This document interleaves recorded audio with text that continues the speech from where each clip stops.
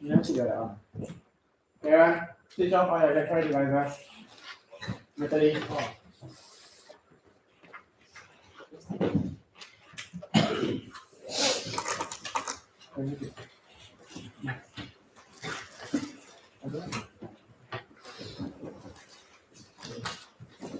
Now, proposal to resume the election for the policy center management committee of the election. Welcome. I will tell you two lessons proposed to resume the election for Progress Center Management Committee.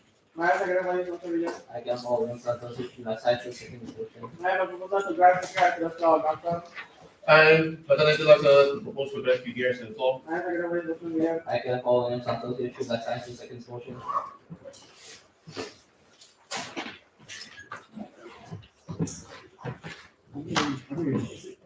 I have a proposal to open the portfolio of Vice President Freshman Orientation Project for the Quality Science Management Committee. Welcome. I will tell you two lessons proposed to open the portfolio of Vice President Freshman Orientation Projects for the Progress Center Management Committee. Madam Secretary, Mr. William. I can follow in Santos issue by citing second motion. I have a proposal to open nominations for the portfolio of Vice President Freshman Orientation Project for the Quality Science Management Committee. Welcome. I will tell you two lessons open nominations for the portfolio of Vice President Freshman Projects for the Progress Center Management Committee. Madam Secretary, Mr. William. I can follow in Santos issue by citing second motion. Are there any nominations for the portfolio of Vice President Freshman Orientation Project for the Quality Science Management Committee? Mandy. I benefit from we have here two life sciences. Nominate would like to nominate Jai Kumar Arvind year 2 data science and analytics for portfolio of Vice President Freshman Orientation Projects for the 45th Science Management Committee. Madam Secretary, Mr. William.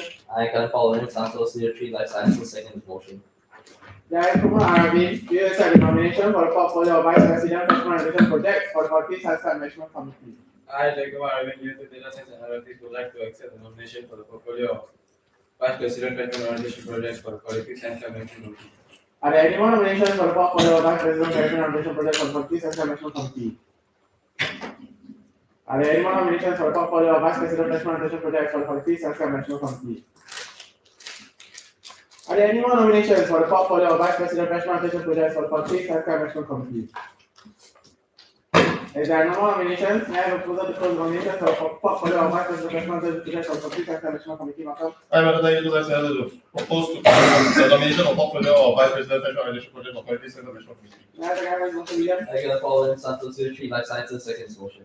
Director Arvind, you have 45 minutes of presentation time and 60 minutes for Q&A. You may take the stage. May take us, please start the timer when you start speaking.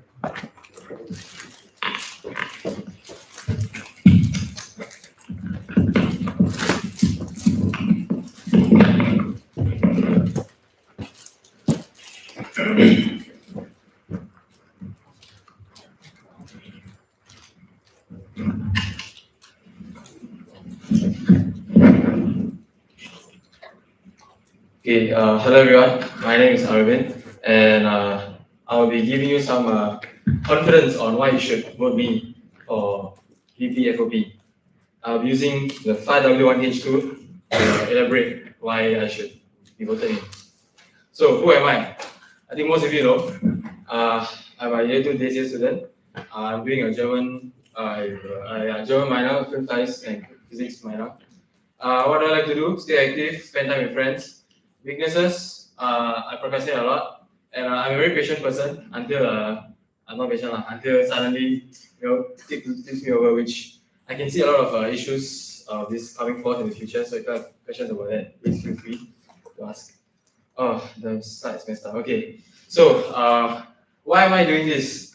So I had a lot of fun. This supposed to be a year 2 internship behind this. Anyways, I had a lot of fun in FOPs last year, and especially this year.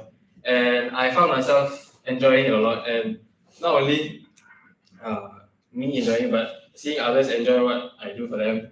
It was quite heartwarming, and I want to give back and make meaningful connections, for science, all that usual. These are some photos of FOPs. They're very fun. Hope to do this again next year. Okay, so how am I gonna do this? These are some of the things I've done in the past. I don't want to go deep into it, but in secondary school I was scared of locks. In NS I was a lot of traumatic experience. Maybe if you're free, I can share later. And then I'm a vice chair for an external Tamil volunteer organization, and also a lot of takeaways I can take from there. But later maybe I'll say those when I'm answering your questions to help better give a good answer. Okay. People's person, yeah, that one, yeah, y'all know. Okay, where am I mentally? I would love to, improve myself as a person through this experience. Yeah, that's it. Okay. So what am I gonna do? Firstly, I would like to bring forth.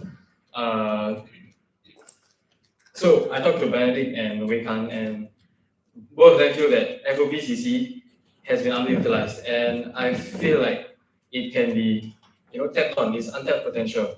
So how will I do that? Minimum there must be 10 people, minimum. But obviously, I want to aim to have about 15-ish people. I will be introducing a new vice director role. So what does this vice director do? This vice director must have he or she must share the same ambitions as me. They want to be a part of FOPs, they want to give back, but they should just not want the MC commitment. That is who I'm looking for. And it's going to be hard to find someone like that, but I feel with the right person, FOPCC could really help FOPs a lot. So I have split it into 3 parts here. This one can be restructured, okay, but what my initial thought process for this was that we will have one group just to focus on games. What do I mean by games? I mean that these people will, obviously the final vetting will be done by me, but this group who has an interest in games, they can vet through or look through all of the games in Sound, Scam, FOB Day, everything, and they can take away 1 or 2 things and implement it or improve it, give suggestions, see what they can take away and use it for FOP Day.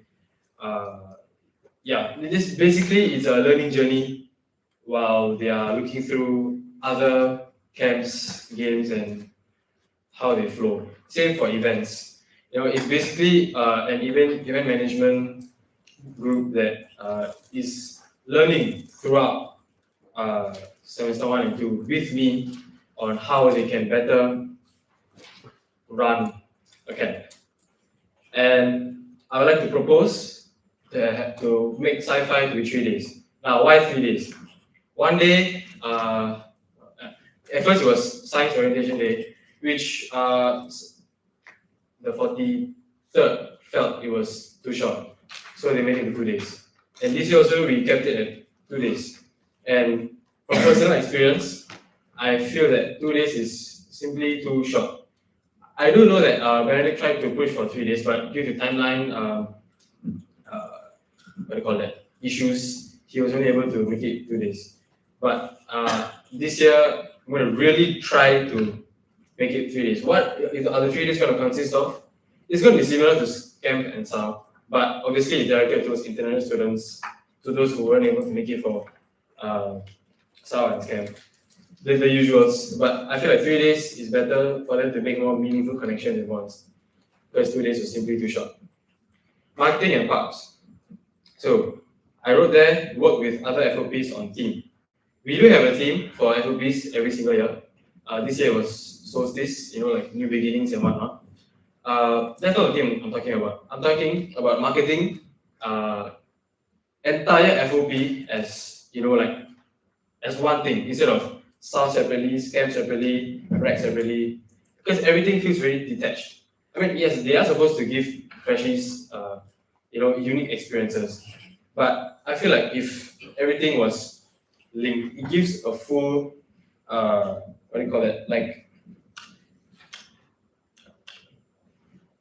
this is just a proposal. It's just like for fun. Okay, this can definitely be restructured, but something I draw this inspiration from the MCU. We change to NSCIU, NUS Cinematic Universe. So what is this? So basically, each FOP will the directors will still have autonomy over all their projects. Like example, this year we had Scam, which is Marvel team, and SAL, which was more arcade game team. We can still do that, but the way we market it will be like this is the first part of science FOPs. Second part, third part. We're going to break it into different parts, and maybe at the end, we have rec, where it's like the end game. Bench is its own community. We probably shouldn't touch that. It's its own very nice home. So that one we leave aside. But rec is where everyone unites. They cheer for science, and this is not for fun because when we do this like interlinking, just one tiny idea is that we might be able to reuse logs, or I would say the props that we prepare for scam and so on. And I'm not talking about the little tiny LT decor that we do. That one, there might be com members that don't wanna bring it home, it's cute, they painted it, they worked so hard on it. I'm talking about the big stuff like if any of you have been to scam and there was a huge Hulk figurine, or for style there was a huge like game slot machine kind of thing. So obviously we cannot expect SAO and scam directors to plan their props so that it can help rec. But we can find, that's why we have this underlying, connecting theme. I don't want to call it theme, but umbrella. So that we might be able to incorporate small elements of each camp, each FOP into other FOPs. So that, when you watch your friends, like, hey, look, that thing was from SAO, hey, look, that thing was from scam. It's just points of conversation, points of, uniting people together. So I feel like introducing this new umbrella would be a good initiative for freshies. Yes, and of course we need to promote our events wider. So we will be definitely utilizing the freshman channel that was introduced by the 44th, if I remember correctly, and we will be heavily marketing all the FOPs through this channel. Why I mention this specifically is because, again, if we market FOP as a whole, people might be more inclined to, I want to be a part of this huge thing.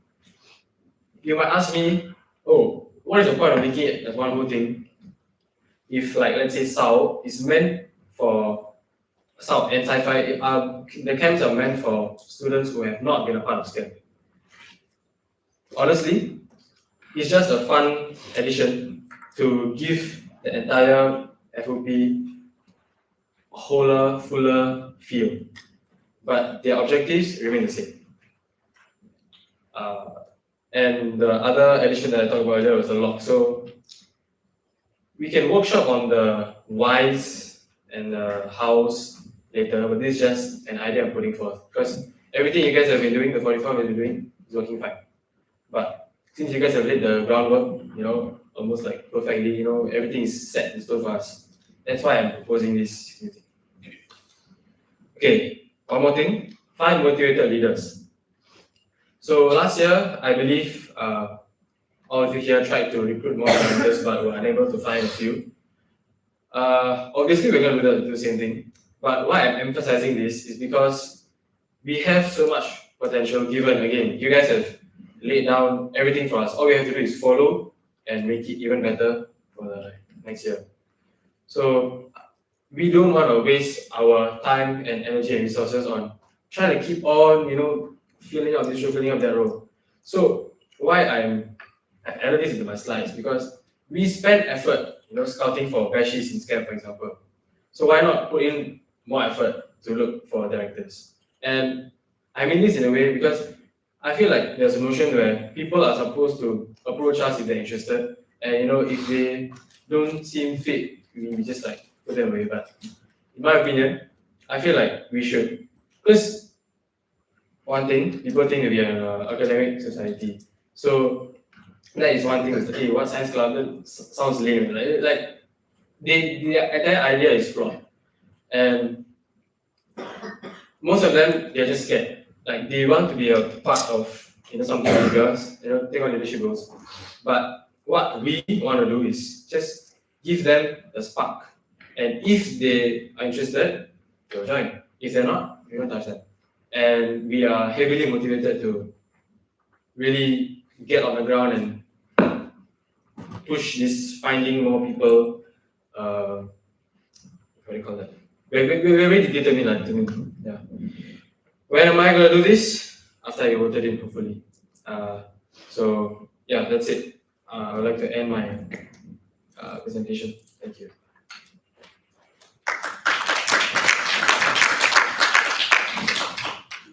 Arvin, you have 32 minutes and 53 seconds left for your presentation. Do you wish to end your presentation now? Yes. May I have a proposal to open the Q&A for nominee Jayakumar Arvin for the portfolio of Vice President and Funded Project for 40 seconds. I would like to propose to open the Q&A for the nominee Jayakumar Arvin for the portfolio of Vice President National Orientation Project for G Center. May I have a second for this motion, William? I can follow your Santos Tree Life Sciences. Jayakumar Arvin, you now have 60 minutes for your Q&A. So, Two questions for you. Assuming that your sci-fi committee is made up of mostly graduates and international students, and most of them go missing 1 week before sci-fi. Additionally, sci-fi has constantly been struggling with station master recruitment. Outline your consideration to still do 3 days of sci-fi. Sorry. They go missing before 1 week, and we have issues finding station masters. What's the last part? So outline your consideration Oh. to still do 3 days of sci-fi. I'll repeat the question from you. Assuming that your sci-fi committee is made up of graduates and international students, and most of them go missing 1 week before sci-fi. Additionally, sci-fi has constantly been struggling with station master recruitment. Outline your consideration to still plan for 3 days of sci-fi. Can I answer this question first? Okay. So most of them go missing. So I believe I can tap on the. Obviously, if they're just ghosting me, can I assume? So wait, are they ghosting me or they're just like busy with other stuff? Busy. Oh, both. Okay, wonderful. So if that's the case, then I believe I can just I can't like beg them to come back or whatever. They made the choice to go missing, and which means in the first point, I failed to recruit members that are that are willing to stay, because I actually forgot to mention in the presentation, but thank you. I will be making sure that those who are signing up for FPCC will have their summer free, and if they are like year 3, year 4s, and they unless they can really promise me to be here, I will not be looking out for year 3 and year 4 people. I want freshies and year 2s, because FOBCC is a central committee for a reason, and it should have dedicated members that want to give back to FOBs in the best way possible. So that's my first point. But assuming I did take them in, they go missing, I can tap in on my the efforts of MC, the members of MC, and hope that they can help me recruit members from their subcom. We can open. No, it would be too late to open senior recruitment very close to the date. So the best thing we can do is hope for MC members to help me look for subcom members that might be willing. Or at which stage is this 1 week before, right? So can I? Is our signups open yet, or they're open? Okay, if they're open, maybe I don't think we have released the quantity of freshmen that can join. So worst case scenario, we can cut the number of freshies that come into sci-fi. But that's not what we want, because the whole point of sci-fi is to get oriented freshies. So if you have like 40 people, then it doesn't make sense. So it will just be the worst option. If we are really stretched in, there's 0 FOBCC members. But my first course of action would be to tap on MC. My second question is, science constantly advocate one FOP, but in your presentation, you mentioned that you will not touch DASH as they are a separate committee. So how do you promote the idea as one FOP?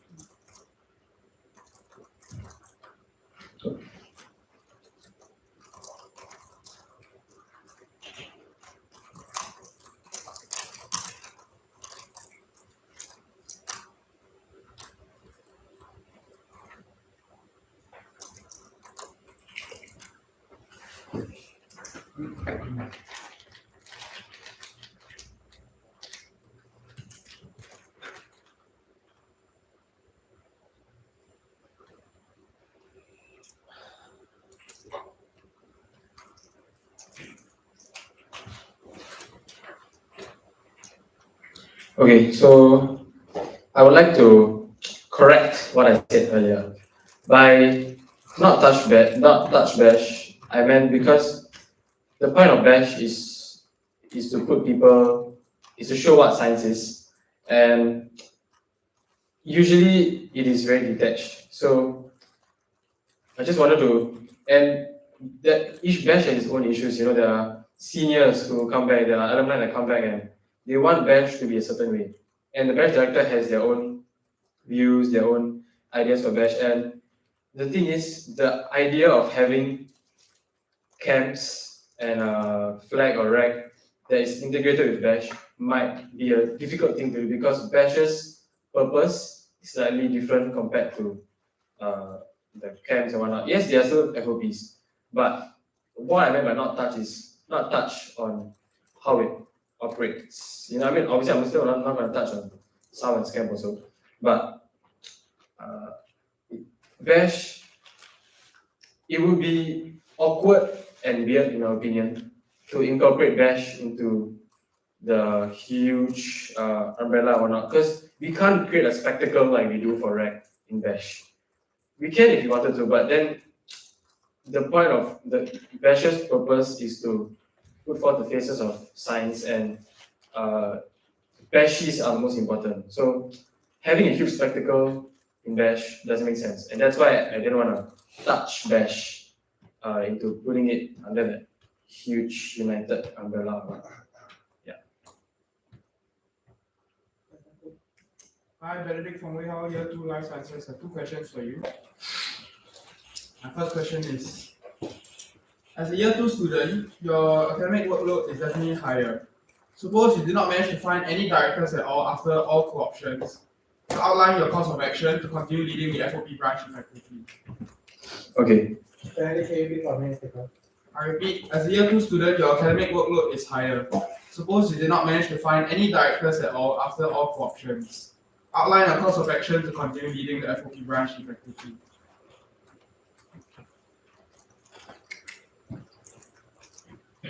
Okay, so I would like to. Once again, Oh. as a Year 2 student, your academic workload is higher. Suppose you did not manage to find any directors after all co-options. Outline your course of action to continue leading the FOP branch effectively. Okay, so I'd just like to briefly say what happened in NSS very short. So long story short, imagine I was the director for signals and my VP for signals just didn't do anything. So I had to step up and basically do every single thing that a VP does, but for signals. So I was pushed to a situation where I had to do some things, even though I might hate it, I don't know what to do, but I had to do it because there are like 70 people who are relying on me. And if I don't do it, their efforts will be wasted. And we wouldn't get, let's say, like record one, so like distinction. Okay, we wouldn't be getting distinction. So, like when that kind of burden falls on you, you would have to step up. And I would like to relate that to here. Now it's not 70 people, it's about a few hundred people. It's a lot of freshies and their experiences and their first time into the university. So I would have to prioritize my VP duties over my studies. But does that mean I am going to neglect my studies? No, I cannot afford to, because ultimately we have our students first. So I can tap on my MC to help me. I can tap on my FOPCC to help me. Just delegate work. Obviously, I have to understand, like my vice director, vice directors might be stretched thin because they didn't sign up to be acting directors. I did.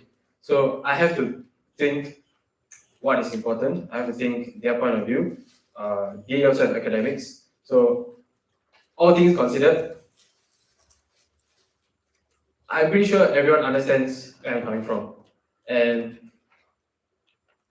everyone that will be in FOP, I hope, are driven just a tiny bit, so that we don't have to. Obviously, I'm not gonna push everything to them, but I believe I can tap on the efforts of MC and my subcoms to help me just a little bit, because I can't do this alone lah. Yeah, I will find ways, find means to manage this situation. Yeah. And the next question. So my next question is, each FOP, you mentioned just now regarding your idea for FOPCC is that to have all FOPs fall under a flowing storyline of sorts.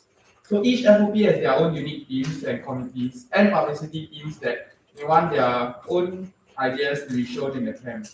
How do you plan to enforce your idea across all FOPs then? Okay. So,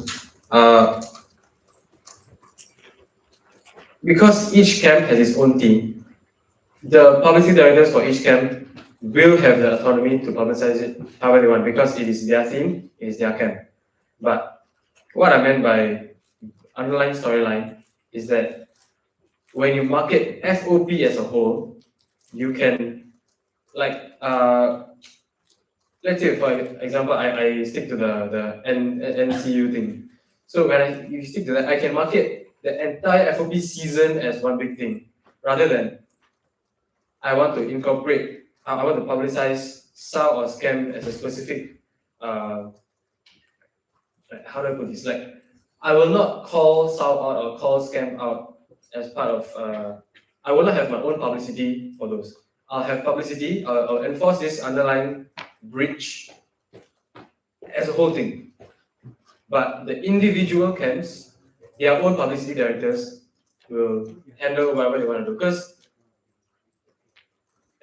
I'm pretty sure you can link anything to anything. It's all up to our creativity. So, given that, the publicity directors can do whatever they want, and we will still be able to link everything. Because, yeah, I don't see the issue in giving the publicity directors the autonomy to do so. Yeah, because they will be, again, MPCC will take care of the big thing, but the respective camp directors and directors, they have their own ways to market their FOPs. I have a question for you. So in your presentation, you mentioned that you will reform FOPCC into 3 departments, namely games, events, as well as publicity/marketing. So why is there a need to distinguish between events and games when they are similarly considered as activities, and who will be managing, say, your resources like logistics? Is it under games or events, and what's the rationale?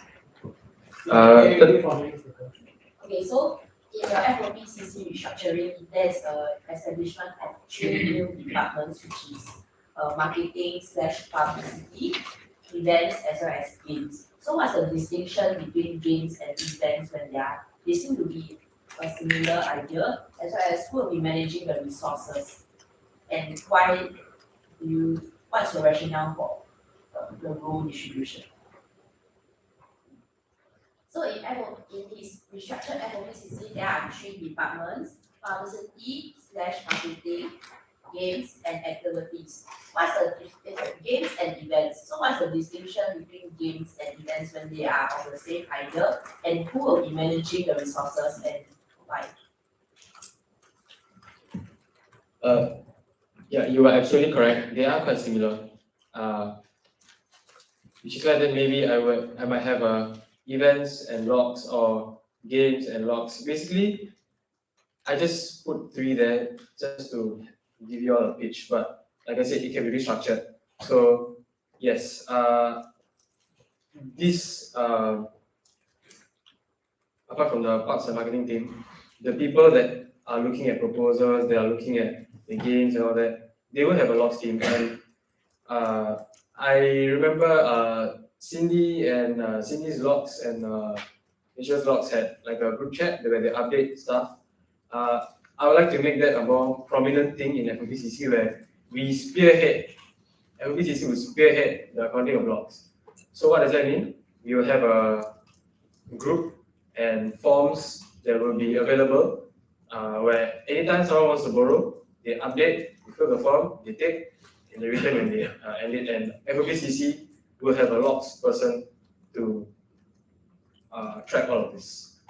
So yeah, you're right. Games and events don't have a lot of distinction, but we can work around that. We can see how we can merge or make more divisions. And the vice director will oversee everything, but we can have heads for marketing, heads for events, heads for logs, who will spearhead the delegation of work to these members who will be looking through these games, looking through parts, everything. I consider the life sciences have 2 questions for you. For the first question, other faculties have 1 project director and 1 single committee for both black and red combined. Share with us your thoughts about having 1 director and 1 form for both science, red and black. Okay, so For minute takers, this is question 67. So the sheer scale of flag and rag is very big, because we are not only doing it for like any particular ACAD society or a particular major, but we're doing it for all of science club. And flag is a different purpose. Rag is a different purpose. Flag is to raise awareness and to raise funds, and rag is to thank people for their efforts. So when you wanna and rag is definitely it's more like rag has its own system to orientate freshies into science. They have dance, they have floats, they have costumes, they have so many things, and they have a semestral com and they have a seasonal com. So when you have so many things, you cannot expect the rag director to also take care of reaching out to beneficiaries, reaching out to planning events to raise funds. It will simply be too much for the rag director or the flag director. If there's only 1 director, it's going to be too much for them to take on 2 different FOPs with different purposes. I mean, the rag director and the flag director work together for rag and flag, for the beneficiary visits and the videos and whatnot. But I think that makes sense because it is a event where your rag and flag comes together because you raise funds, donate, you thank people. But the raising funds and the thanking people are very different, and they require different kinds of planning and logistics, and basically they're different, and giving them to 1 director will not be very wise. Okay, for your next question, Black is organizing a fundraising workshop that is approved by STO and has started publicizing it. A day before the event, NUS's Black project director approaches you, saying that they are unaware of such an event. Outline your course of action. Could you repeat it? Black is organizing a fundraising workshop that is approved by STO and has started publicizing it. A day before the event, NUS's Black project director approaches you, saying that they are unaware of such an event. Outline your course of action.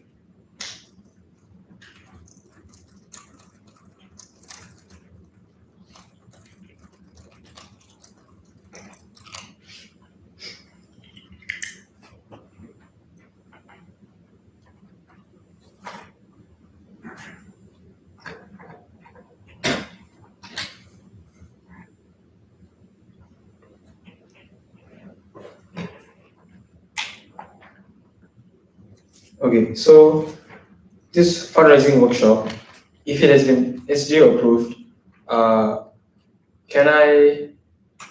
it would have gone through me, it would have gone through the director, basically everything is done. And it's SGO approved, which means the financial parts of it are also approved, which means the NUSU flag director doesn't know it happened. So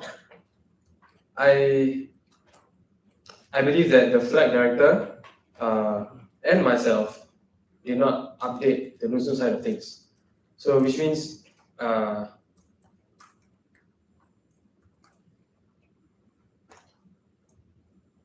Yeah, so it must be obvious. No, okay, it cannot be obviously because it we would have to work with NUSU for in order to like pass the workshops for the beneficiaries and whatnot. Like they would have to approve it. So like we can't just conduct it without confirming the beneficiaries, confirming what we're doing for them. So if that's the case, we would probably like bring up receipts of like emails and whatnot to let them know that, look, it has been vetted and it has been passed through, because there's no way that this would happen without their approval. So I can safely say that maybe there might be some miscom, or Nusu might just be misunderstood on how this could have slipped past them, because we would have done it with all the approvals. Hi, Benedict from How Year 2 Life Sciences. Have two questions for you. FOPCC has a stigma of being a retirement committee and usually has low sign-ups and low commitment from its members. How do you plan to build your ideal FOPCC as stated in your slides just now? Okay. FOPCC has a stigma of being a retirement committee and usually has low sign-ups. For context, there's only 10 this year. And low commitment from its members. How do you plan to build your ideal FOPCC as stated in your slides just now? Okay, so first thing, the idea of a retirement comp has to be removed. How I plan to do that? I'm going to nip it in the bud. I will strictly enforce, not to take in year twos and year fours who have plans to, like go on internships or go on, basically who say they may or may not be available depending on how they feel about internship and whatnot. I will make sure that those that want to come in, they will be free. I mean, yes, you can have people who maybe example year threes or year fours who go on exchange and whatnot. But as long as they are here for the summer, like maybe at least a month before sci-fi, because most of the FOPCC's work can be done online. They can help to plan, they can get on calls, they can market, they can publicize everything. What we need them for is 1 or 2 game trials and to be actually present for the camp. So if year 3, year 4 want to join, they have to make the commitment to stay, to be present here at least a month or more, before sci-fi. That's one thing. Now, to eliminate the stigma that it's a retirement committee, I believe I have a good reach in the science faculty, and I would like to really tap on this reach, and I'd like to work with the VPR and the comms director to come up with new ways to market not only FOPCC, to be very honest, to market the entire of science club to be to be something that that is an active CCA per se, and not just something you can come in and relax. Obviously, you want to come in with your friends, want to have fun, but we also need students that are excited about student life, that they want to learn, they want to pick up 1 or 2 skills.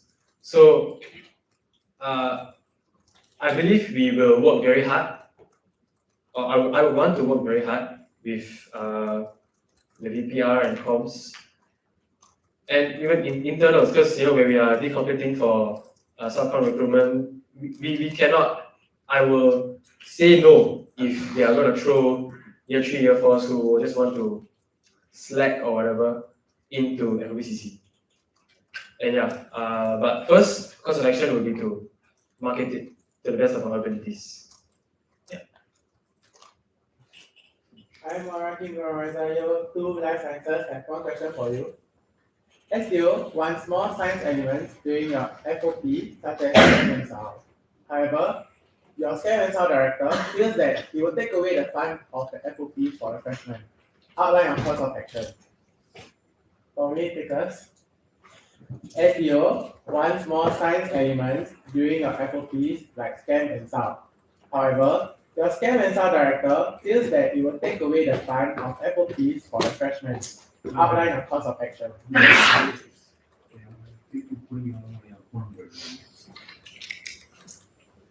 May I ask when does SDO wants me which part of the planning phase? They want to add at the start during your first meeting.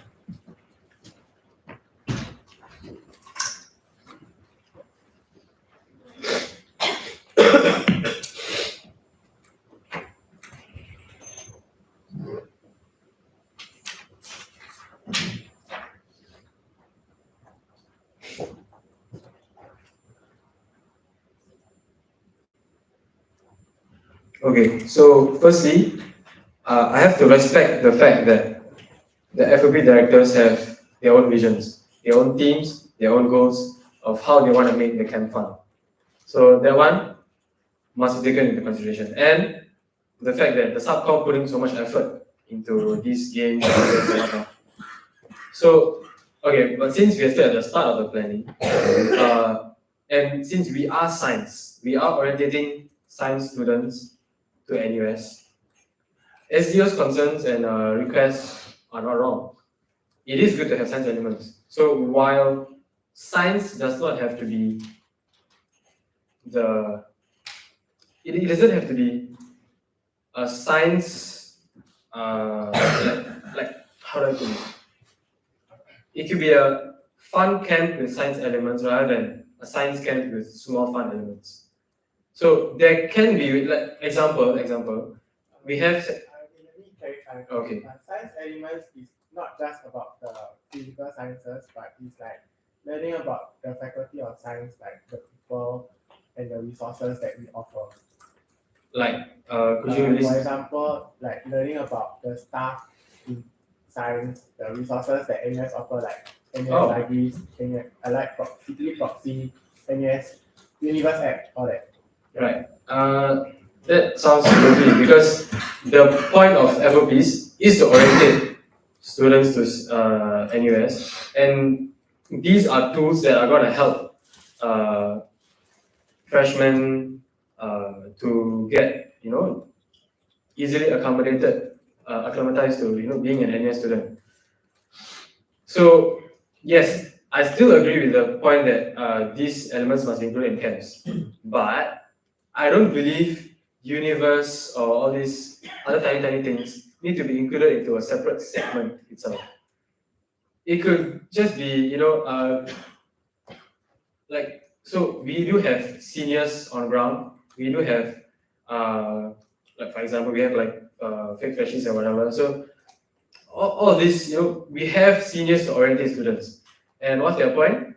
To help them get into NUS, to help them know more about the school.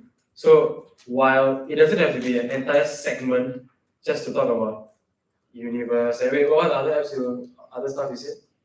Like League Proxy. Like Oh yeah.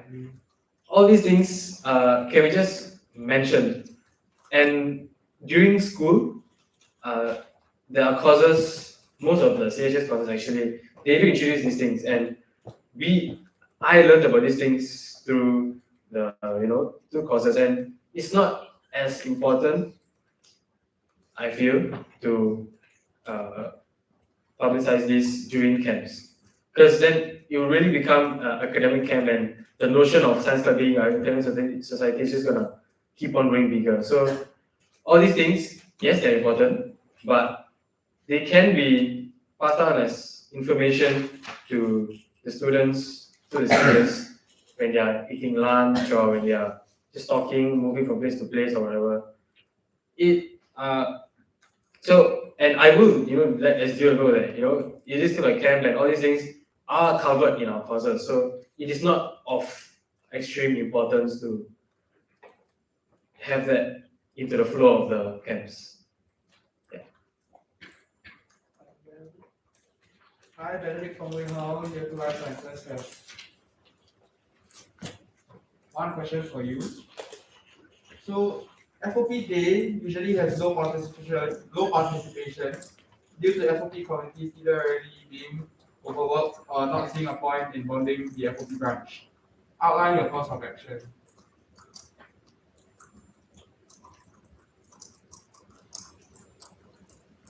So can I clarify who is feeling overworked, the comp planning the FOP day or FOP members? The participants. Okay.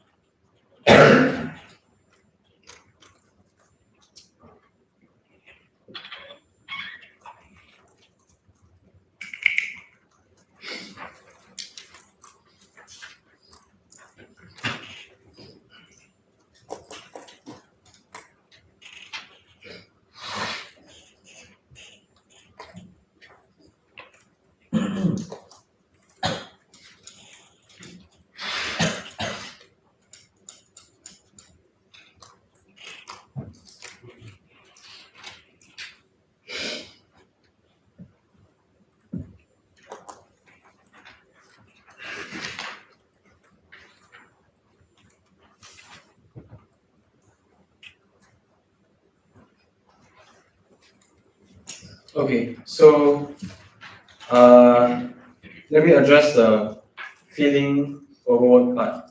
It makes sense because they already have so many game trials, so many other things to consider. They have their cats. So it does make sense for them to feel overworked, but maybe just a tiny thing. We can incentivize FOP day. We could have goodie bags, welfare items. It can be a day of rest for those who are attending FOP. That's how I would market FOP day. But for the low participation part, the point of FOP day is to bond all the FOPs. And why is that important? Because FOPs need each other's help. They can support each other through logs or planning or just supporting in general seniors, like for senior gathering or to publicize. We need each comms help to support each other. So when that's the case, we would want them to bond. So to promote further bonding, I would enforce or push or encourage all my directors to bond with their own comms well before FOP day. And I think this bonding needs to start very early because this group of people that they're going to spend the entire summer or even entire sem2 with very, very closely. So I think one way I can mitigate this low participation is to enforce bonding from the start. So when you tell people about FOP day, there might be people that are more inclined because their friends are going, and if they're friends, we'll just follow. I mean, not just follow, but we'll be more inclined to spend some quality time with our friends during this session. So that is one way I can think of mitigating low participation. Again, we can also work with VPR and VPI to somehow come up with some fun marketing thing to promote FOP day. But personally, I feel like that wouldn't really work a lot. We can still try, one or two videos, but I feel that enforcing the idea of bonding and the close-knit energy that FOPs should possess from the start is a good place to start with to enhance participation.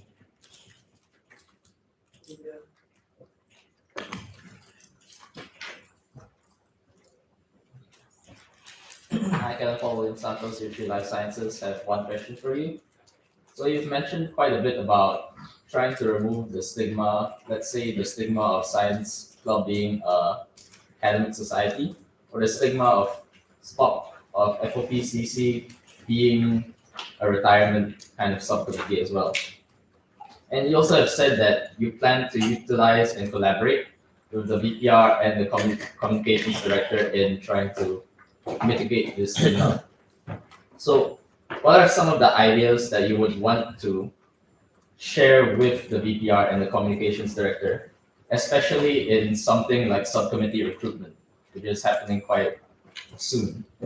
Because removing stigma before subcommittee recruitment would be important if you want to create a team for your FOP-CC to be as ideal as possible. Okay, for the minutes takers, the question is, he has mentioned quite a bit about trying to remove the stigma of Science Club being an academic society and FOP-CC being a recruitment committee, retirement committee. And he plans to work and collaborate with the DPR and communications director on this. I am asking, what are some of the ideas that he would want to share with the DPR and the communications director, especially in something like subcommittee recruitment, which is coming quite soon. Subcommittee recruitment would be very important to publicize correctly if he wants to remove the stigma as early as possible and recruit the team that he wants.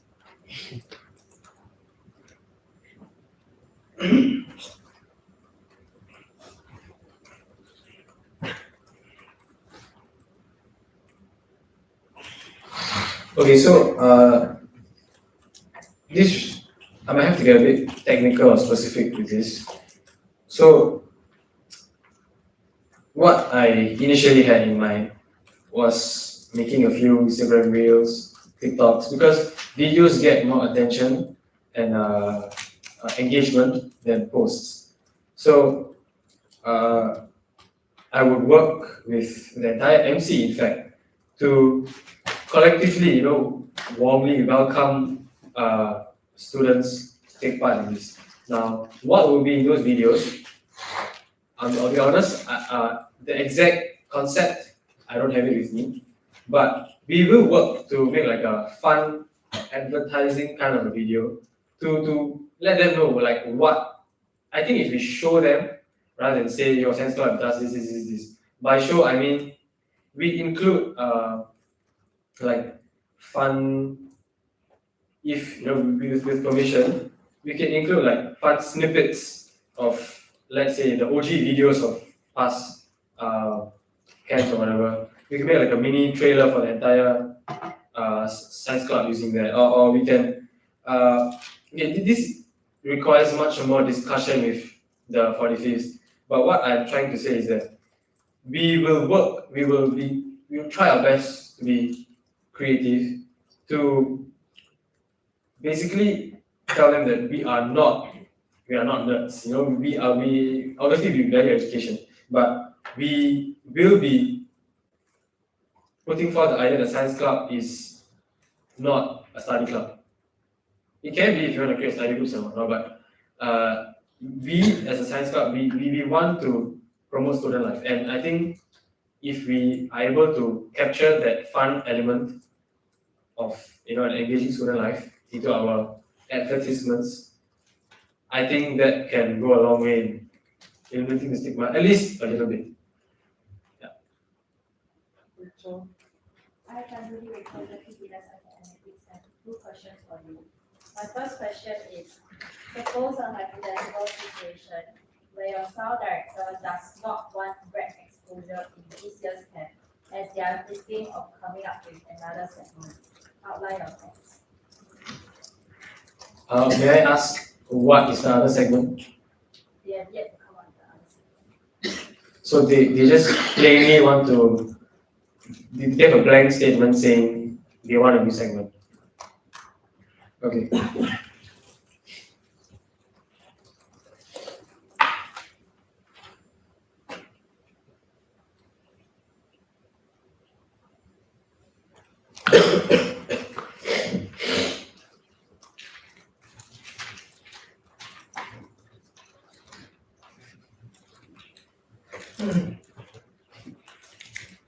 Okay, before I reject this director's idea to have a new segment, I think it's important that the director knows why we have a rec segment.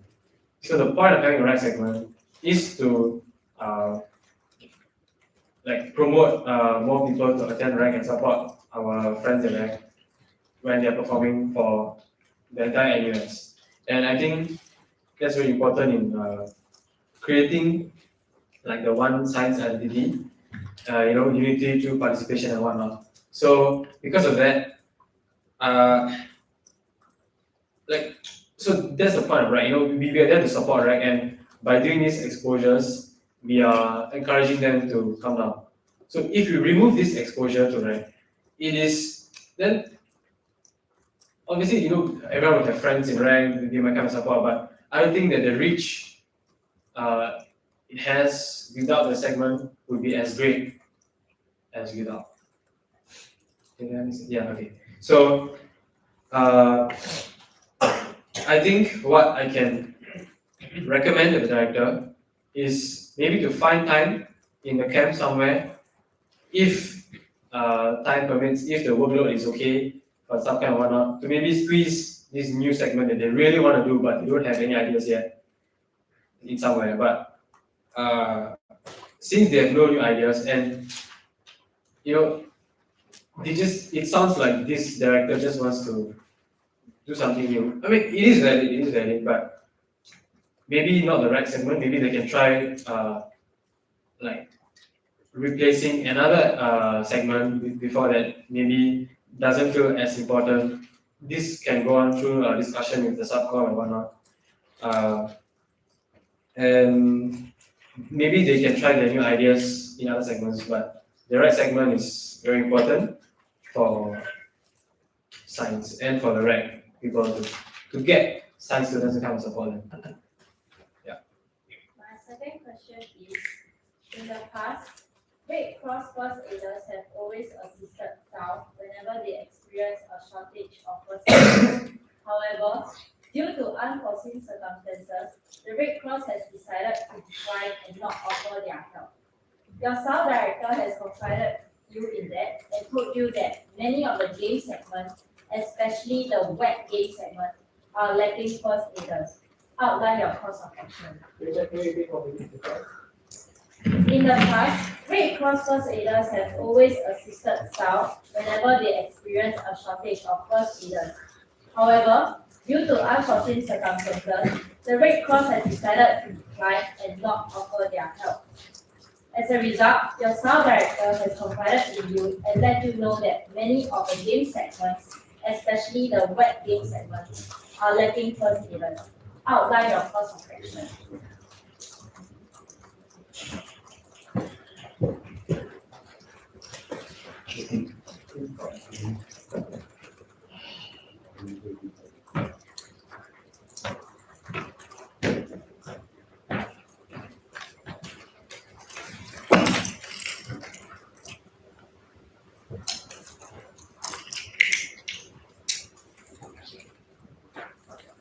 So have I already tried begging and pleading Red Cross?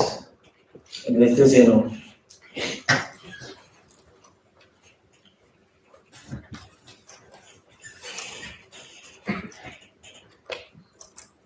Okay, so firstly, I would try to. I cannot. Okay, so I think my first course of action would be to maybe ask. Okay, I think this, since we are already aware of this situation, we can encourage a lot of subcom members to be to go through the first year certification at the start of SEM 2, start of summer SEM 2. So what can this do? This, especially FOP members, because then they might, like those in SCAM might come for SAL, and those in SAL might come for SCAM, or any other FOPs that are available, the comms. But considering all their workload, that might be a bit difficult. So one more thing that we can do is see if we can make these web games a little more safe. That may require lesser first aiders, but then again, it's, I don't know, you can never have too many first aiders. So we can also approach. I can approach SDO or NUSU to reach out to other faculties, because assume that I would have made connections, good, valuable, meaningful connections across other leaders in the NUS. So I could reach out for assistance through these other platforms, other faculties. And I mean, they are first aiders, and if they are free, they might send people. If they are good terms, they will send people. I can also, what else can I do? Yeah, I think encouraging subcom members to be first aid certified, and hopefully, they might want to come back to clear the hours and whatnot. Or we can reach out to other faculties to send first aiders. Hi, Najee, your two data science and analytics have one question for you. In a hypothetical scenario, the scammer realizes that they are in a deficit after scam and are requesting for more budget from the FOPCC funds in order for them to hold the scam rate. Outline the course of action. In a hypothetical scenario, the scammer realizes that they are on a deficit after scam and are requesting for more funds from FOPCC in order for them to hold the scam rate. Outline your course of action.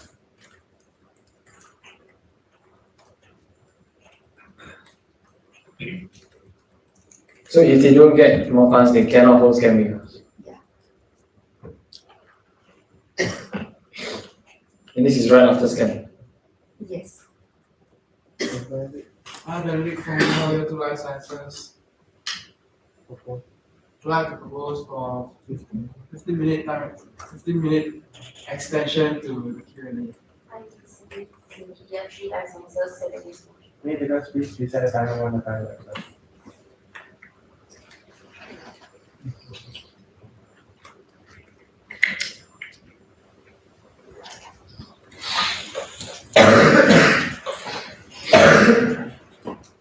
Okay, so in this situation, what has been spent is already spent, and other FOPs are yet to be over.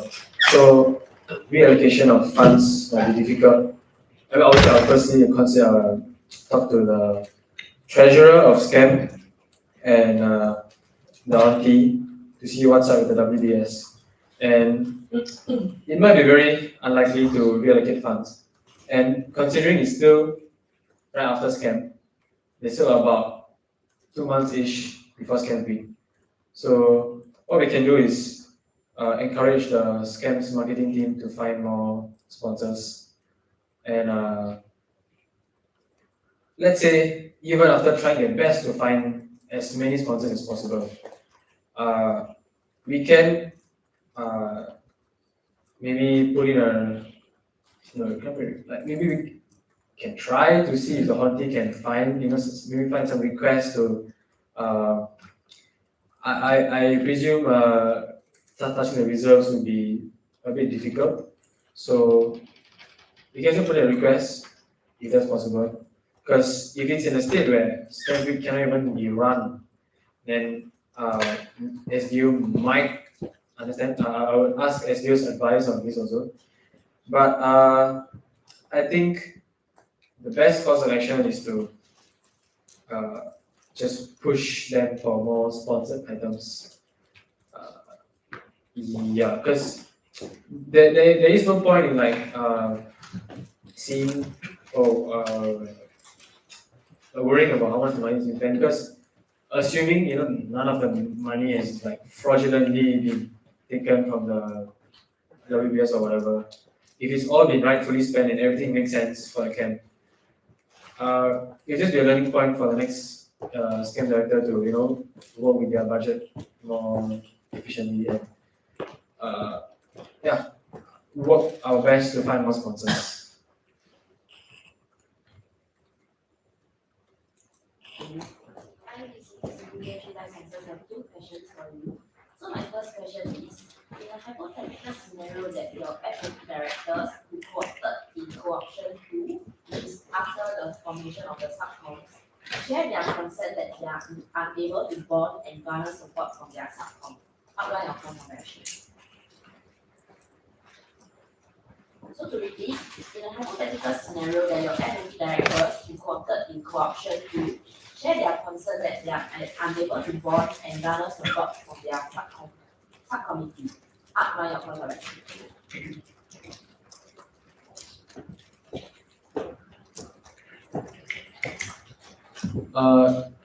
I assume if you ask me this, this person wasn't in the Salcom originally. They were freshly added into the. They work from the convention. Okay. Sorry, they are in part one of the subcommittee. Of Salcom. Any Oh, any. Oh, okay, okay.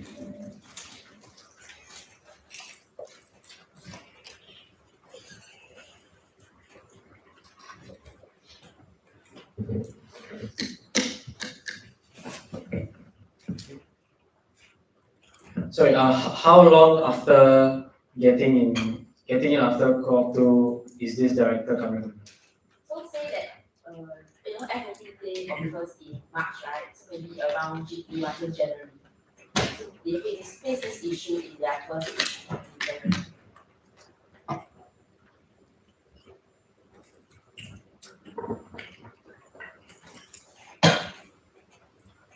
Okay, I think it is valid that this person is unable to garner support because the Salcom has already bonded and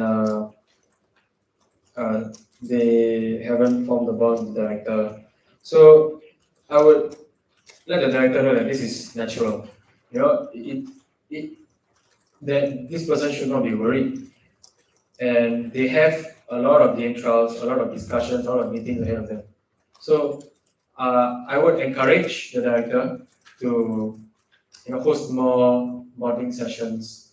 Doesn't have to be a big thing. It can be like lunches together with the com or like dinners or just maybe studying together. So when the com see the director is trying their best to bond with them, I think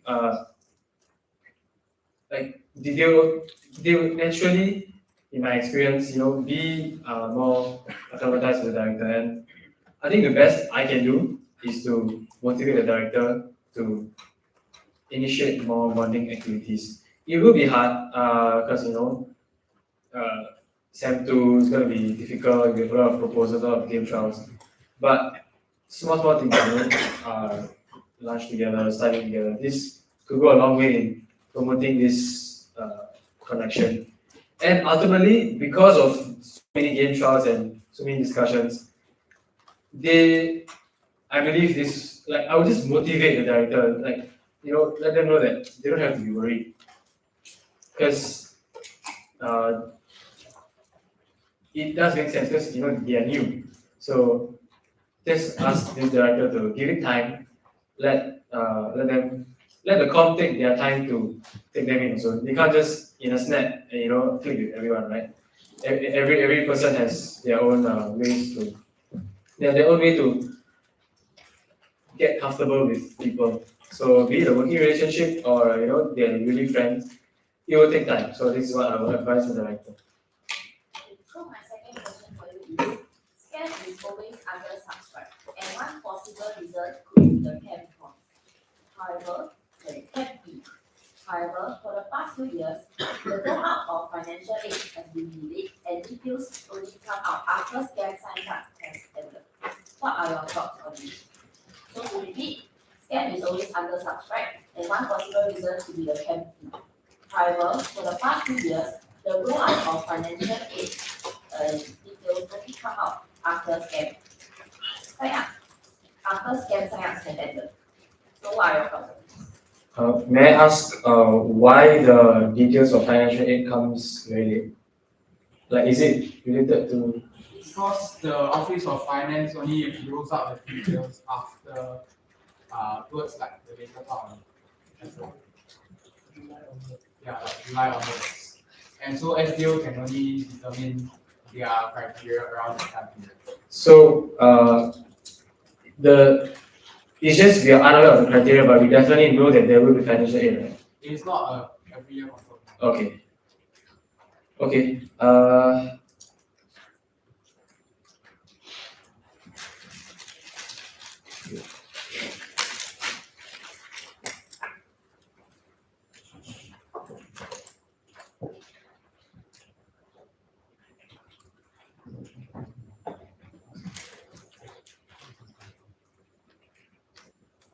Okay, so to fight the issue of it being always undersubscribed, as I have mentioned in my presentation, we would really be pushing the publicity and marketing in the freshman channel.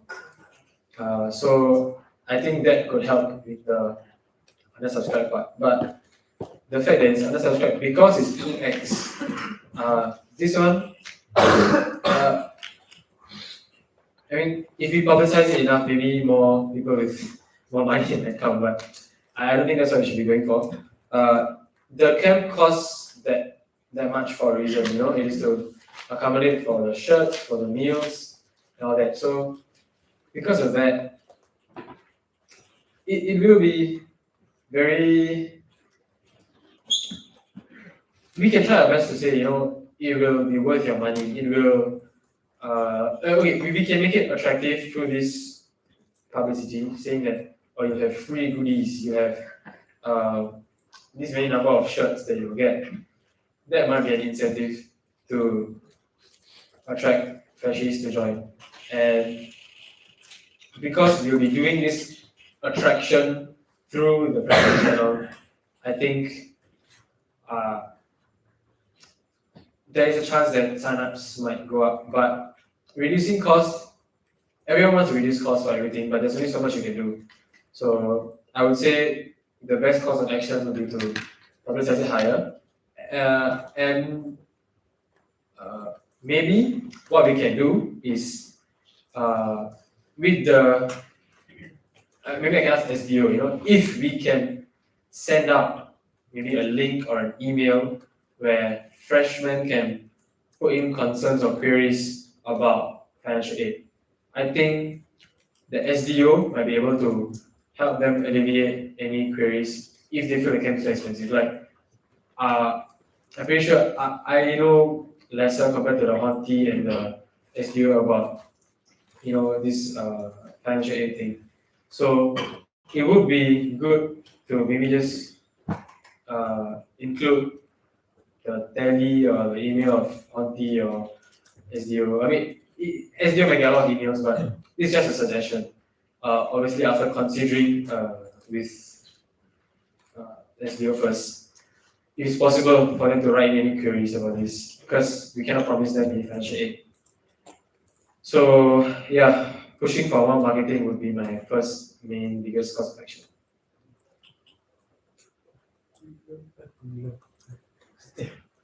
Hi, I'm Shizayato Chemistry. I have two questions for you. So, in a hypothetical scenario, you receive a complaint from SDO that several science venues have been left in a messy state despite repeated reminders, and they are adamant about banning all usage of venues. Outline your course of action.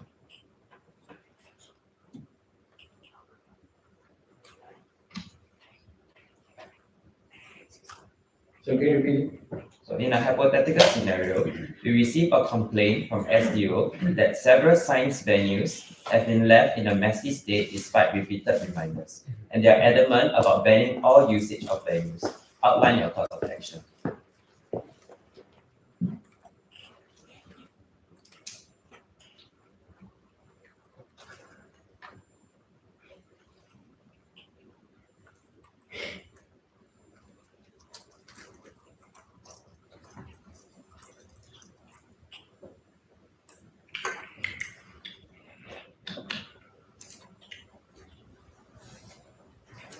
So who is proposing this banning? SDO is proposing a ban or?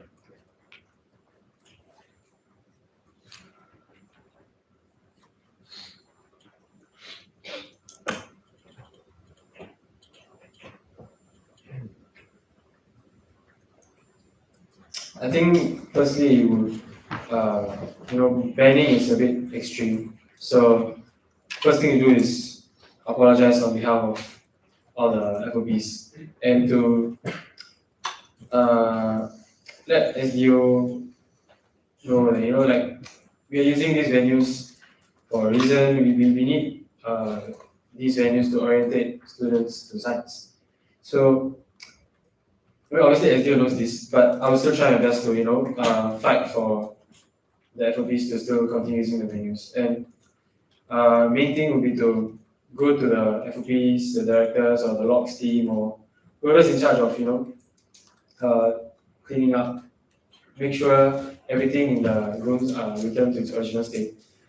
I'll go to them and like maybe give them I won't say a warning,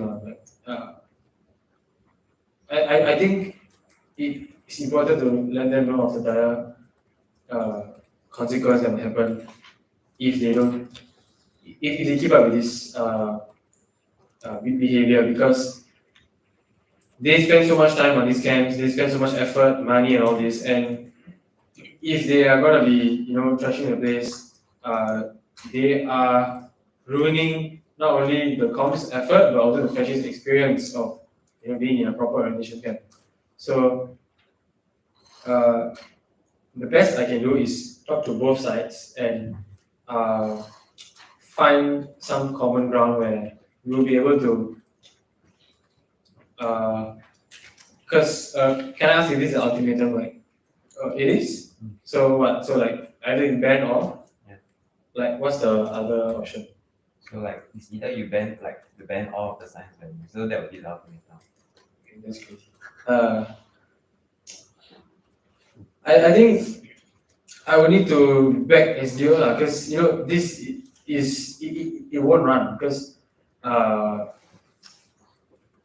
SDO more than anyone should know that we need those venues, and all I can do is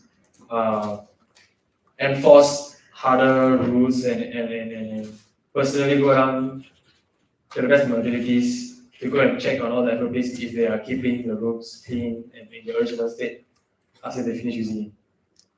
So worst case scenario, again I tap on the MC to help me after everything's over we go and do one check around all the venues to see if they are back in the correct place. But I think SDO should also understand that during FOPs the only people using these rooms are FOPs. So it might not make much sense to keep reverting it back if the only people that are using it is us. So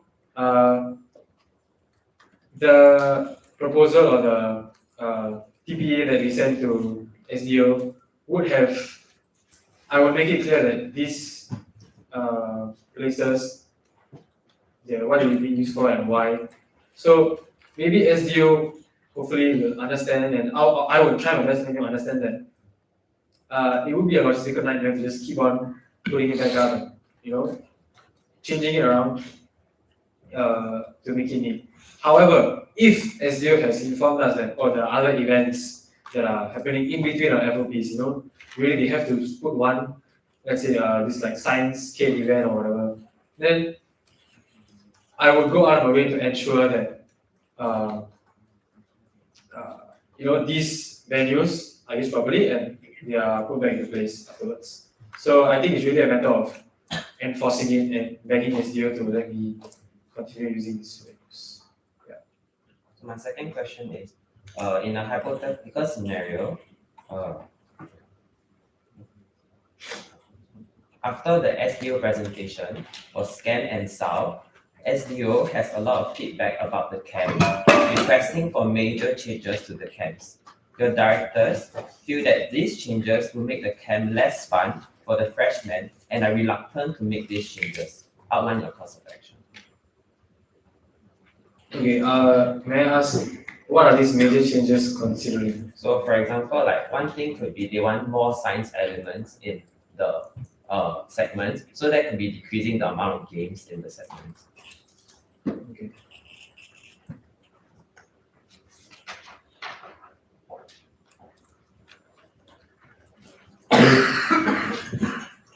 I think like I said earlier, these science elements can be, I think I have to take what SDO has said because it makes sense. But I also cannot just give it to the directors and be like, here, you have to do this now. Because ultimately it's their camps, their work, their effort.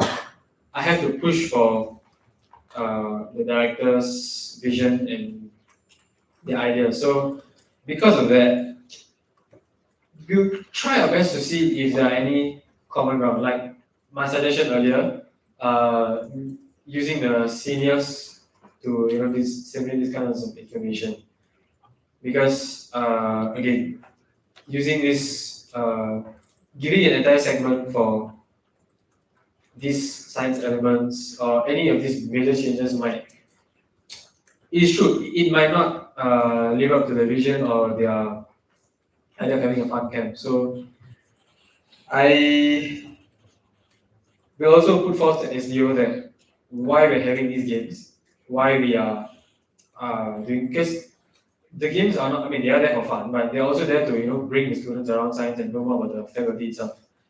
So I think we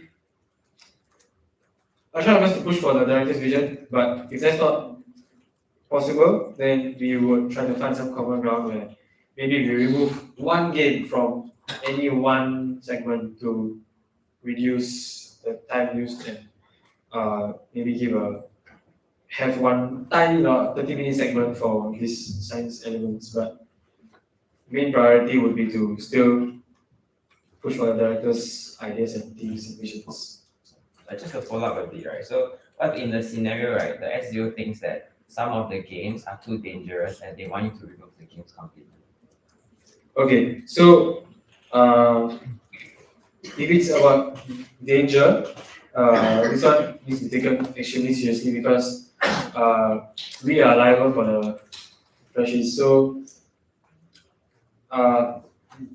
while I'll encourage, no, not even, I will enforce all games to be safe. So if the directors feel that or even make the game less fun, I think there are so many ways to make games fun rather than games can be fun without being dangerous. So it will be a hard pill to swallow, but I think safety comes first. So maybe ask them to, instead of reviewing the entire game, what can be encouraged is to have minor tweaks to make it safer and more enjoyable time for everyone.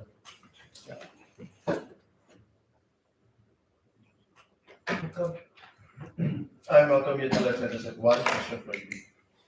In a hypothetical scenario in June before scam, one MC member has suddenly declared to you that they have signed a contract for a highly prestigious internship and said that they won't be participating in any FOPs for the rest of the summer. For context, you're the first person to hear this. What is your course of action? This is 1 week before scam. You can assume it's in June before scam. In June before scam, okay.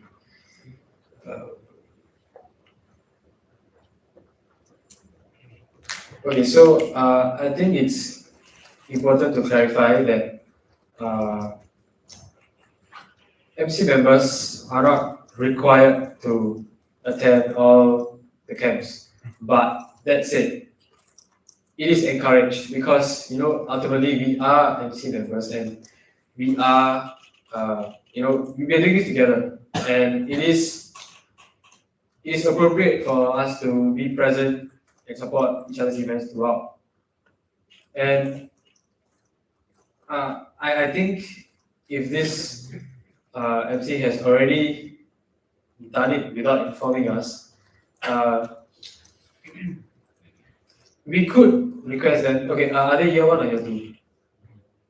I think it doesn't matter. Okay. Yeah, okay, yeah, sure. It doesn't matter because it is a highly prestigious internship. So I think we can try to ask this person to, leave. But I think if this person has just gone and done it without informing us either way, this MC member probably doesn't value us or value FOPs or his or her MC duties as much as we would like this person to do. So at this point, the best thing we can do is support their decision and let them go ahead. And I think we are students firstly. So yes, it is a bit bitter that they went and did this behind our back, but I think it is difficult because we are losing one less senior, we are losing one less, we have one less fake freshie, we have one less MC member to support us on the ground for AR or whatever. But it is their choice, it is their right to go ahead and do so. And I would say that what MC has failed is to create a good connection among this person. So all we can do is just support them in their decision and move on with how we can make up for this lack of one MC. So example, I think for sound and scan we had so for scan we had non-MC members to be fake freshies and all that. So it is a bit tight, it is very tight. So if in that kind of tight situation,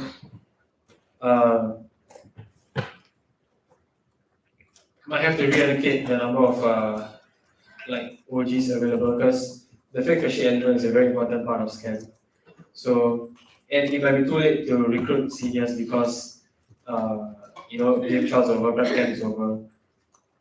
So when it's like that, best we can do is make sure the ratio of the seniors to freshie is still at a very acceptable rate and reorganize the number of OGs that can be in the camp. Okay, last two questions. So, Alvin. I am on Java year one data science analytics, right? Puts you a hypothetical situation. So let's say during the summer, your rec director confide in you that there's a rec senior who has experienced rec before, right? Has been reported to have like harassed freshies during sessions. But the rec director doesn't know whether they should remove this senior from rec because it may inhibit the progress of the preparation for rec. So how might your thought process? So is this so have you confirmed that this senior is doing it or is this a rumor? Let us say that your rec D has talked to the vice directors, and that is what they have been told. Right? The rec director has been told. Okay. This is just like what you heard from them. Right. I think the first thing would be to discuss with the parties involved. Ask like you really go down and ask the freshies like what's up, and if they are uncomfortable speaking about it with me, I think they should. I believe the Redcom, they are there. So I would ask the Redcom to go and ask around and see if this is true or not lah.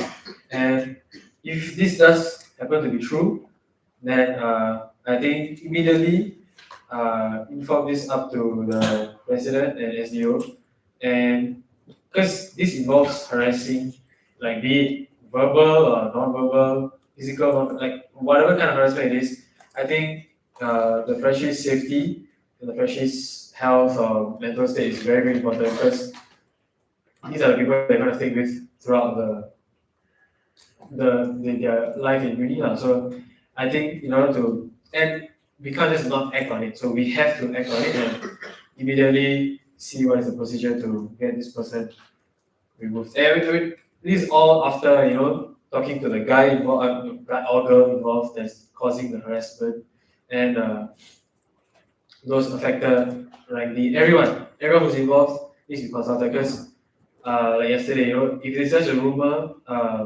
then I think still need to address it.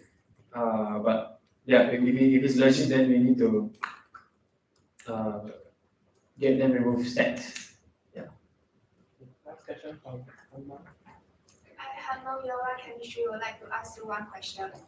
You mentioned in your presentation by linking all the FOPs together under a similar, under one umbrella. But some of the freshies, they cannot make it for some of the FOPs. How will you make sure that they don't feel left out?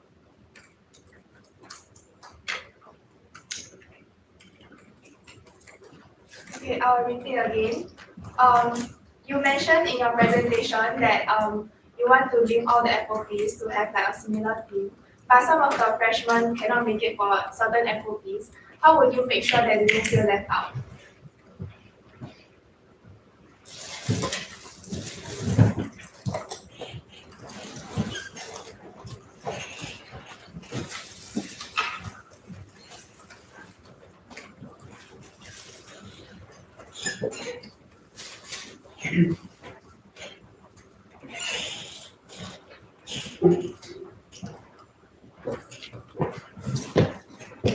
Okay, so what one idea that first came to mind was that when we are marketing these programs for the freshies, so we can, yes, they are under big one umbrella, but they are still different camps, different events. So when we market, let me just get specific. So if you market, right, then you can be like, oh, scam is over, but fret not, the next part is here, and basically we are reassuring them that you don't need to have gone for that to understand or to take part and still feel inclusive in this. Like you can, you don't need to go through a very heavy discussion with FOPs involved and the MC to come up with a fun way or a way that makes sense for this umbrella thing to exist. So it needs like it needs to go through many phases of discussion, and I think we are at a very early stage to answer and rectify this. So what I would, the first thing I thought was just it's all in the marketing, it's all in how you publicize it. So that's one way. But definitely we will discuss this once we are all ready with our subcoms. Yeah. Okay. May I have a proposal to close the Q&A for which I come out for the portfolio of Vice President, Secretary of the Committee. I have an intellectual proposal to close the Q&A for the nominee. Therefore, I will for the portfolio of Vice President for Education Portfolios and Management. Second Paul, Santos issue the answer second motion.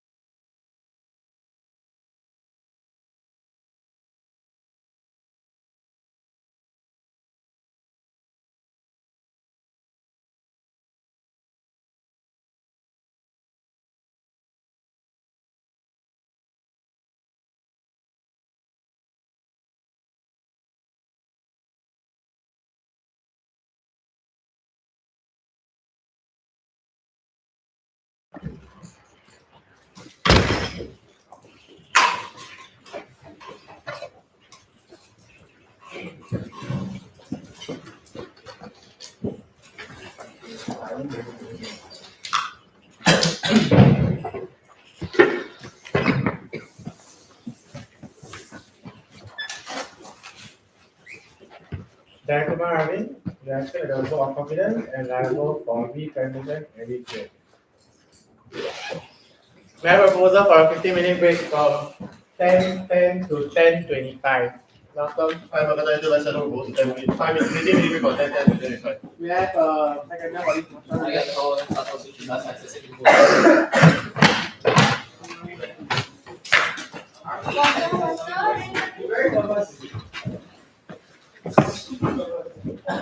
Don't drink with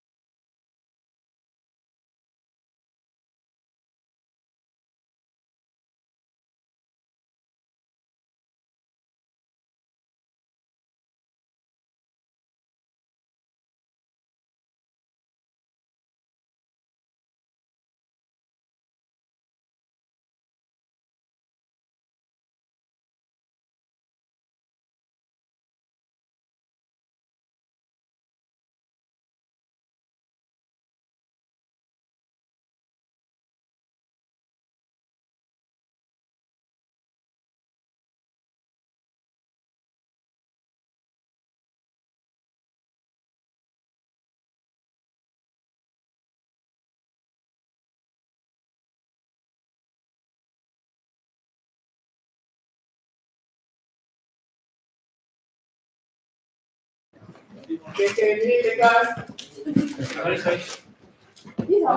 Arvind, you can just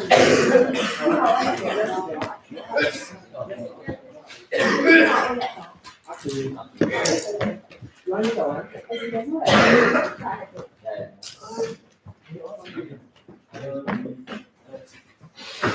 Question now. Okay, everybody sit down, sit down. Who's the other people? Me. William, I take over. Yes. Okay, may I have a proposal to resume the interactions of the Quality Tax Management Committee? Malcolm? I will later propose to resume the election of Quality Tax Management Committee. William? I can call on Santos UT Life Sciences second motion. May I have a proposal to open the representation for the nominee document for the portfolio of Vice President? Committee, Malcolm? I will later propose to start the representation for the nominee of Jacob Arvin for the portfolio of Vice President, Special Organization for the Vice President Committee. May I have a proposal, William? I can follow on Santos UT Life Sciences second motion. Jacob Arvin, you have 45 minutes for your representation and 16 minutes for your Q&A. You take the stage. Minute takers, these are the timer when you start speaking. I would like to emphasize, try not to talk during this Q&A or anything, and ensure that you are very impartial throughout your. Unless there are questions, please place your hands.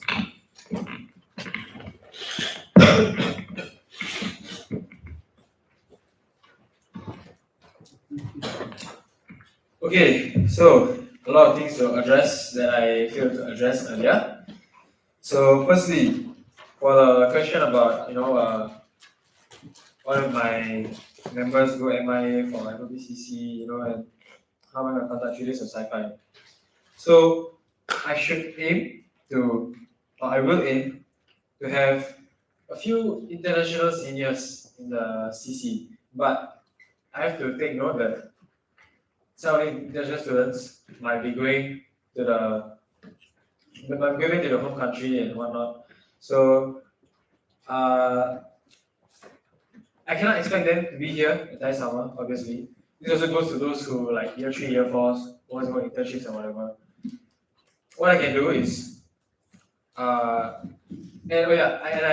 definitely shouldn't put aside the year 3s and year 4s.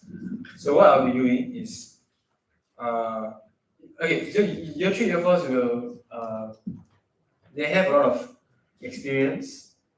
So even if they want to go for internships or go overseas or basically spending a summer in a very meaningful manner for their career, I think it's okay. We just have to make sure that these year 3, year 4s who are coming, they have experience, so they know what to do. And I can rely on them to complete their duties before they embark on their journeys and whatnot. So I cannot neglect them. And I should also recruit international seniors because sci-fi is targeted towards international students. So having some seniors that are international would help them integrate and acclimatize to NUS a little bit more. Okay, that's it for that. Then the fact that I won't touch Bash under the one FOP. I think my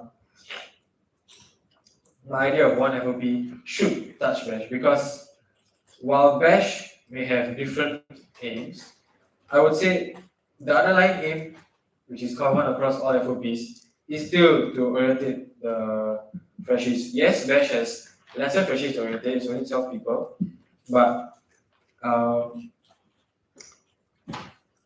I think the one FOP should reach out to Bash. How? The one need to discuss. I do not have concrete ideas for that yet, but I believe with many rounds of discussion with all the FOP directors, we can work out something.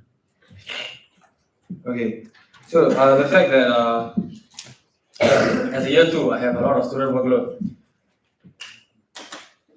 I said I would mention MC, but I failed to recognize that MC has their own purpose, of course. Yeah, so I think, yes, I can ask for help here and there, but I cannot rely entirely on MC.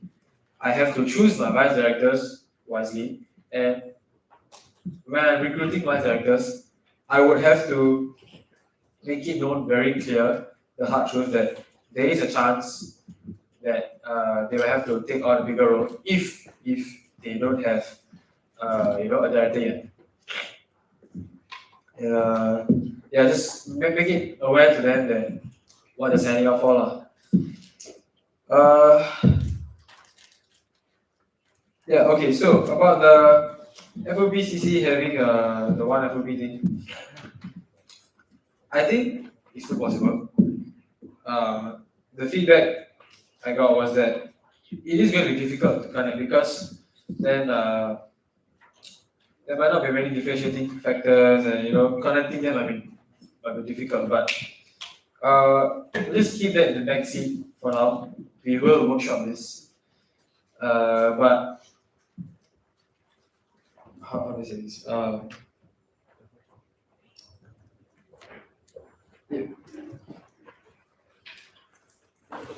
Every FOP has a theme, but the thing that connects everything can be worked on. That's how I would like to end off that. Just now, mistake. I don't know why I split FBCC into games and events. We already have props and logs.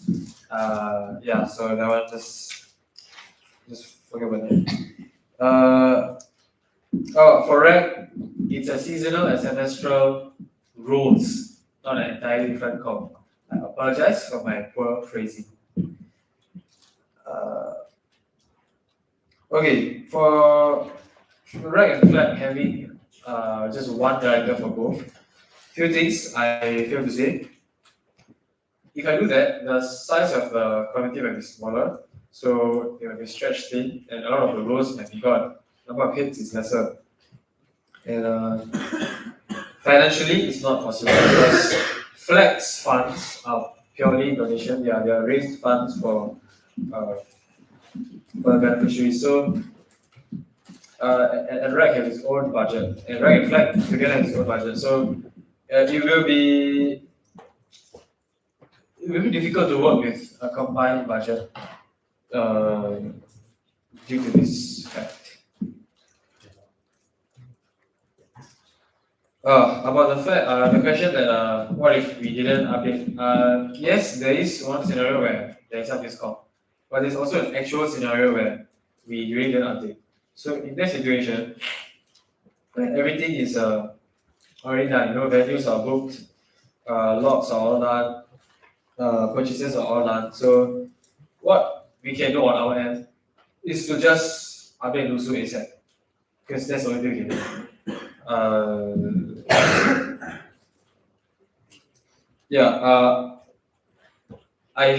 What I should have done is update through the fundraising strategy proposal, but in the event that has not been done, just do it ASAP. Expedite the process.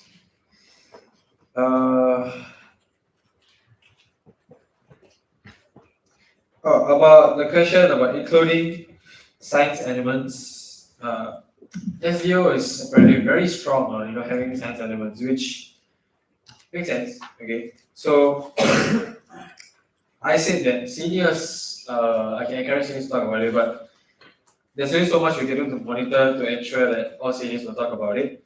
So what we can do is we can change some games to involve some of these science elements, and because ultimately the objective of the camp is to orientate them to science and NUS. So we can make games fun while still including these elements into the games.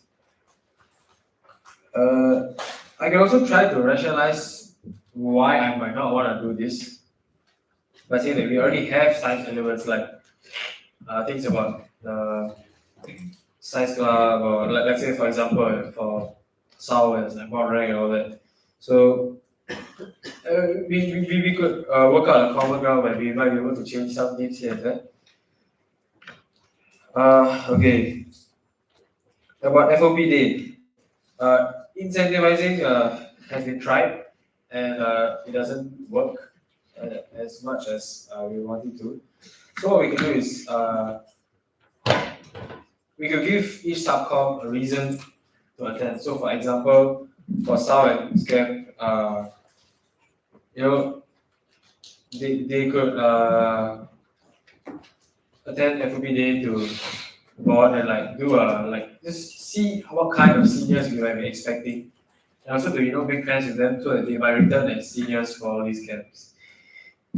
And when you're recruiting, I think it should maybe note that FOP day is also a commitment that members of the FOP are making. So I think then if they really hate FOP day that bad, then they probably won't join. But I think making it know that the commitment is important. About the venue almost getting banned, I think yes, I did mention that I will like ensure that there will be better next time and whatnot, but I did mention that I should be first finding out who is responsible for keeping these events in such a horrible state. It might be science members, it might be ADCC members, it might be even other people from outside organizing events and whatnot. So yeah, I think investigation should be conducted before I beg SDO to not ban it. And even if they do ban it, there are still, facilities available through Reeboks, through other faculties. It is possible. If really SDO says no, then got other means to go for venues.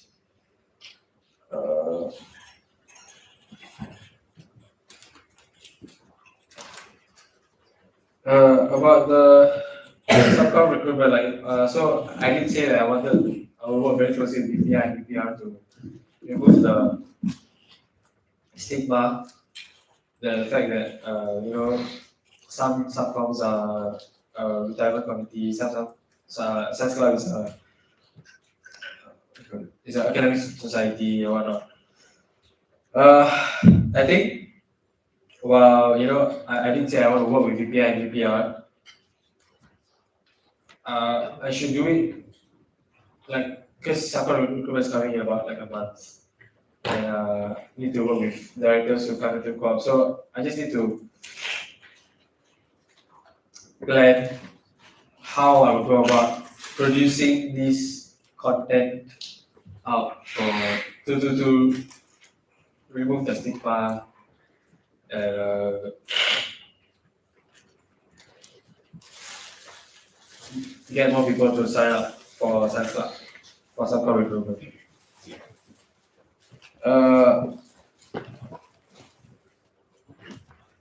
Yeah, so for the question about removing rank and replacing it with another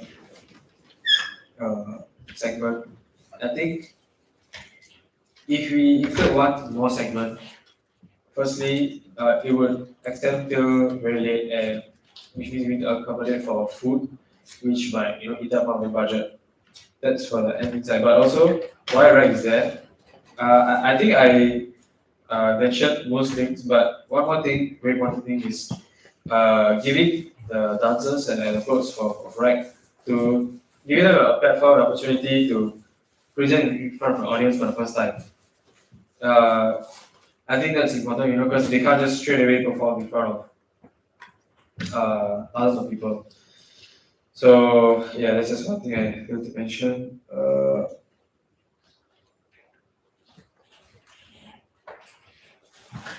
About the first aid thing, yeah, I mentioned that we can encourage subcom members to go and get certified, but SDO will sponsor these subcom members to go and do it. So when we give them this offer, they will be more incentivized to go, and they will sign up to go and clear their hours for camps. And it's been recently discovered that NUS also has a first aid group that we can tap on. So that's nice. Yeah, and about the question about scam not having enough money for scam week. So scam yes, it would be nice to have maybe fun goodies for members who join the camp, but ultimately the goal of camp or any FOP is not to get free goodies, is to bond, make friends, or anything. And hence, maybe camp week could be planned a bit different because we still have 2 months left from it. So camp week could be repurposed into other means of. We can't remove scam because it's a trademark of scam. So it could be workshop into something else. That said, also have to consider the workload of scam cop because they are looking to like take a break after scam and all that. So all this considered, I don't know, we can encourage them to just do something different instead of goodie bags. Yeah.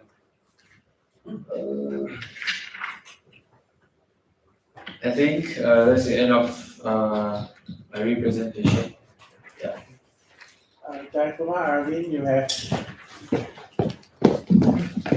29 minutes and 40 seconds left to your representation. Do you wish to end your representation now? Yes. May I propose to open a Q&A for the nominee, Jayakumar, you are popular about to your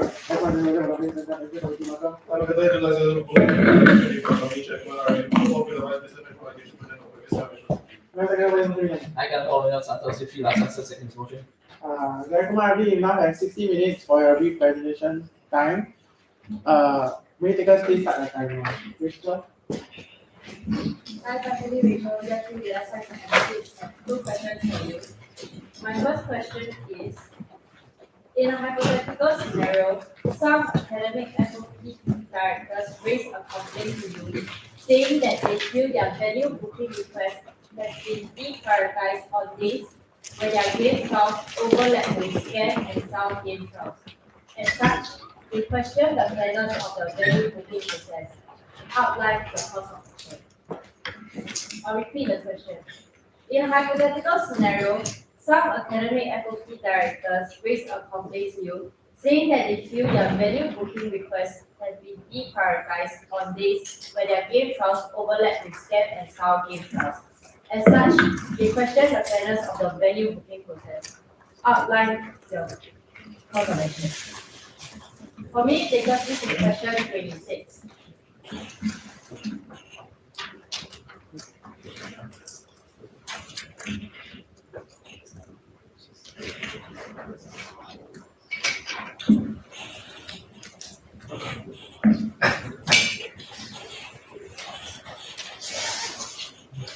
So is this FOP taking place like when is it taking place in summer? Before scan, after scan? Before scan.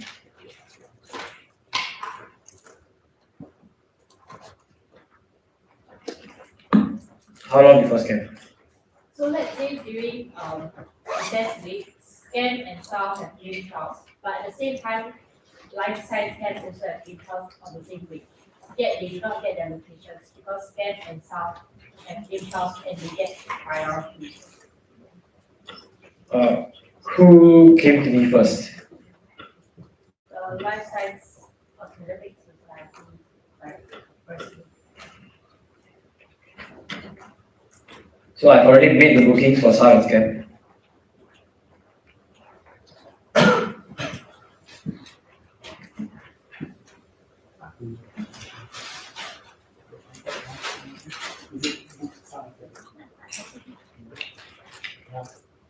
Yes.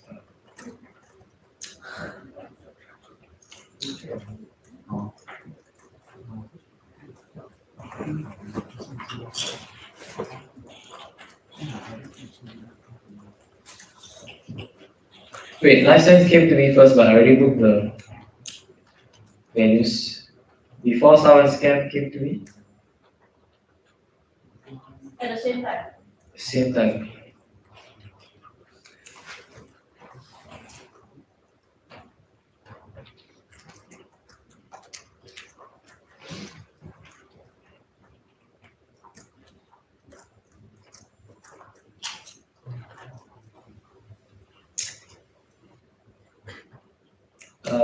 how many days does life science want to use? 3 days. 3 days.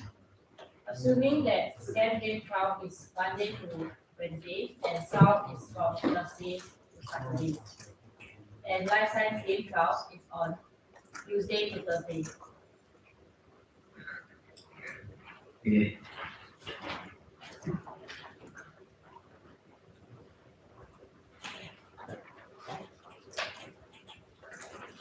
Okay, so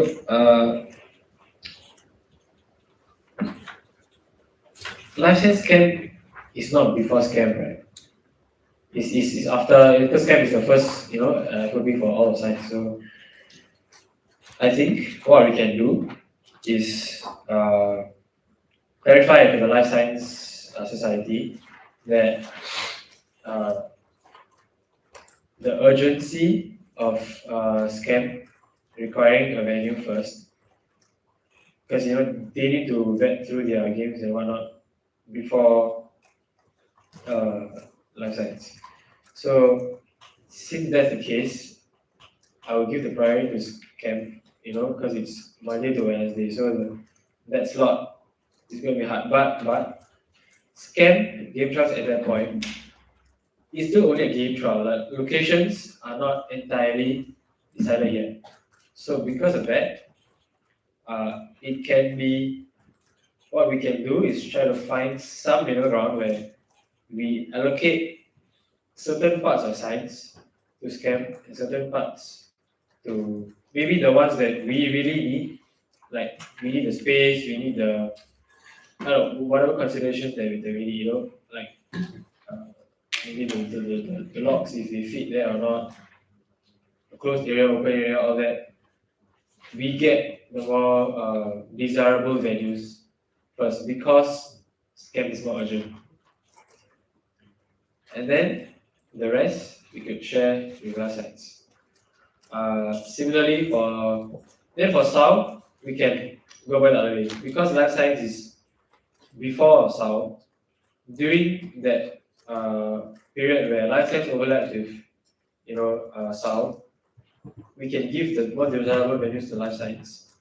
And the other ones for SAO, because they're just taking up like 1 day of SAO's game trials. And still at this point, game trials have not confirmed their values all over. They're just purely testing the game.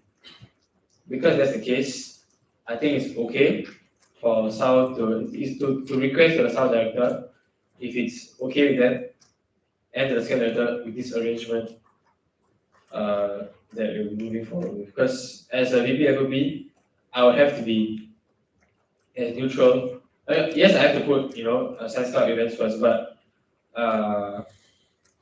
I'm also a voice for ADCC, so I can't just prioritize SAO and SCAM. So this is the arrangement that I will propose. My second question is, for me, taken this question 27. During our fundraising events, Halloween and Valentine's Day, some FOP directors argue over the rights of selling a more popular good by stating that their subcommittee require more funds than the others, displeasing the directors from the other branches. Outline your thought process.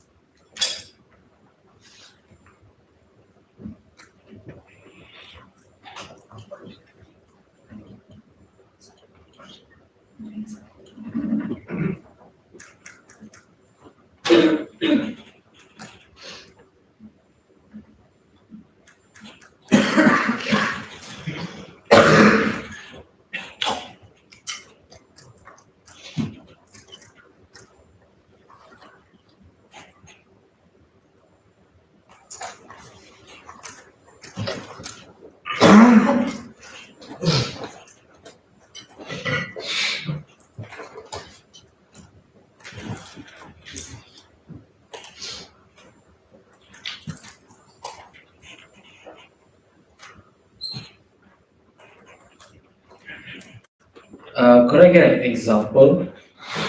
For example, during Yeah. Valentine's Day, Scam, Sal, and Sports want to sell flowers.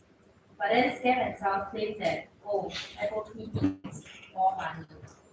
so we should get the flowers and support them.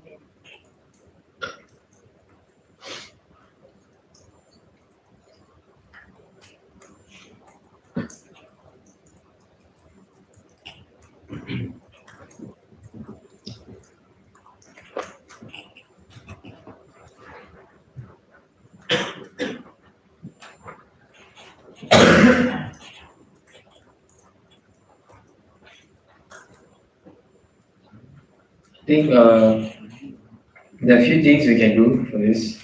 Firstly, I think needing more money is not entirely valid, but just to put their hearts at ease, we can discuss with the VPI and the sports director to see if they really cannot work with the money that they have and whatnot, same for some scam. But ultimately, fundraising, it's not like one FOP or one directorate needs more money than the other. Everyone's raising funds to give back to science. So I think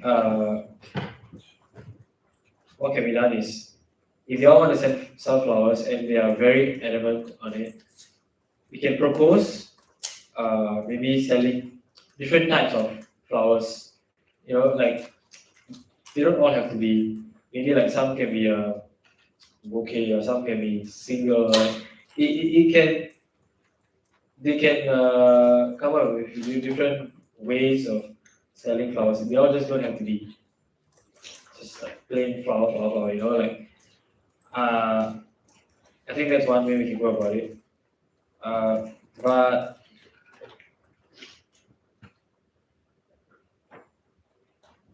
or we can implement like a first come first serve. But then again, not everyone will be free to send in their proposals first just because someone else did it. It's very unfair.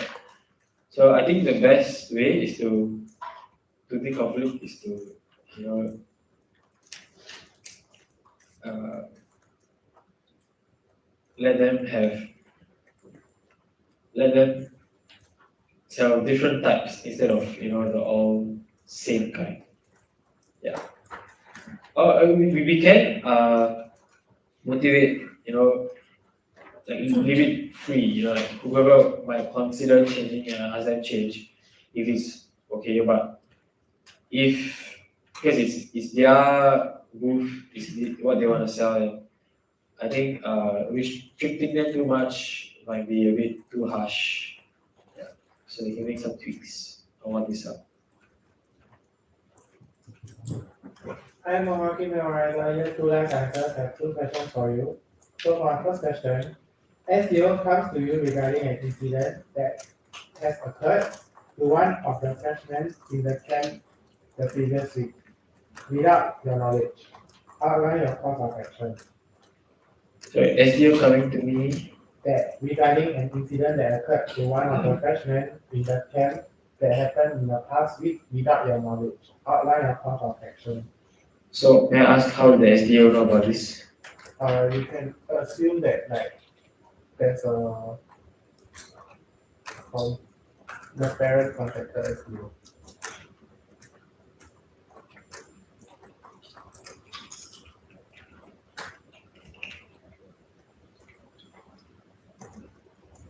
It's just some incident, like any regarding anything. Safety incident.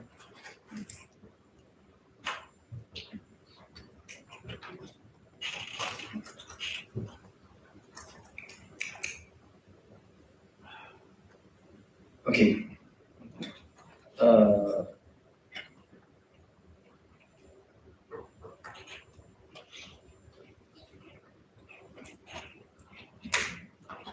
If it's without my knowledge, I believe this is okay. So some things the freshmen didn't feel safe enough to use the whistleblowing form or maybe informing one of the seniors. So I think the first point would be to enforcing that to let them know that they have needs to communicate their frustrations to us. So if this freshie felt the need to go and tell their parents and the parents contact SDO, I think it should have been a very big incident of concern for safety, and none of the seniors reported it, something happened. So firstly we have to inquire the senior, ask the senior to go and check up on this freshie, what happened, if they are okay, they're feeling fine, and then offer them, resources to make sure they're okay first. Then, once that's done, maybe can like do some AR, like how did this slip, because if it wasn't reported, it was after a week.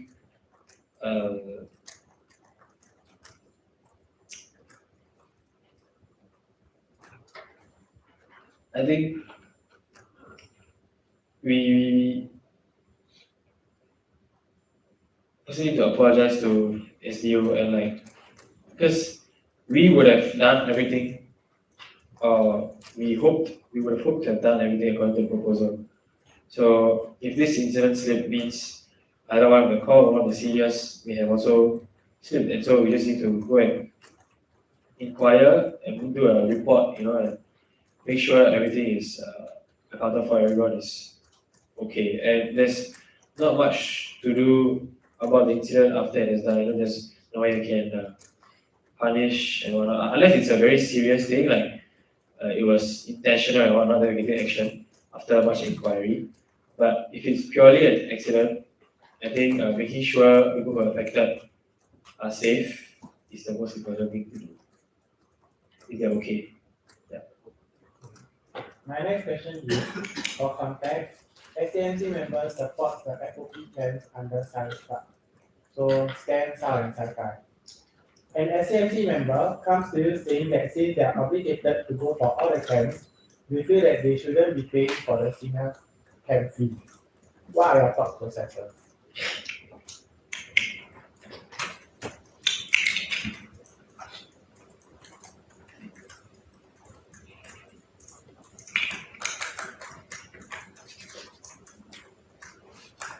Okay, so I think need to let the seniors. Sorry, is this seniors asking me or the MC? MC, okay. So mostly when MC is coming in, they are aware of this commitment in the first place, and I think we should let the MC know that if we don't pay for it, then the money comes from SCAM's budget, which would because the scam or something, whatever camp it is, because the money that we make the freshies and the MC pay is for the shirts, for the meals, and all that. So when we do that and we don't pay for the camp, we are expecting for it to be reimbursed to the budget, which then doesn't make sense, because the budget of scam is to spend on logs and other welfare stuff, or generally meant for the freshies.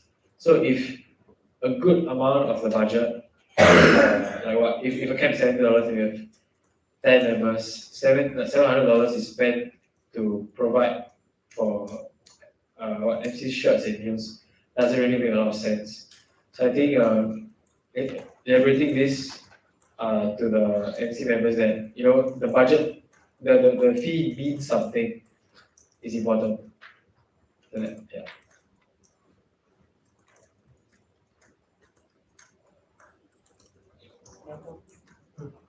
I remember that you licenses have one question for you. In a hypothetical scenario, the sports director has come to you to ask if Illuminus could be publicized in SCAM, as he wants to increase signups and include freshmen as well. What is your course of action? The Illuminus takes place before SCAM. So in this scenario, he plans to shift it to after SCAM. Okay.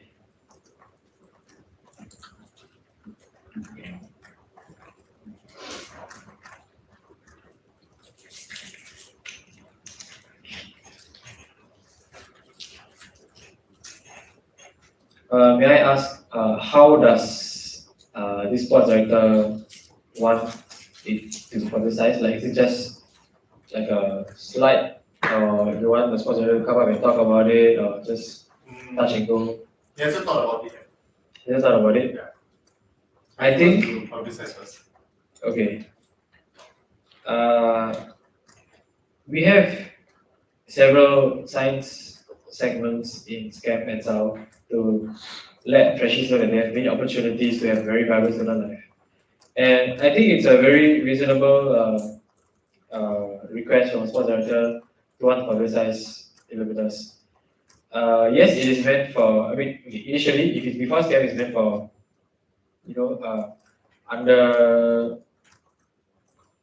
undergraduates that are already here. But sports aims to, promote active lifestyle. So if that's the only, point, then I think bringing freshies is a great idea. But we need to consider the budget of sports that if you'll be able to handle an insane amount of signups. So that one need to ask the sports director to, check, see lah, because, but one good thing through this is that it will encourage more participation outside of science club, which is also one of the aims that we as a 45th want to enforce. So I think when they ask for publicity, we also need to ask the SCAP director, where in their camp can we have publicity. So it could just be like one QR code flashed when during the activity segment, or it could be maybe like a short 2-minute presentation by the sports director. This one is up to the SCAP director and the sports director's discretion to go and discuss the details. So if they're able to put it in, I don't see an issue with sports being illuminous being publicized in SCAP. Hi, Benedict from how year 2 life sciences have 2 questions. First one is, Lusu has caught OGLs, Lusu has caught seniors in one of your camps playing prohibited games and not wearing their lanyard, and has contacted you to shut the camp down. Outline your course of action.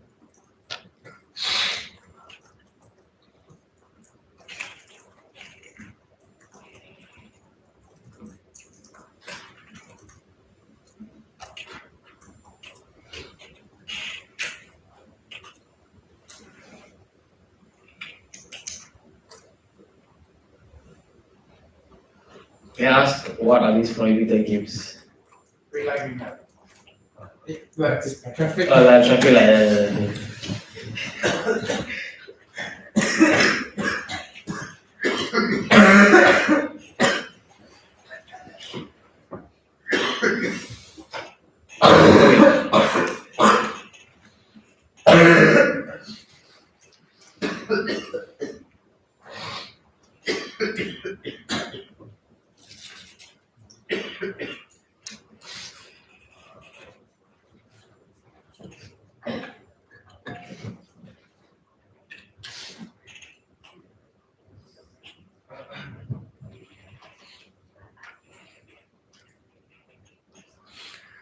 Okay, in this extreme scenario, then Lusu, so is Lusu asking me if they can shut down, or they're informing me that they're shutting this down? They are asking you to shut it down now because they are not on site now. They have left already.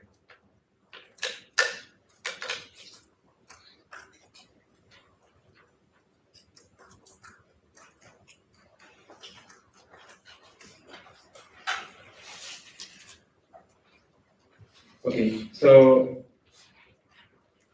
the seniors that we recruit, the OGLs, they would have, done the HJTR and OSA, whatever, or whatever. So they are,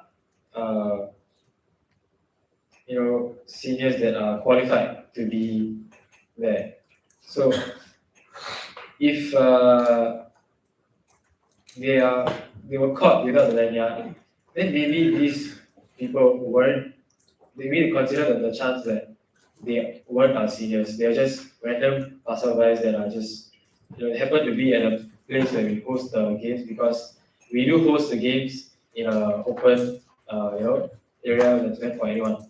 So firstly, we need to investigate if, like I will ask Musu for some time, like as far as possible, to investigate the situation first, and then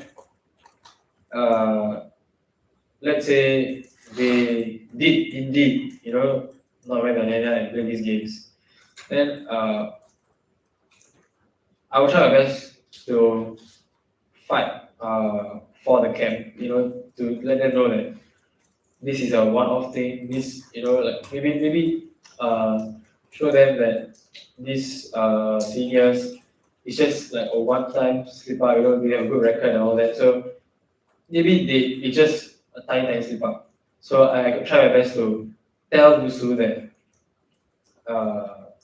beg Nusu to give us another chance. And I think maybe I can post, I won't post it. So I think I'll just, beg them, and hopefully they do give our camp another chance, because I can't just immediately say, yeah, okay, shut it down, because, a lot of effort is wasted, the friendship experience is wasted. So unless or otherwise, Nusu or OSA, orders us to shut it down, I would fight for the existence of the camp.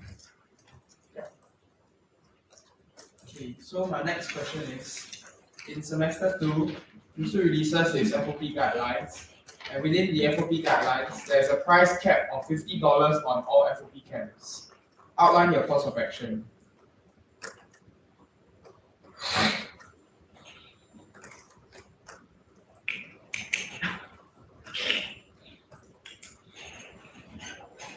$50 on all, like the top price can only be $50 or lesser. So the camp fee can only be $50 camp for, fee. maximum of $50 for all freshmen, for all camps.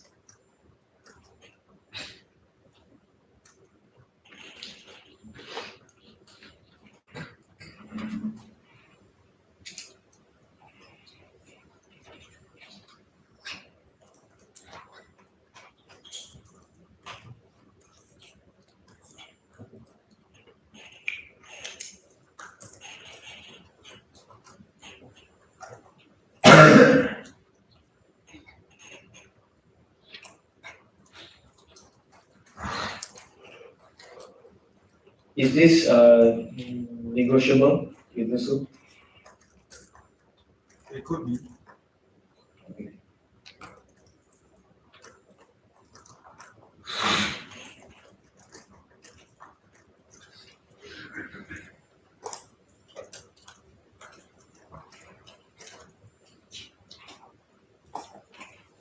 I think so. If you think about it, $50 is good for FOPs. So it might attract more freshies to sign up.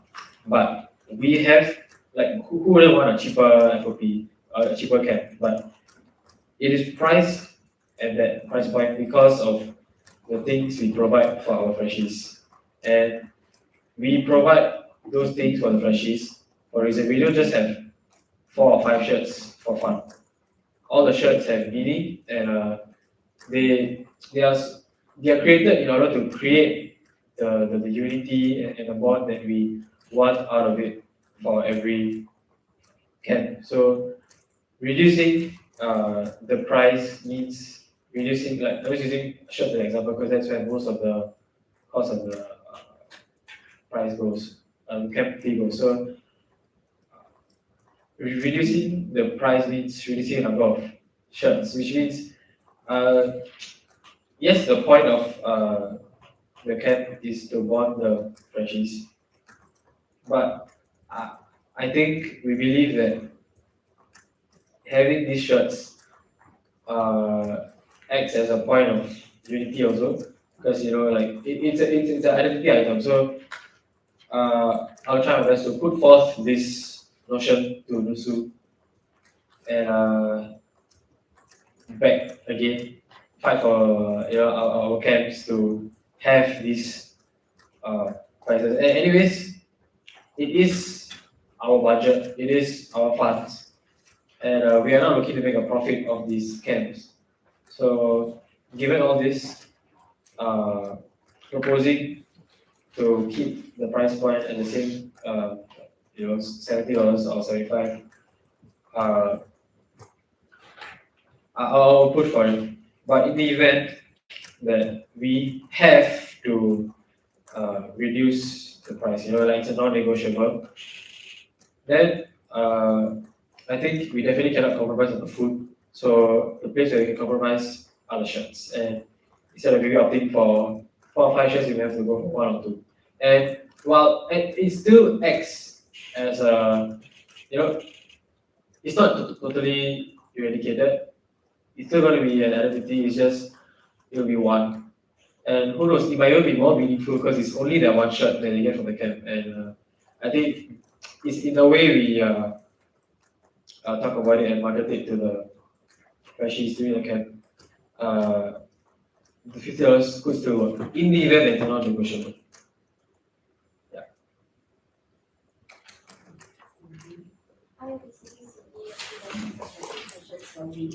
So my first question for me is question 24.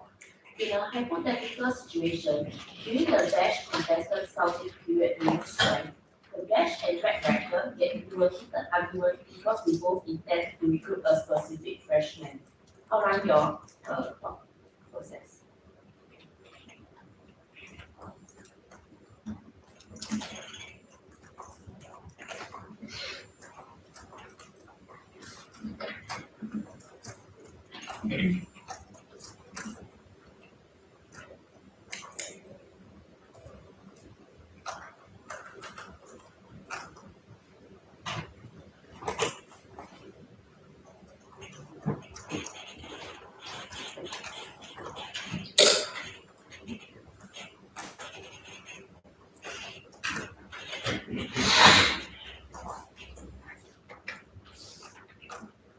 Okay, so for bash and rank,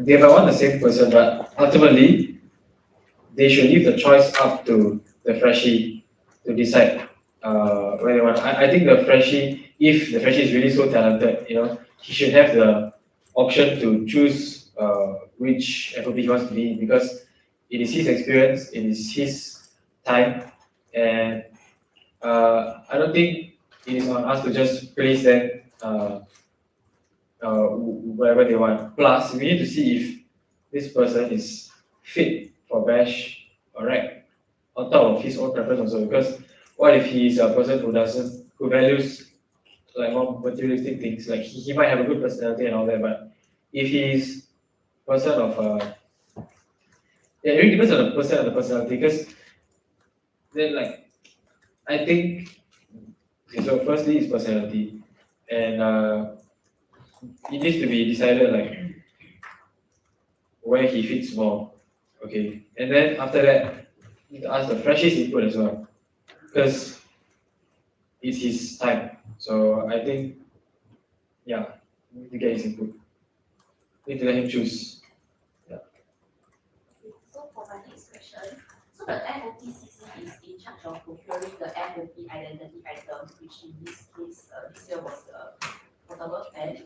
So unfortunately, in a hypothetical situation, the item was unable to reach in time for scan and could only be distributed during scan week. But this caused some confusion among scan freshmen who attended SAL to receive the item during SAL and for the so this resulted in unhappiness from SCAM freshmen who learned that the SAL freshmen are able to get a pen and didn't get. And they could only pay to get it in a little bit. So to repeat for the lead taker, so the FOPCC is in charge of procuring the FOP identity item, but in a hypothetical situation, it was unable to reach in time for SCAM and was then distributed during SCAM week. However, in the meantime, SCAM freshmen were unhappy that their SAL freshmen were able to receive the MOP item on it couldn't.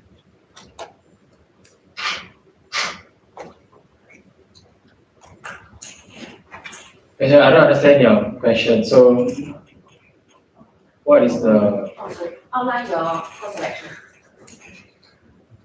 So I have scam freshies that are coming to me to like they're worried where's my FOP item is it? Sorry, question, can you share with me your thoughts on this situation? So knowing that there are scam freshmen who are upset that they couldn't receive the MOP item in time. Alright.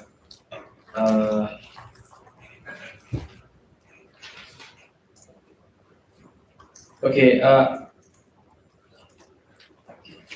give me a moment. So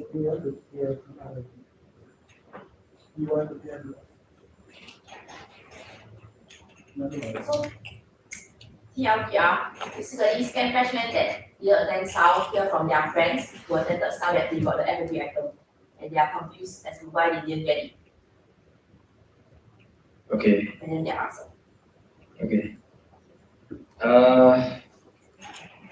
I think this is a bit of a trivial issue.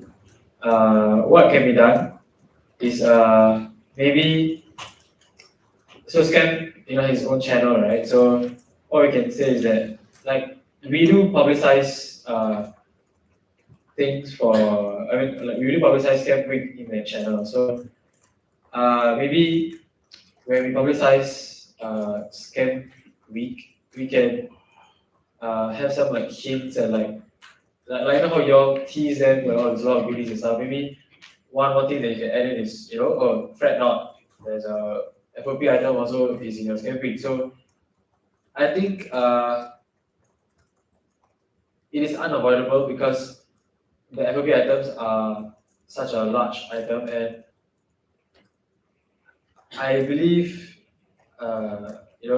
if the order is only coming before sound, we can't just call all the scam participants back and just to pass them the thing.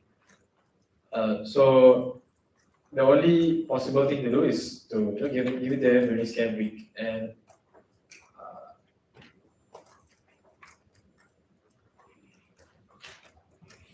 yeah, I mean maybe on FBC's end we could push for ordering these items before scam so that scam members scam participants also get it. But then we have like it goes through a lot of vetting, a lot of approval. It is done quite early, so I presume this situation is one where we have tried our best to get it before scam, and it just so happens that it is coming right after scam. So it's quite unavoidable, but we can give the freshies the reassurance that the scam freshies reassurance that they will get these items. Yeah.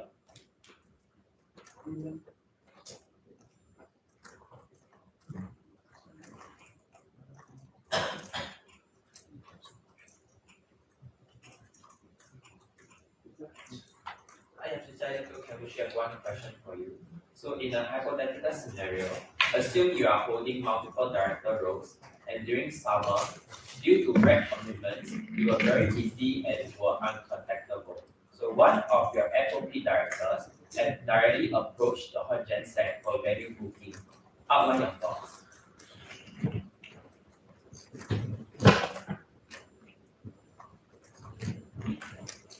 So in a hypothetical scenario, assume you are holding multiple director roles and during summer, due to work commitments, you are very busy and uncontactable. One of your FOP directors have directly approached the Hunjin Sec for venue booking. Outline your thoughts.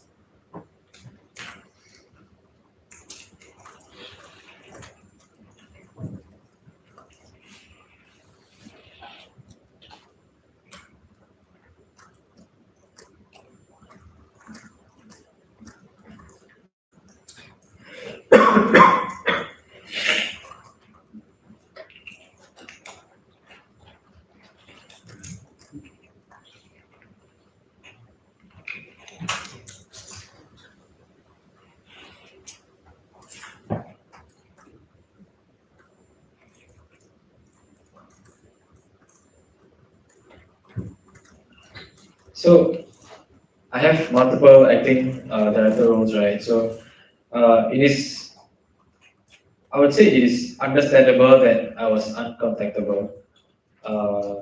While I should try my best to be free to attend to queries, But I think this is where I can tap on the MC's help, and the Huan Chen is he is equipped with the knowledge of booking venues and stuff. So I think it is okay that they did that, but what I would expect of the Huan Chen is to check with me first, because like I know the question there was uncontactable, but I think because since I am aware of all the venues who's using what venues throughout the entire summer, I would expect I would put for this SOP that if in this event like this takes place, the HGS should be like I feel like he should be able to help me in this very unfortunate scenario.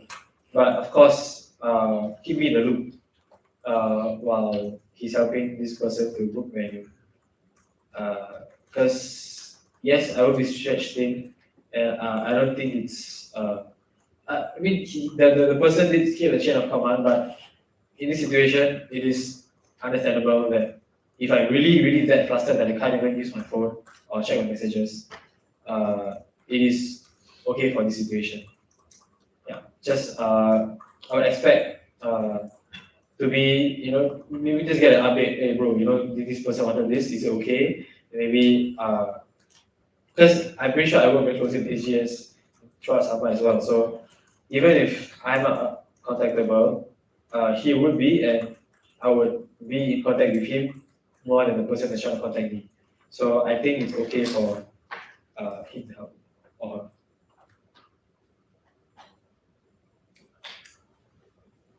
I can follow in Santos Year 3 Life Sciences. I have one question for you.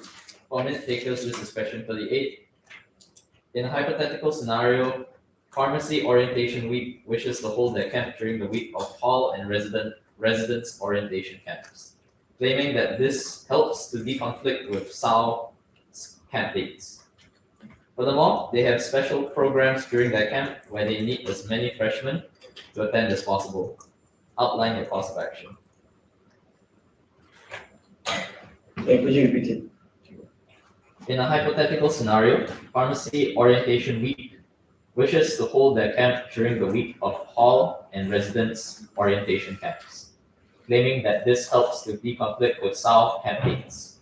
Furthermore, they also have special programs during their camp where they need as many pharmacy freshmen as possible. Outline your course of action.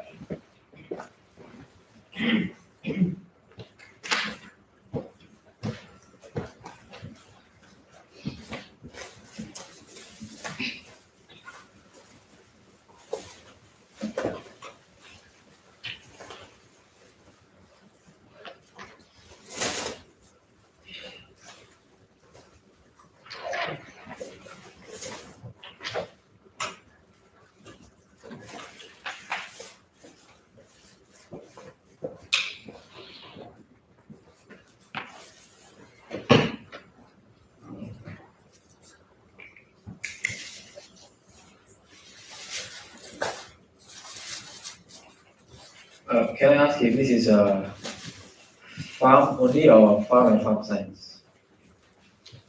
Okay, You can assume that this is just the pharmacy orientation. just the farm only. So this is one of the orientation camps, right? SAO committee. Okay.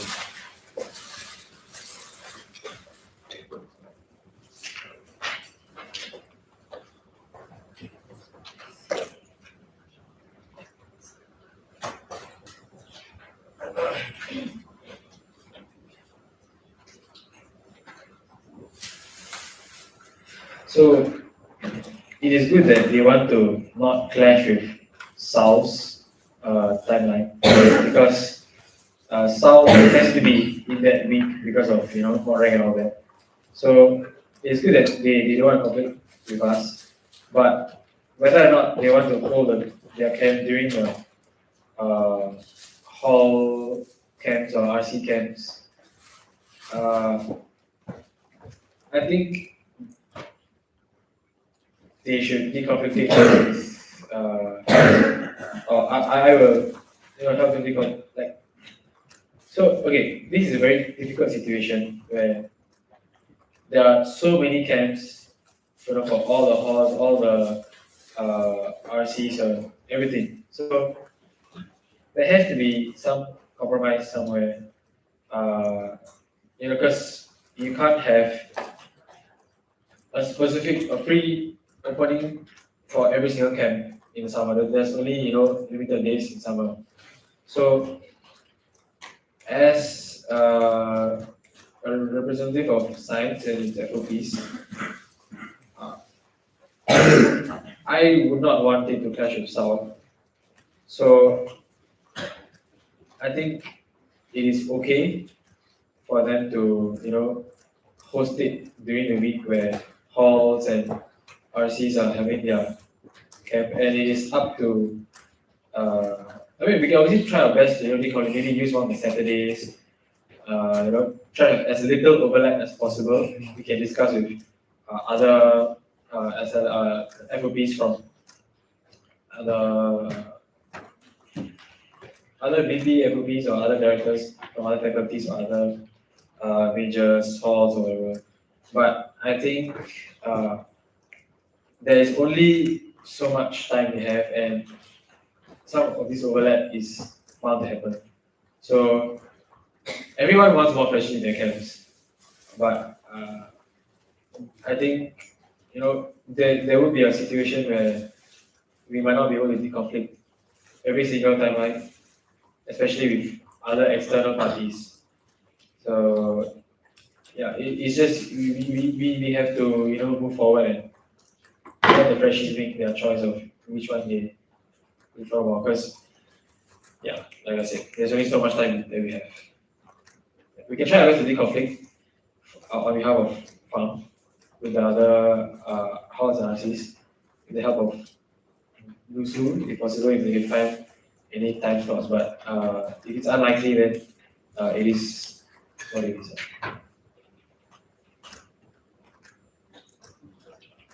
I continue with geography, data science, and analytics. Have one question for you. For me, taken this question briefly. In a hypothetical scenario, your SCAM and SAL director are in conflict as they both want the same person as their OHL. Outline your course of action.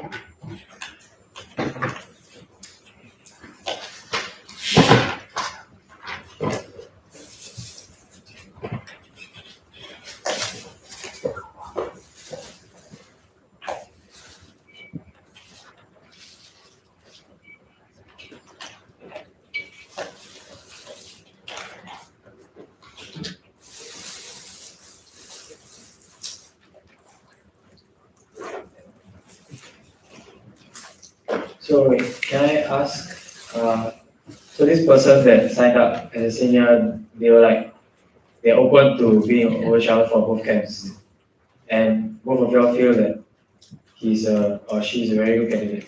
After the OHL interview, they both want the person to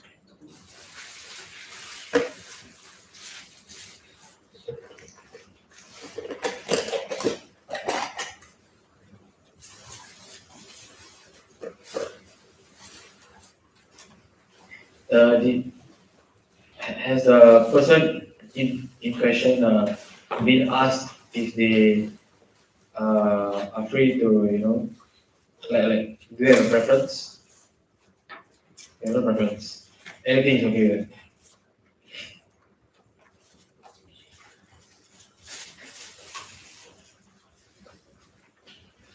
Okay, so firstly, I think it's we have to negate the idea of making this person an OHL for both camps because that is simply too taxing on them.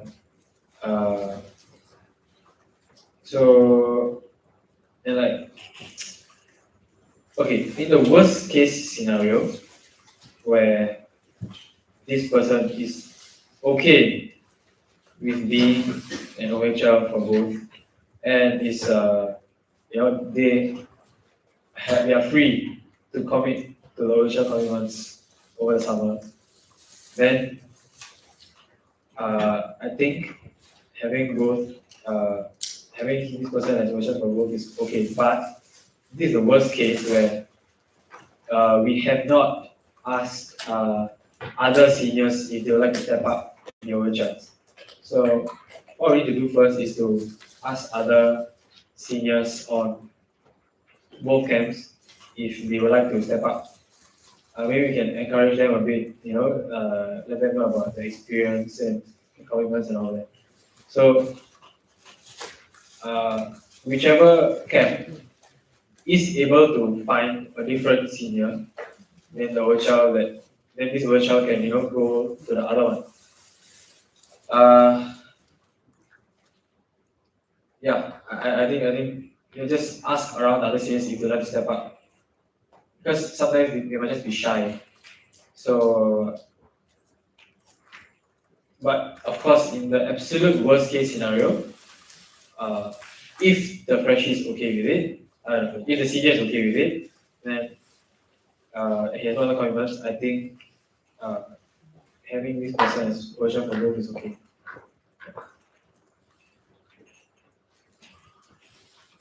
Then this university leadership advisors have a question for you. So many university discussion can be issued. So we can discuss the relevance of alumni opinion on conflict of science and ethics.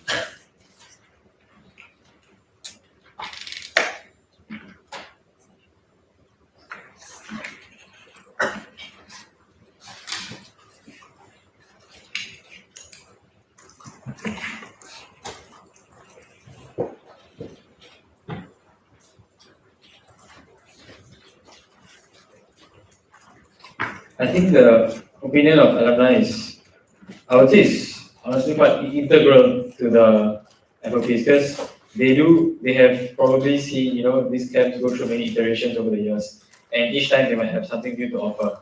But at the end of the day, it is an opinion, and it is up to the director's discretion if they want to take in these opinions or not. Because it is their event, it is up to them, and the directors have to consider other things, manpower, budget. So while the alumni is welcome to give feedback, it is up to the directors to decide what they would like to implement or not or change, as long as it keeps up to their vision for the program that they want to do.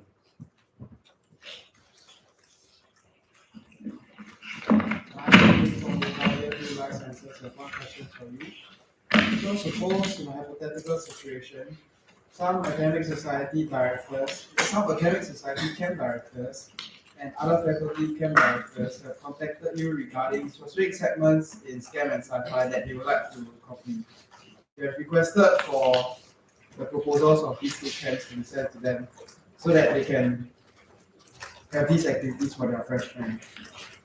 Outline your course of action. Sorry, outline your thoughts.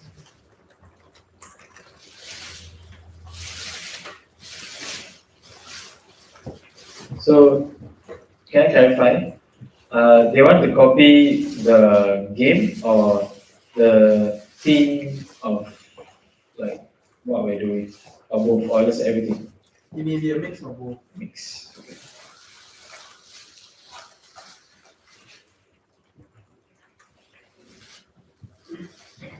I think I would in turn propose that they come up with their own games and their own ideas and themes, and maybe I could offer my own feedback to them.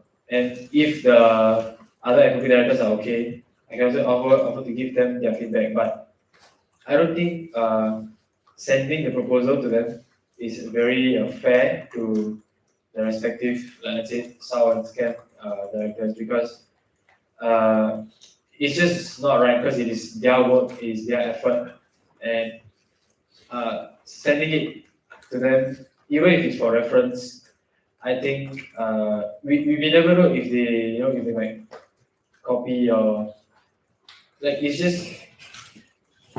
not fair, and I don't think I will be sending them those proposals or games or whatever that relates to the camp matter. But if they want my comments, if they want their feedback, I will be more than willing to help them comment.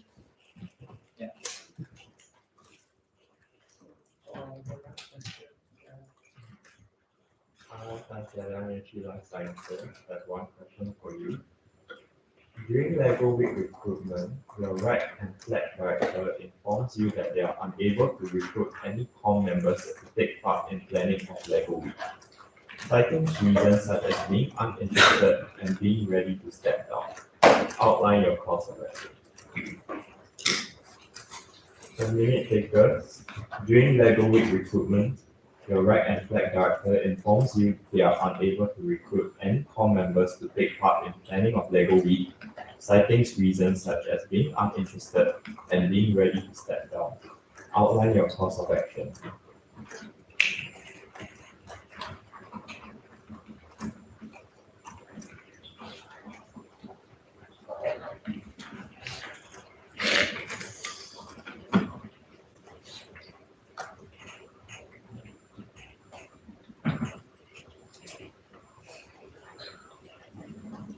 So can I clarify? They are purely uninterested. They are not busy or anything.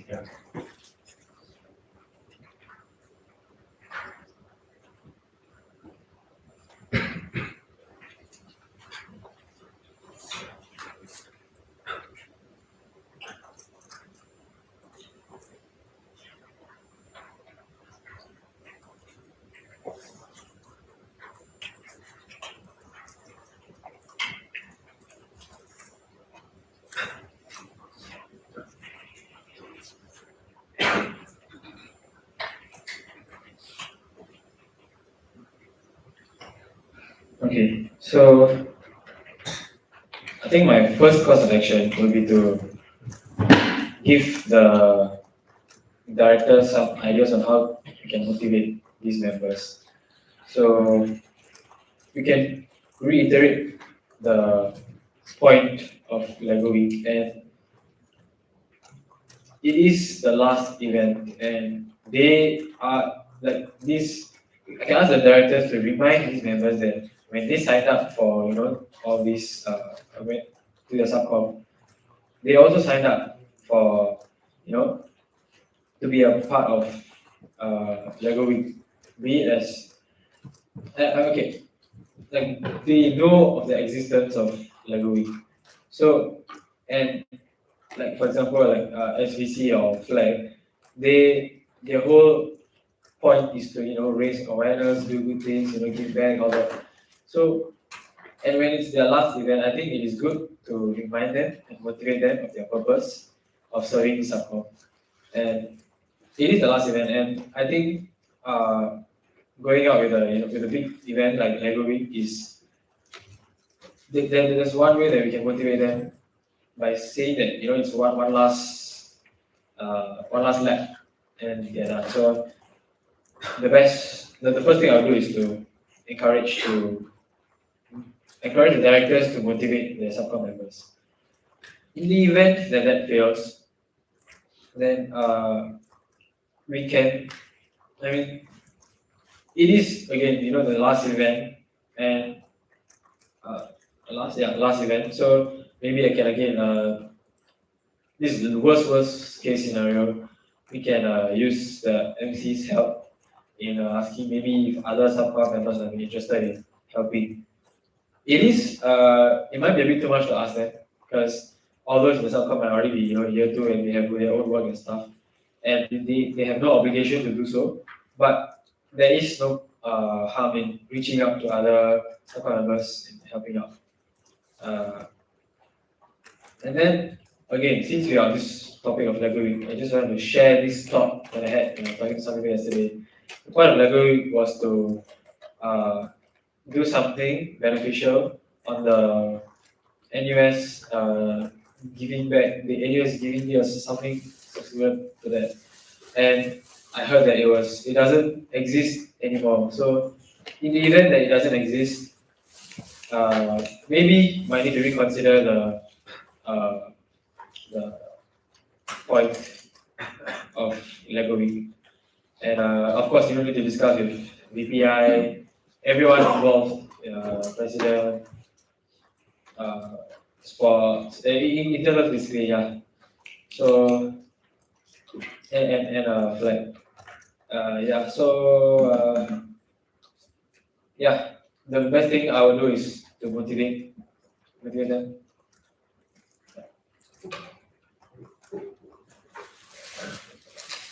May I have a proposal to close the retraining for nominee Jayakumar having a portfolio of Vice President? National Project of Quality Center Management Committee, Malcolm. I will tell you two guys to propose to close the retraining for the nominee portfolio of Vice President for Education Project of Quality Science Management Committee. May I second by motion, William? I can follow him, Santos Yoshi, Life Sciences.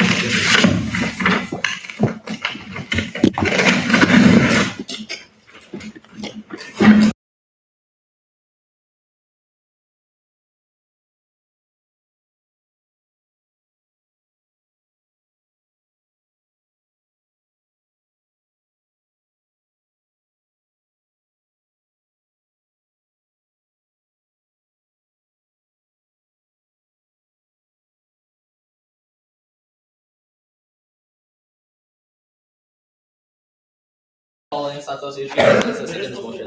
May I have a proposal to close loop 2 of utilizers of Quality Center Management Committee, Malcolm? I will tell you guys to propose to close loop 2 of the Quality Center Management, International Quality Center Management Committee. May I second by motion, William? I can follow in Santos Yoshi, Life Sciences, second motion. May I have a proposal to open loop 3 of the elections of the Quality Center Management Committee, Malcolm? I will tell you guys to propose to opposition of the election of Quality Center Management Committee. May I second by motion, William? I can follow in Santos Yoshi, Life Sciences, second motion. May I have a proposal to open the portfolio of Honorary General Secretary for the Quality Science Card Management Committee, Malcolm? I will tell you guys to propose to open the portfolio of Honorary General Secretary for Quality Center Management Committee. May I second by motion, William? I can follow in Santos Yoshi, Life Sciences, second motion. May I have a proposal to open the nominations of portfolio of Honorary General Secretary for the Quality Science Card Management Committee, Malcolm? I will tell you guys to propose to open the nomination of portfolio of Honorary General Secretary for Quality Center Management Committee. May I second by this motion, William? I can follow in Santos Yoshi, Life Sciences, second motion. May I? Are there any nominations for the portfolio of Honorary General Secretary for the Quality Science Card Management Committee? I, as the Executive Secretary, would like to nominate Javier Chosagre, Year 1 DSA for the Quality Science Management Committee. May I second by this motion, William? I can follow in Santos Yoshi, Life Sciences, second motion. Jaden Teo Tan Wei. Correct. Okay. Do you accept the nomination for the portfolio of Honorary General Secretary for the Quality Science Card Management Committee? I, Javier Chosagre, Defense and Athletics, would like to accept the nomination of the portfolio for Honorary General Secretary for the Quality Science Management. Are there any more nominations for the portfolio of Honorary General Secretary for the Quality Science Card Management Committee? Are there any more nominations for the portfolio of Honorary General Secretary for the Quality Science Card Management Committee? Are there any more nominations for the portfolio of Honorary General Secretary for the Quality Science Card Management Committee? If there are no nominations, may I have a proposal to close nominations for the portfolio of Honorary General Secretary for the Quality Science Card Management Committee, Malcolm? I will tell you guys to propose to close the nomination of portfolio of Honorary General Secretary for Quality Science Management Committee. May I have seconded by motion, William? I can follow in Santos Yoshi, Life Sciences, second motion. Jaden Teo Tan Wei, you have 30 minutes for presentation and 45 minutes for Q&A. Please take the stage. May Declan please start the timer when he speaks.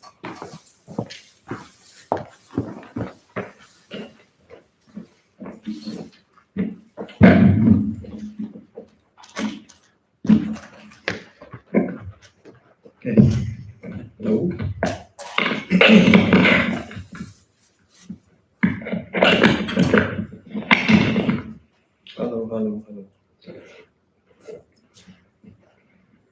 a very good afternoon to everyone. So in case you all didn't already know, I am Javier and not Aaron, although I'm very close friend with him.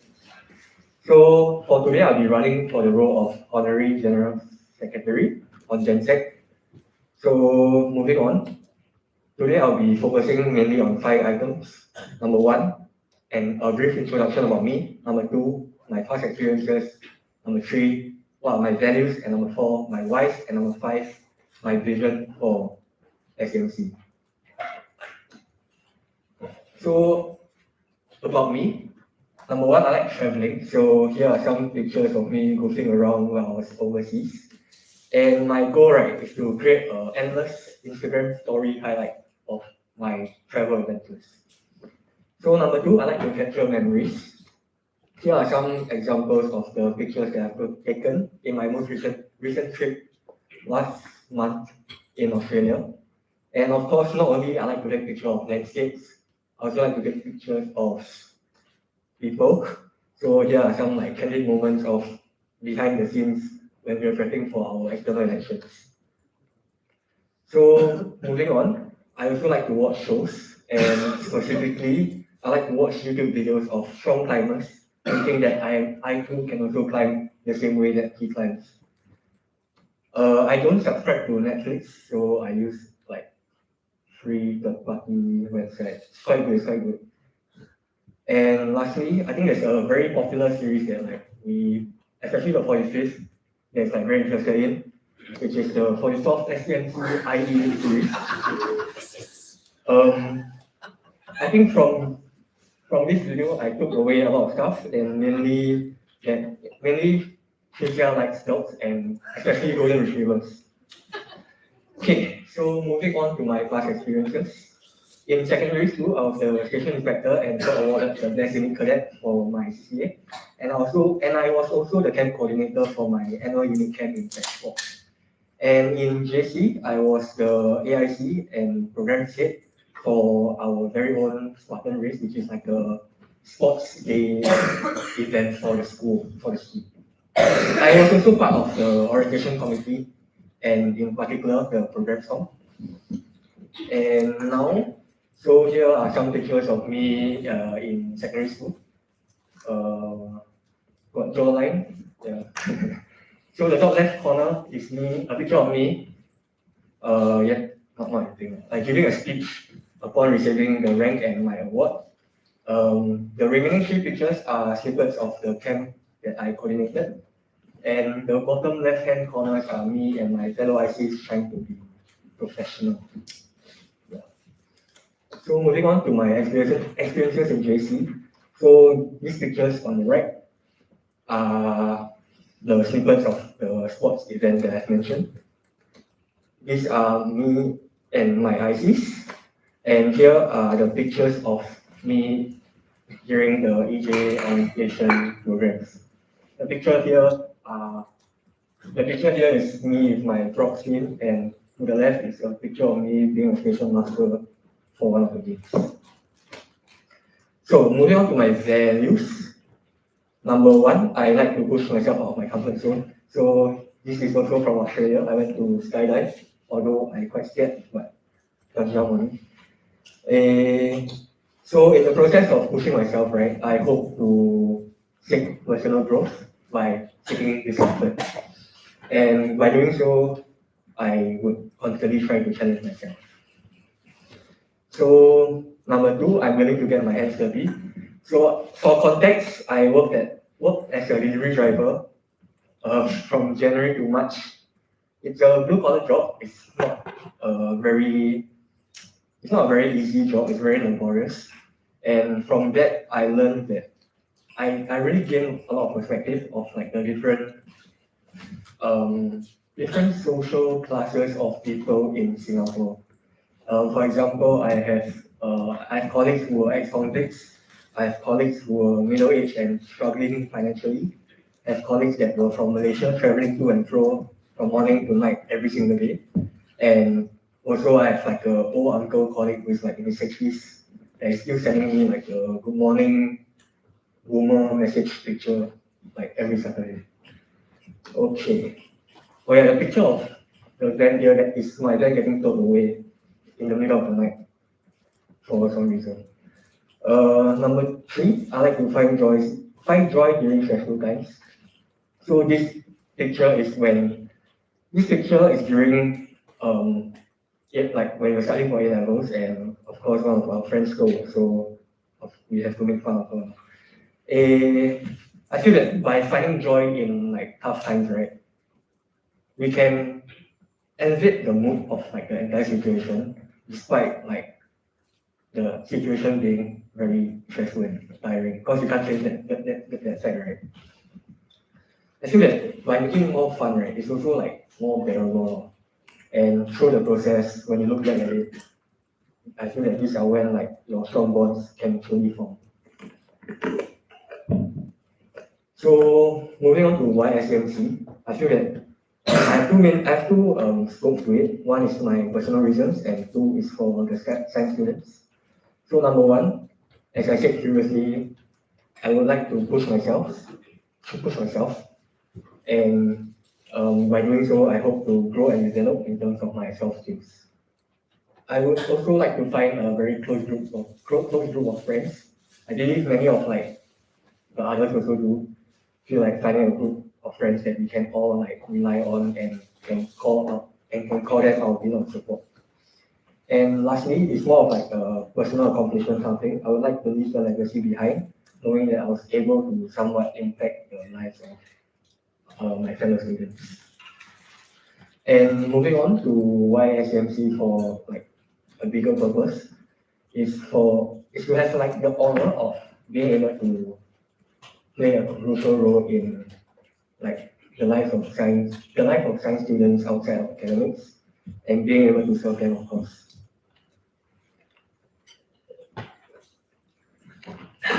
So why on GenSec specifically? I feel that I'm number one, detail-oriented, number two, firm, and number three, organized. So to elaborate more on me being detail-oriented, I feel that on GenSec requires a very keen eye to be sensitive to all the documents and information that are passed through him. So, and as for me, I think I'm quite a nitpicker in terms of like going through stuff, and I feel that I'm also quite meticulous when it comes to like the small details. Number two, I feel that I'm firm, and being a hot gen sec in my opinion, I believe that stuff has to get done when to ensure that the various committees can like proceed on with their events, because I feel that hot gen sec is like the foundation for the entire community for them to like build their skyscraper on top of it. So without the good solid foundation, such as like having tanks, you won't then be able to continue with like all the fun and like glorious projects. So also back to the info, maintenance of club room is one of my duties. So I mean, the tone cannot be such that it discourage like students of science to want to even use the room. But I feel that a basic level of like maintenance should be done such that it'll be a conducive place for all members of science. Although I am generally like more amiable, but I'm willing to like put on like play the bad person role if necessary. And number three, I feel that I tend to be more organized, and being a hot gen sec is maybe the organizational skills is very important, because there are like a lot of information and documents that like administrative stuff that like the hot gen sec has to work on. So for me, I like to plan out and work out. I like to plan to work on my jobs, on my duties. So be it physical or digital, means physical can be writing on my whiteboard, notebook, whatsoever. Digital can be Google Calendar, Notion, Excel sheets, and so on. And moving on to my vision, personally, I would like to be a better and more effective communicator. And also, by the end of the term, I hope to be more efficient and reliable. And for the 45th, I hope we become like a close-knit family so that we can flex, so we can, so that during the coffee talk, we can flex on the 46 that like how the 44 feel on us, on how close-knit we are. So I also hope that by the end of the term, we can gain and earn the respect and trust of the student body. And lastly, my vision for the science students is to have like a strong sense of attachment and identity to the faculty. So by having strong bonds and by having strong bonds and friendships with students among themselves, because I believe that many of us have heard before coming to uni that like it's not very easy to make friends within your faculty because you only come for like academic lessons and whatnot, and friends are more commonly found in like hostels and halls and whatnot. So I would like to try to like break the notion as well through being part of SCMC. So I would like to end off with a quote, One Day of Day One, and it's by Paulo Coelho. I heard it from the Rock, Dwayne Johnson. So one day of day one, and today is my day, the 24th. Okay. Thank you.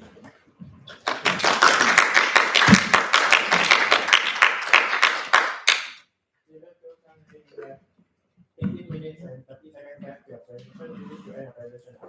Yes. Now it's over to open the Q&A for the nominee, Xavier Sultan, being report for the honorary deputy for the Student Management Committee member. I'm representing students and would like to over the Q&A for the nominee. David Sultan for the portfolio of honorary doing secretary for Professor. I can call in Santos Year 3 Life Sciences second this motion. Xavier Sultan, you have 45 minutes for Q&A. Okay. May you take us please start the time. Yeah. I am just share two questions for you. So in a hypothetical scenario, some events like subcom reunion and subcom gathering has been downscaled, resulting in an excess of secretariat budget. One director, the SPC director, is trying to push out more initiatives, approached you, and suggested a budget transfer. Outline your course of action. Sorry, can you repeat the question? So in a hypothetical scenario, some events like subcom reunion and subcom gathering has been downscaled, resulting in an excess of secretariat budget. The SBC director, who is trying to push out more initiatives, approached you and suggested a budget transfer. Outline your course of action. Okay. Thank you.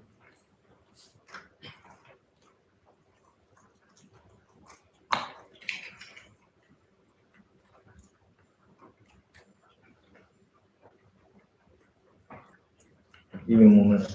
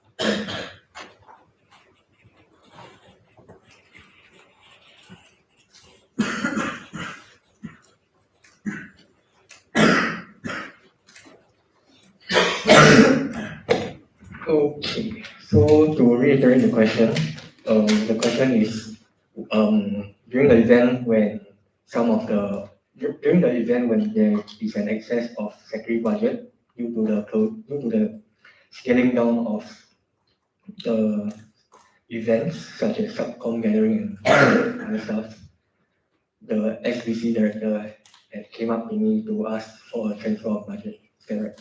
Okay. So first of all, I mean, my my short answer will be no because the budget allocation to each committee um, goes to the budget and goes to the committee themselves, and it should not be the case whereby one committee's budget is transferred to another because that would be unfair. But of course, I won't straight away tell them no because it's like not getting them to I won't tell them no without reasoning out with them.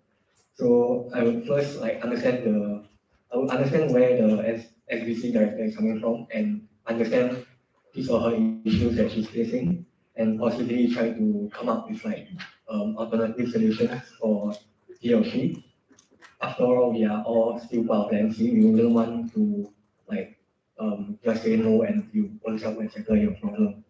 So apart from talking to the SBC director and understanding like his or her struggles, I would also speak with the hot team to check if like the budget allocation has been done like right and is there really excess amount of budget allocated to the secretary and not to the other committee. And also since the secretary budget is kind of for the PCL as well, I will also let the people at the PCL know that there has been a request made to transfer the budget from PCL to SBC. And uh, and for a long-term kind of solution, because I believe this question, like I believe that not a lot of other directors know that it would be unfair to tap into others WBS because because it just would be not fair and unfair to like the students under the committee itself. So I'll also like make it clear to the rest of the MC that we should not try to touch each other's budget so that in the future we can move on without having to face the same issue anymore. Thank you. My second question is, in a hypothetical scenario, one of the NC members forgot to lock the secretary after using. After a while, the comms director realizes that the camera is missing. Outline your thoughts of action.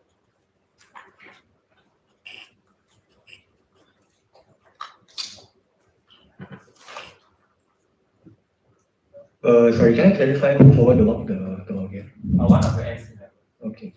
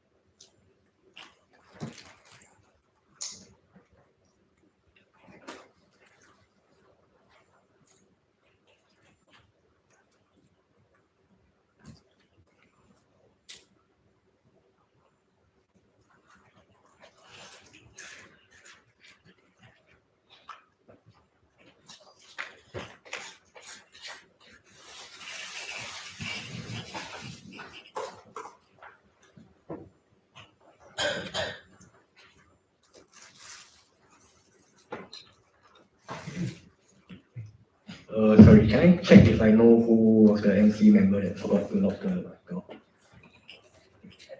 NC is ARC director. Okay.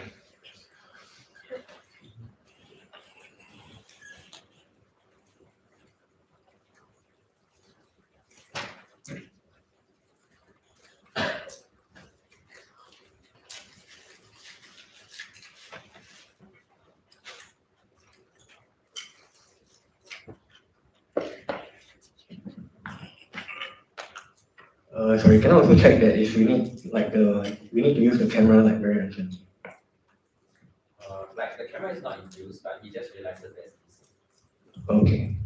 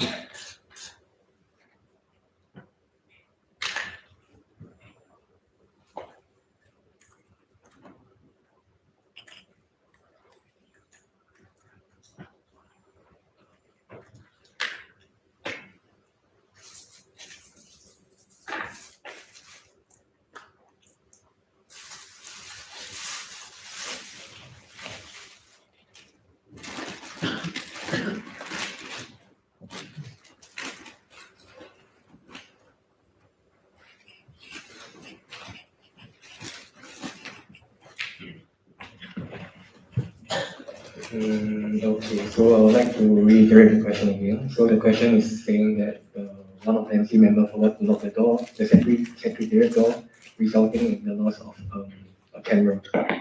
Correct. Okay. So for this question, of course I wouldn't like straight away jump into like blaming the person that forgot to lock the door, but instead try to resolve the matter at hand first. So the people that I'll be like immediately going to and talking to with, is to talk to the members of the SMC because the secretary is like it's a it's an exclusive list for the MC to store their expensive equipment and like important documentations. So by getting everyone in the MC to know that such an expensive item has been lost, uh, yeah, they should know that basically. So I will also talk to the committee and ask him if like what are the specifics of like the items that are lost, and from there get a breakdown of like the item and the cost of each item that was lost now. Then also I'll talk to the hotkey about seeing if it's possible to get a replacement camera for the comms department. And for the short-term solution to this question, I would first investigate the matter, of course, by trying to find out who had access to the room, who came in and out of the place, and try to narrow down who specifically has the suspicion of who is suspicious of like possibly taking the camera, be it by accident or on purpose.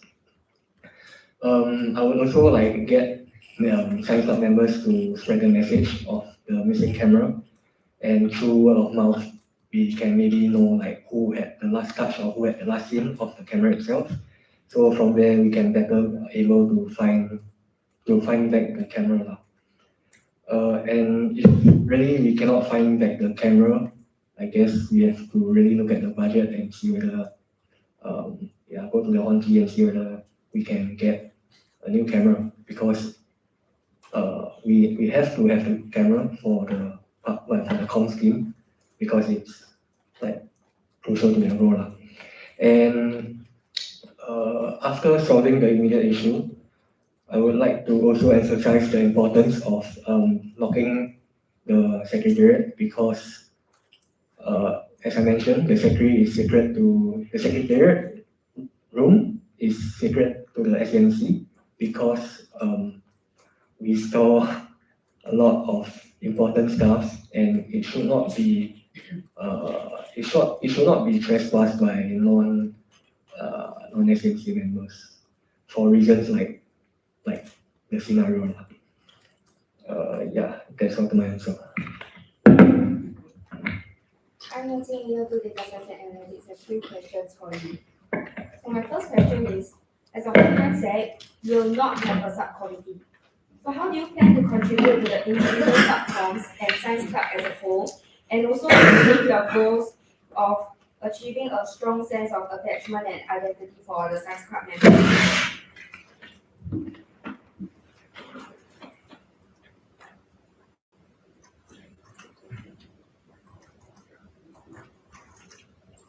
For the minute takers, as the Honjan said, you will not have a subcommittee. So how do you plan to contribute to the individual subcoms and science club as a whole, and also achieve your goals of having a strong sense of engagement and identity for the science club members?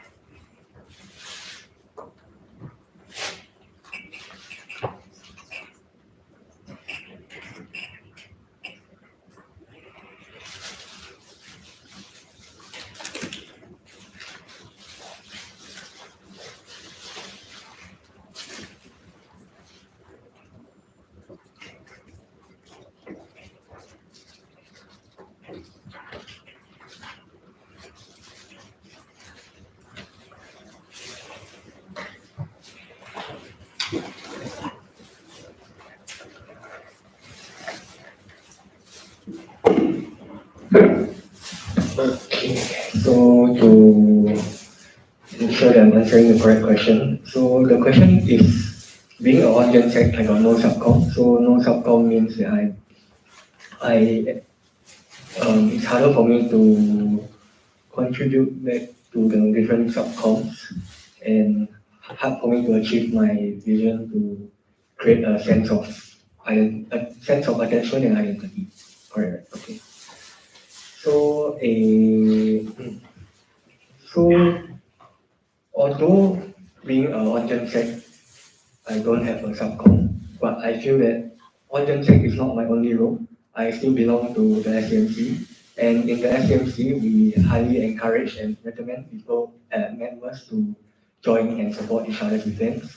So through joining and support the events that the Science Club organize, I feel that that's a very good way in which I would still be able to contribute back to the Science Club and the SMC. And of course, not forgetting that being an online sec, I am also the 2IC for subcom recruitment, gathering, and all the subcom related like events basically. So that's the event planning part that I will be able to be in charge of, such that I would hence be able to uh, give back to the subcons and MCs. And the question of building the sense of attachment and identity, I feel that it's not very right to say that the honoraries don't have like a role to play in building the attachment because we do play a role, but though not direct, we play an indirect role to ensure that the events can go on smoothly. So our role is more of like behind the scenes, basically, and in order to allow like the different events to be able to function as they should. So also, what are some ways in which I can directly build the sense of identity and attachment for the students of science? Namely, one, I spearhead the science faculty T-shirt design. So the T-shirt itself is like a piece of it's a way for it's a way for it's a way to create identity among students of science. So I feel that that's one of the aspects in which I can contribute to, like, in a way, build the identity amongst science students. And secondly, I feel that as the one said, many students of science might feel that might feedback or feel that the science club rooms are exclusive to the science club. So I would also then like to highlight to those people thinking that the science club room are exclusive by getting the committee to publicize the usage and the availability of the club rooms to the science student population, so that they can then use the science club rooms to come together, study together, and play together to create friendships among students of science. Thank you. And for my second question, so to provide context, Ahern T license with the various subcom treasurers on the financial matters of these subcoms. Do you see a need for the Congen Sec to similarly liaise with the secretaries of the subcoms as well? Outline your thoughts. Thank you for your question.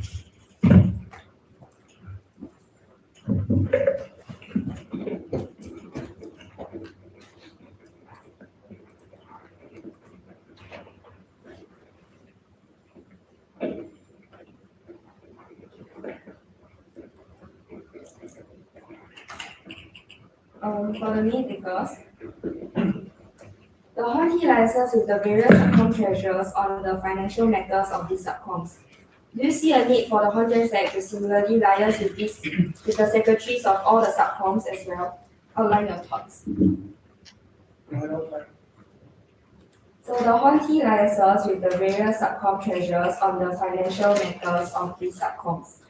Do you see a need for the Hongen to similarly liaise with the secretaries of all the subcoms as well? Outline your thoughts.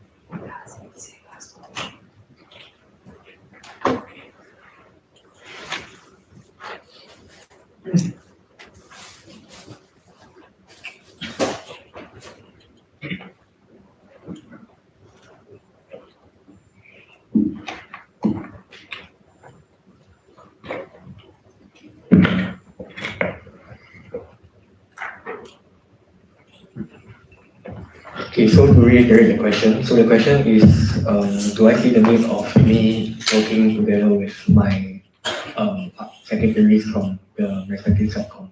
Okay. So, first of all, given that the Honki does liaise with like the treasurers from the respective subcoms, I would I would then like to find out from the Honki what exactly like she requires of like the other treasurers to then be able to see for myself if there is a need for me to get into my secretaries in the subcoms. Um, Apart from talking to the Honki to understand why she needs the usage of like the Honkis and the treasurers in the subcoms, if um, if the reasons that he or she give me is like applicable to me as well, I would then also like of course I would also do the same because more manpower, why not, right? I will also then talk because I have not started my term as a Hodgkin Sec, so I don't know what a lot of stuff will be happening in the future, concretely. So I'll find the previous batch, which is Shikia, the Hodgkin Sec, to ask him about what well is it recommended to use like to tap on to the secretaries from the subcoms. But I did ask him that question before. He said that a lot of the duties can be done like by himself because it'll be easier also because he has like the overarching view of like the entire process. So it's easier for him to do it alone as compared to having to communicate and like go back and forth with like the other secretary members, the other secretaries. Yeah.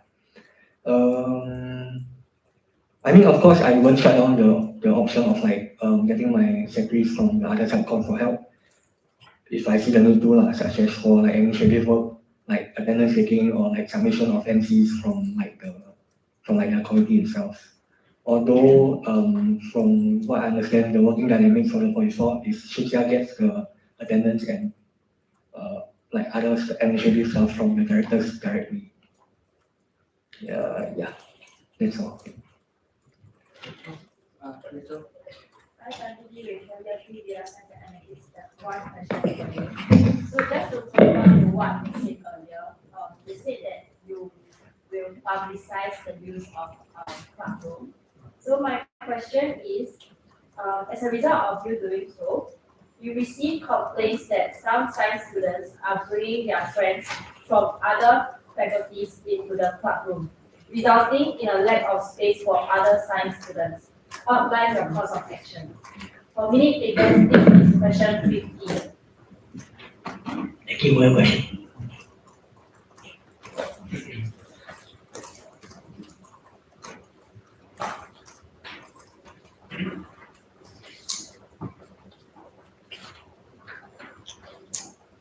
Can you repeat for me, Peter? For minute takers, this is question 15.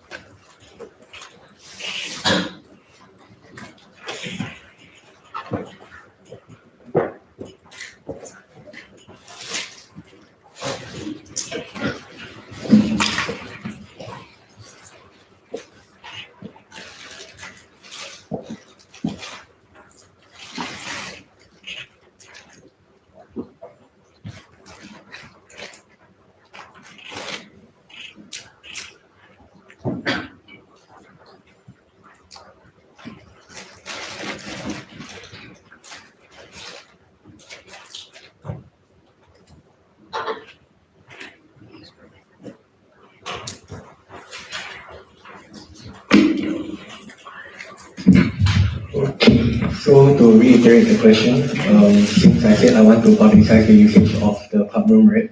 And as a result of that, I received a lot of complaints from the students of science that other students from other faculty are coming in to the room to use and end up we have no space. Okay, so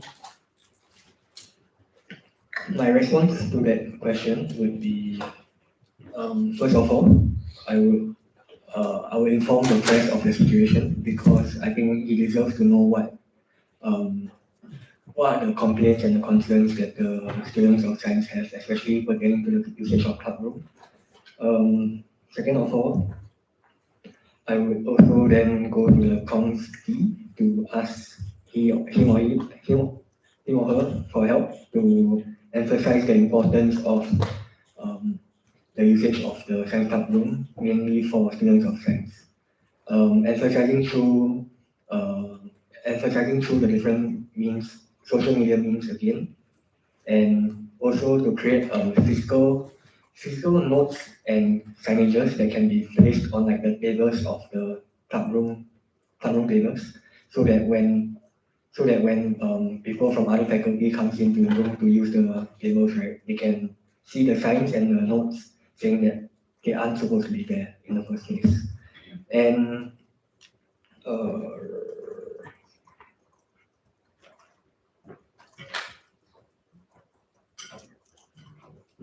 and also I feel that since there'll be a member of the MC on duty at any one time during the operating hours of the club room, right? The MC on duty has the responsibility to enforce the rule that is set out so that such situations won't happen. And an example of a rule can be like, oh, if if you bring your friends that are not from the Faculty of Science, then you and your whole group has to leave the room to make space for like other science students if the room is like very packed and others are waiting for and others are wanting to use the room. Yeah, that's all for my answer.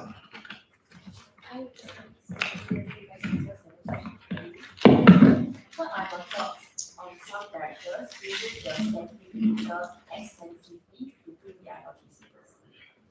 So for minute takers, what are your thoughts on some directors using the centimeter extensively to print their logistics?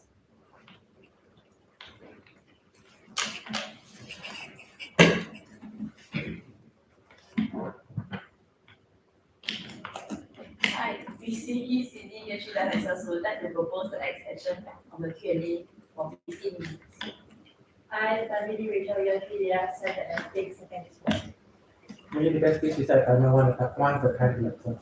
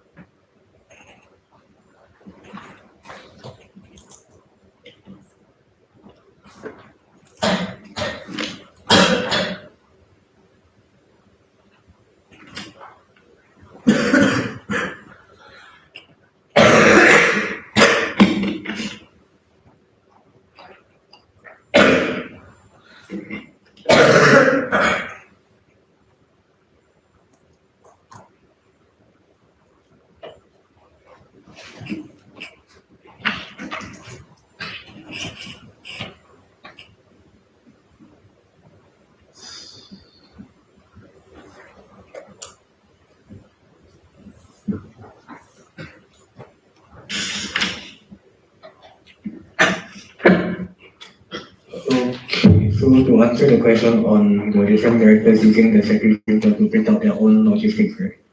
So first of all, I would like to speak to the relevant directors that need to print their stuff and understand why they need to use the secretary printer to print out like their own logistics in the first place. Is it because they have like no printer or their printer spoiled or they got no budget for like a printer? So regarding the budget thing, I can then redirect to the Honki and from there they can like work things out on whether it's possible for them to get a new printer or get another printer that can be used mainly for like printing of logistics. So I feel that the usage of secretary printer, right, should be limited to like the users that the should be limited to the usage to like the for like more for like more formal documents and events for the PCL, because using the second printer also means that like the budget for like the refilling of the ink and like the maintenance of it also comes from like the secondary budget, right? So back to being like a bit more fair to like each other's like budget. Like we should try to stick to using like their own equipment and their own stuff, like within their own committee lah. But of course, like if it's urgently needed and like they really have no other choice, then I guess it can be like a one-off thing. And but of course, without compromising like the other usage of like the secondary retail. And in the process of that, right, I will also keep like the respective VPs in the loop lah, to get him or her to understand that like their committee faces the issue of having not enough printers or like they don't have printers. And yeah, and I would also like then like to highlight to the rest of the MC members that the importance of leaving the usage of the secondary printer to only like the valid usage of the secondary printer. Yeah, thanks. Hi, Kenneth Pauline Santos, Year 3 Life Sciences, and one question for you. In a hypothetical scenario, your communications director is missing in action for the science faculty tea competition. Outline your course of action. Thanks for the question.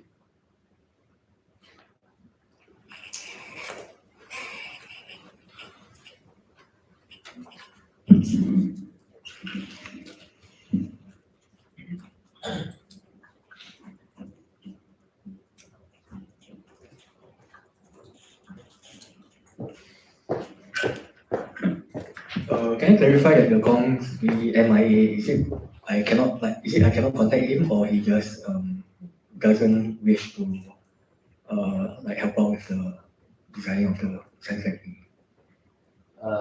You may assume that it's difficult to contact him. Okay.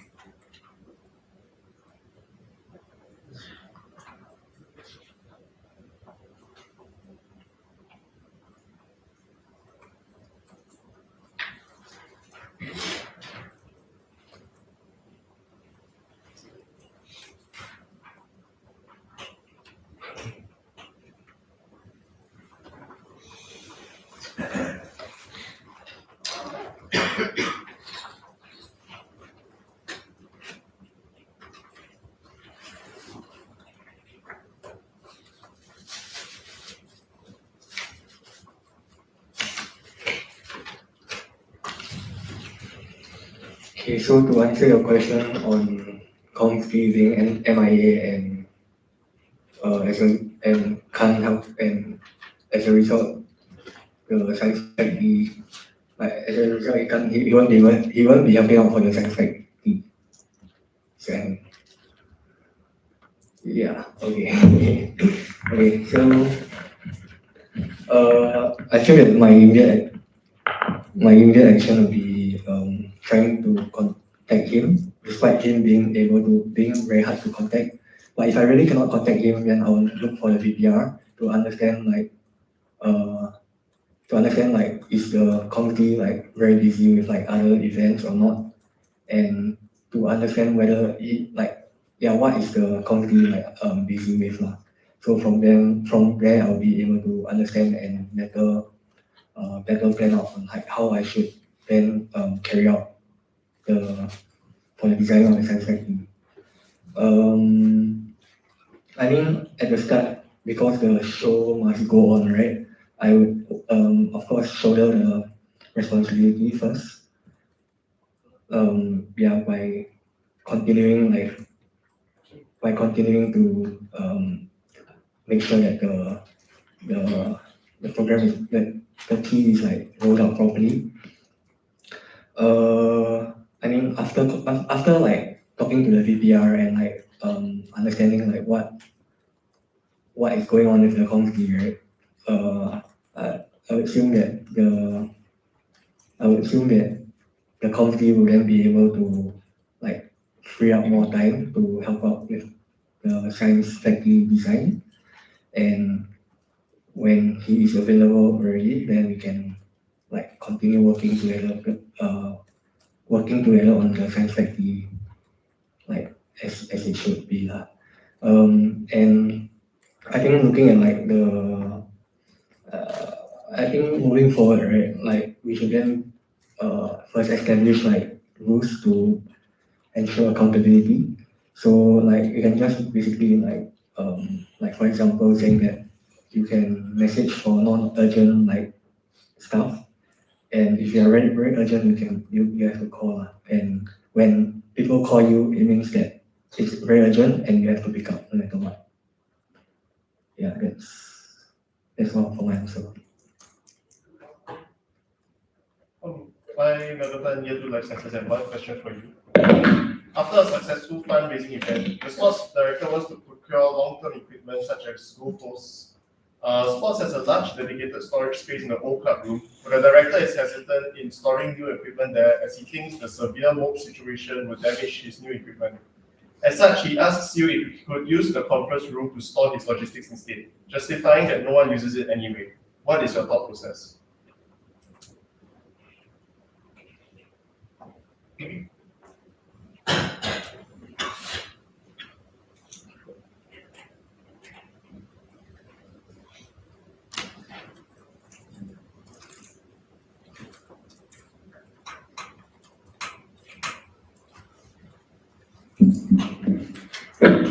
Sorry, can you get you to repeat your question again to make sure that I understand you correctly?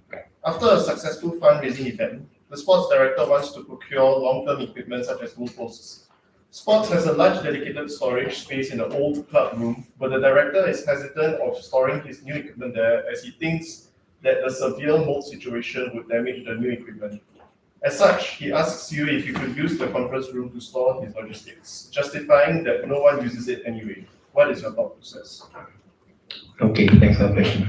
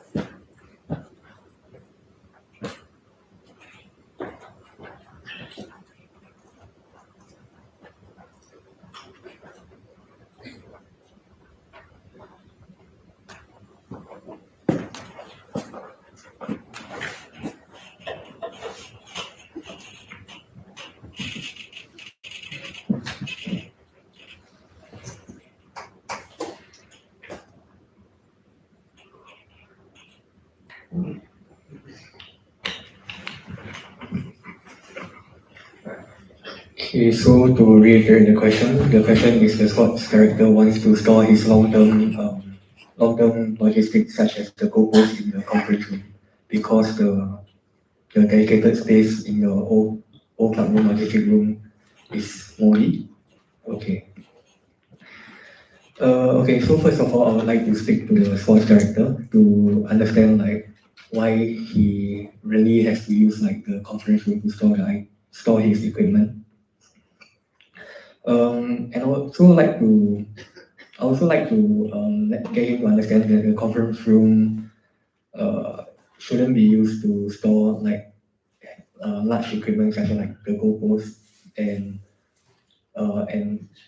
I feel that the conference room, as the name suggests, is for like conferences. Although it's been rarely used, but we should still be able to have like that room available if stuff has to be done in the second room. But although the conference rooms has been used to like store equipment, store like logistics such as like the scan goodie bags or the sound goodie bags, right? But I feel that those items are like different because they're smaller and able to like organize them properly and easier to organize them. So it's different as compared to like the sports equipment and like temporary storage of like let's say goodie bags from events. So so after I get him to understand the usage of the conference room cannot be used for his like storing of such equipment, right? I would like to because the issue of like him not being able to store in the dedicated room is like it being dirty and moldy, right? So I mean, why not we address that issue instead? So we like clean up the room and make it a better space for him to then be able to store his like equipment in his own space instead of like trying to find another alternative and not solving the problem of like why he cannot put his equipment at the room. Yeah, thank you. I have decided to communicate two questions for you. So the first question, in the club room, there's a table known as the scan table, which is considered exclusive to the scan committee. There are some subcommittees that are upset about this exclusivity. Outline your thoughts. In the club room, there is a table known as the scan table, which is considered exclusive to the scan com. There are some subcom members that are upset about this exclusivity. Outline your thoughts.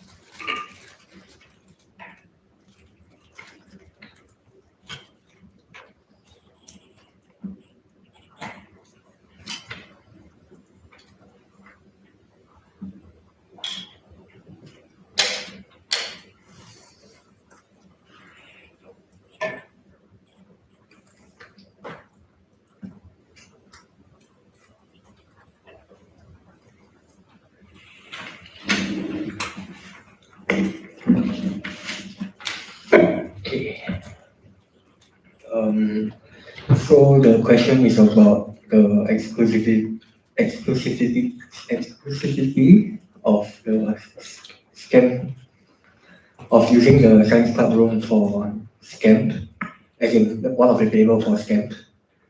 Okay, so I think the first course of action that I will do is to speak to the scam director directly to understand why is there a need to even dedicate a table for them in the first place. So if the reasons given are valid, then of course to please like the other subcom members or like reason with them using the justifications by the scam director and I believe they will all be then able to like understand if the reasons are just like justified. And I mean if the other subcoms also require like a small table or like space for themselves, of course they can come to me to justify like whether they also need like a table for themselves. And from there we can like work things out for them if like their like request is valid also. And I mean because from my knowledge, the conference rooms are not very touched, so those are like possible areas whereby the other subcoms can also um, set up camp. Like, yeah. And in the event whereby the usage of like in the event whereby the scam table is not valid and like not justified, then of course we can try to open up the table to other subcoms and other users as well. Because it's only fair for others to use the area, right? Because it's the science club room and not scan club room. Yeah, as I said, like in the future, it's like if any subcom needs to have like a space, be it temporary or like permanent, you can try to let me know and justify your reasons if it's valid and it's feasible and possible. Then of course, like why not give you a space for yourself? Yeah, thank you. So my next question will be, so in a hypothetical scenario, a director approached you to give him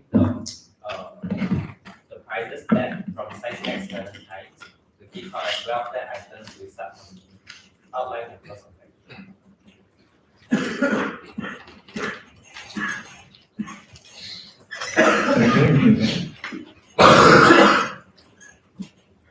Can you repeat your question?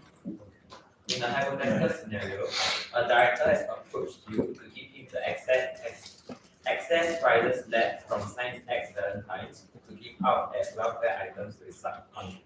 Outline the course of action.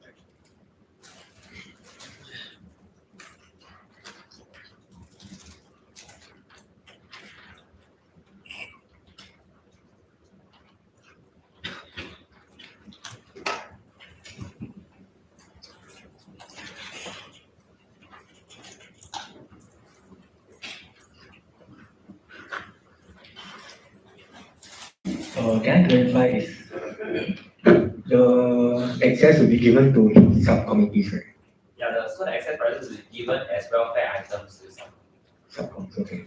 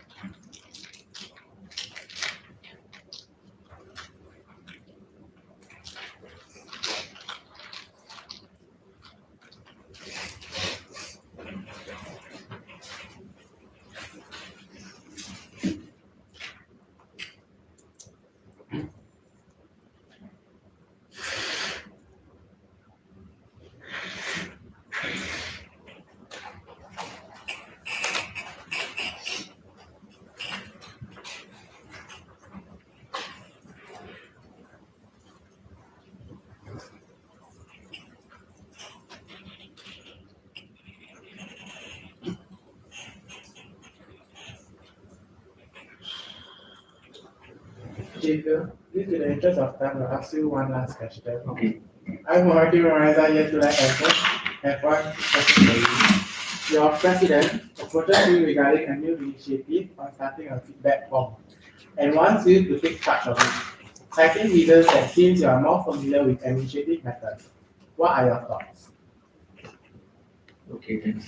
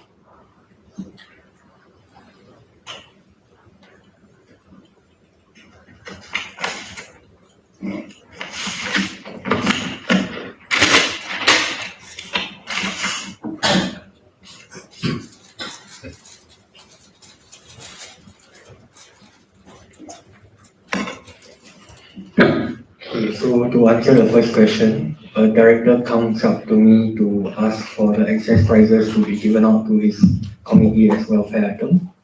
So, my answer would be no, because these prizes are from these prizes cost money, and the money comes from the students of science. So giving it to like the science, giving it specifically to the subcom members would already be like unfair, because like the purpose of the excess prizes are not free money.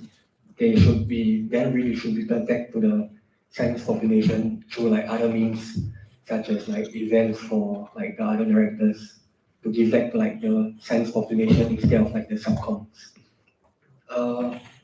I mean, of course, I would speak to the directors involved also to get the reason as to why like he or she even thought of the idea in the first place. Is it because they got not enough budget or what? Try to maybe offer them some other like viable solutions, and also get them to look back at their budgeting and to see if they should like reallocate like their budgets to uh, for them to have money to buy welfare items for their subcoms lah. Yeah, I think. Yeah, okay. So that's my answer for the first question. And for the second question, the president approached me to get me to start on the feedback forms. I feel that the idea of a feedback form is like very good, because it's efficient and effective way for us to know like how the participants feel about the events that we have conducted. But of course, I would also look at my own workload, see if the additional workload of like creating a feedback form is suitable, is possible for me to fit within my job scope. I mean, if it's possible, then of course, sure, why not? It can be done. But this feedback form should also be well looked after, like after creating the forms and after receiving the feedbacks, because what's the point of like feedbacks if you don't like follow up, right? So special care and attention has to be placed on like reviewing the forms and like conducting like reflecting on the forms and improving for future events. I mean, the idea of the feedback form should also be made known to the other members of the SCs as well, SCMCs as well, because especially mainly the directors, because these feedback forms are like for them for their events, so they should know like the existence and the importance of the feedback forms in order for them to further improve on their future events. Yeah, that's all to my answer. Thank you. Now I have a proposal to close the Q&A for normally 0 time. Still time with our portfolio of all that for 40 I, Makata Yatulasan, to close, what? I, Makata Yatulasan, propose to close the Q&A for the nominee, due to the rate from the portfolio of Orange General Secretary for the public figure of FMPT. Motion leader. I can call in Santos History Life Sciences second motion.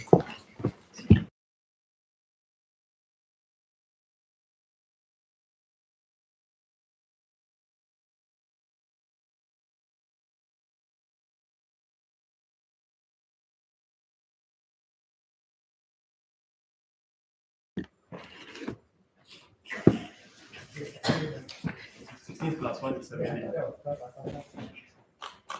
So Julius still trying to pass about confidence and other than secretary. For you keep that direction for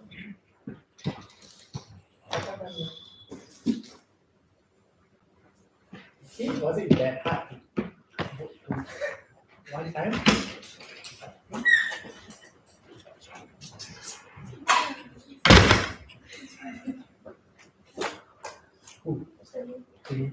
See that?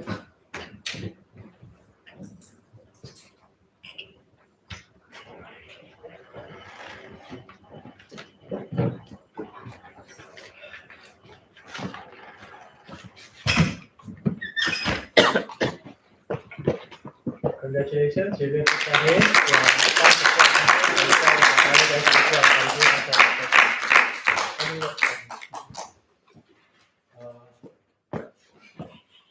I'd like to thank everyone for giving me the trust, and I hope to be able to serve you guys, serve everyone very effectively, very efficiently, and yeah, I hope to work together as well. Now I have a proposal for 15 minutes. Shit, that's not enough. We have a proposal to close the portfolio of Orange Executive Advisor Management Committee, Master. I, Makata Yatulasan, propose to close the Portfolio of Orange Secretary for public figure I can call in Santos History Life Sciences second motion. I have a proposal on Q&A page for 1340 to 1355. I, Makata Yatulasan, propose to be for 1340 to 1355. Second by motion leader. I can call in Santos History Life Sciences second motion.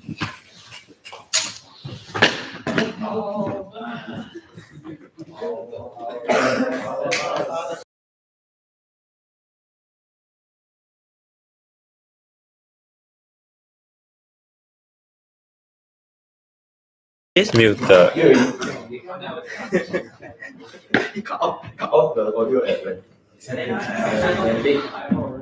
for the thing.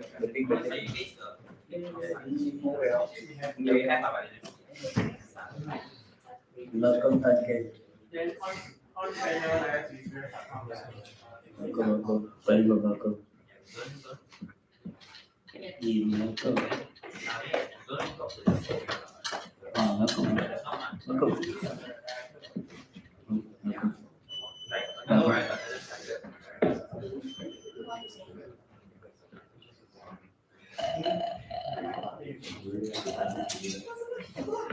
It's been taking so long.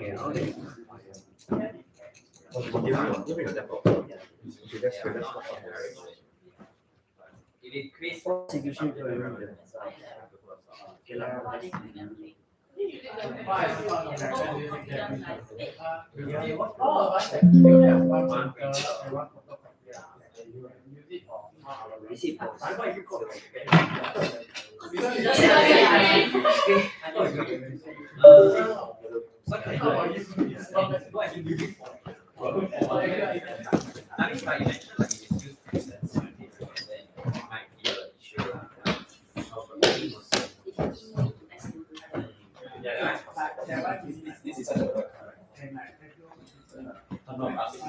Give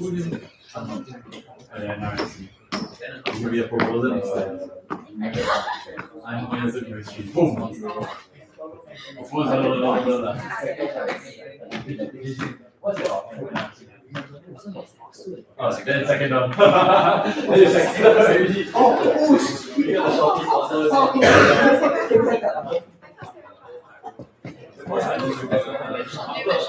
shorty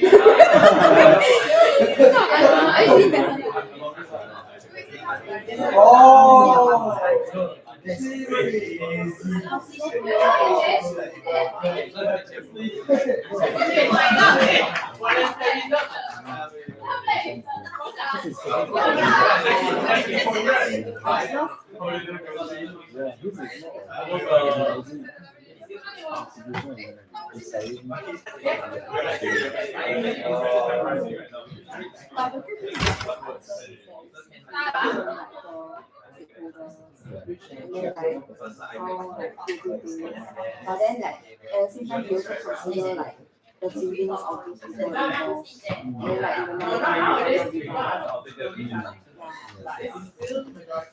not similar but wait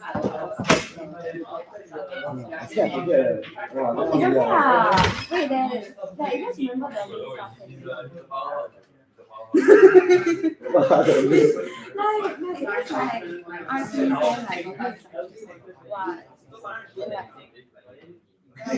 budget transfer, who we will go to, then what you should consider when you are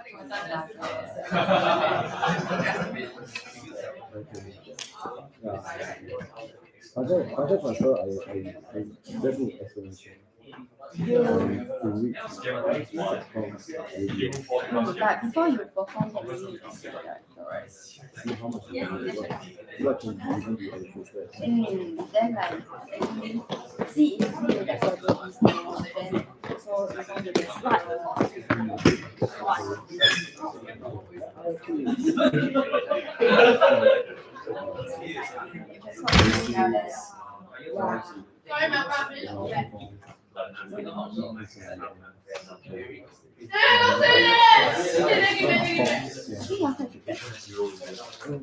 just go there, don't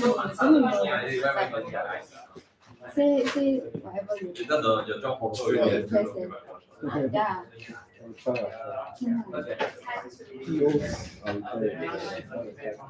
My best then after you ask me. Sorry, ma'am, I finished your lobby. What the hell?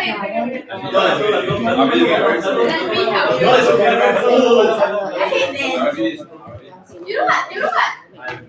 Let's drop.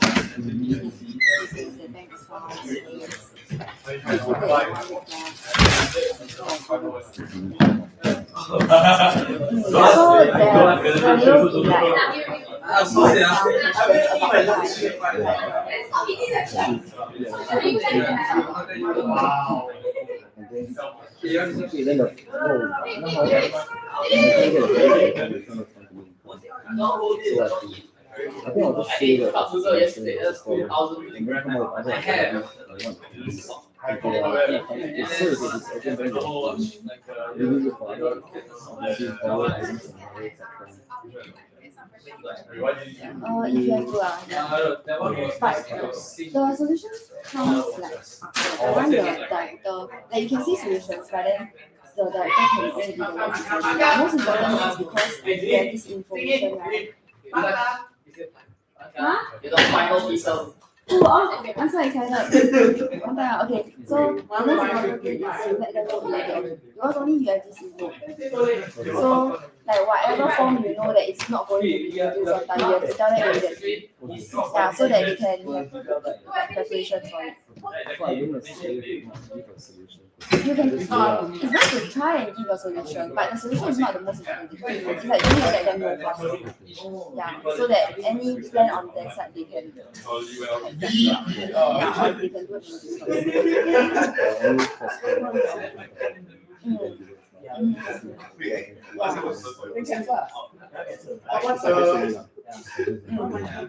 And also like the limitations of the budget, like the overall budget,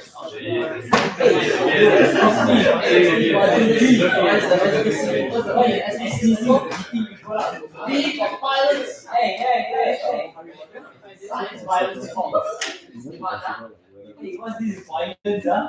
Hey, I like what happened.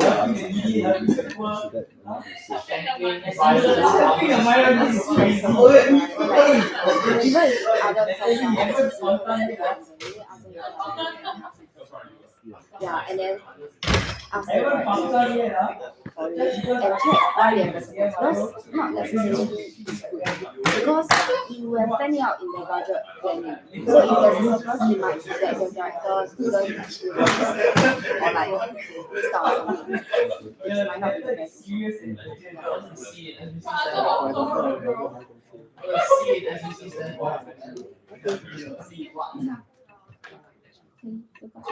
Wrong answer. 6 minutes.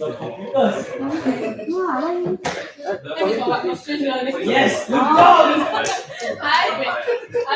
Hopefully you learn what was considered good. Yeah, it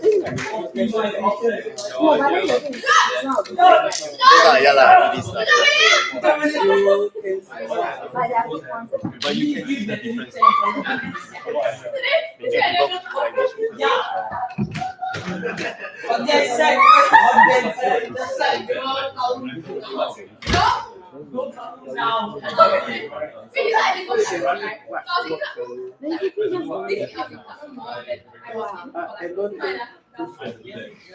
Just write down everything.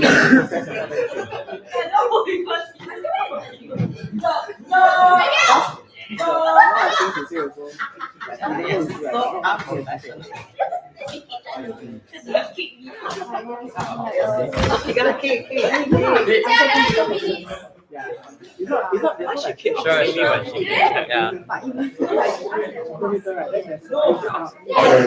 Because you're the you have a problem. Can you kick us?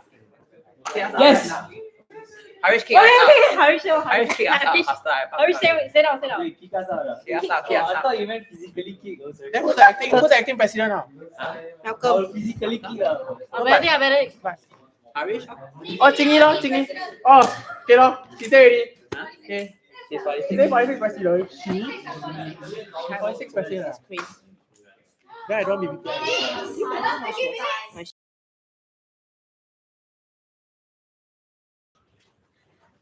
Natalie, pull your coach. May I have a proposal to resume the elections of politics? National Committee, madam. I can follow the associated by sciences second motion. May I have a proposal to open the portfolio of honorary treasurer for the Politics and National Committee, madam. I the portfolio of foreign treasurer of the Committee. May I second voice motion begin? I can follow the associated by sciences second motion. May I have a proposal to open nomination to the portfolio of honorary treasurer for the Politics and National Committee, madam. I the portfolio of foreign treasurer of the Committee. May I second voice motion begin? I can follow the associated by sciences second motion. Are there any nominations for portfolio of honorary treasurer for the Politics and National Committee? I have been able to data science analytics from the agree to just Dixon year 1 data science analytics for the portfolio of honorary treasurer for the Politics Science Commission. May I second it for this motion begin? I can follow the associated by sciences second motion. Need to test Dixon, do you accept nomination for the portfolio of honorary treasurer for the Politics and National Committee? I need to see Stevenson, year 1 data science analytics, to accept nomination for the portfolio of treasurer for the science management. Are there any more nominations for portfolio of honorary treasurer for the Politics and National Committee? Are there any more nominations for portfolio of honorary treasurer for the Politics and National Committee? Are there any more nominations for portfolio of honorary treasurer for the Politics and National Committee? As there are no more nominations, may I have a proposal to close nominations for the portfolio of honorary treasurer for the Politics and National Committee, madam? I propose to close nomination portfolio of honorary treasurer for the Politics and National Committee. May I second voice motion, William? I can follow the associated by sciences second motion. Need to test Dixon, you have 30 minutes for presentation and 45 minutes for Q&A. You may take the stage. May take us please at a timer once he starts.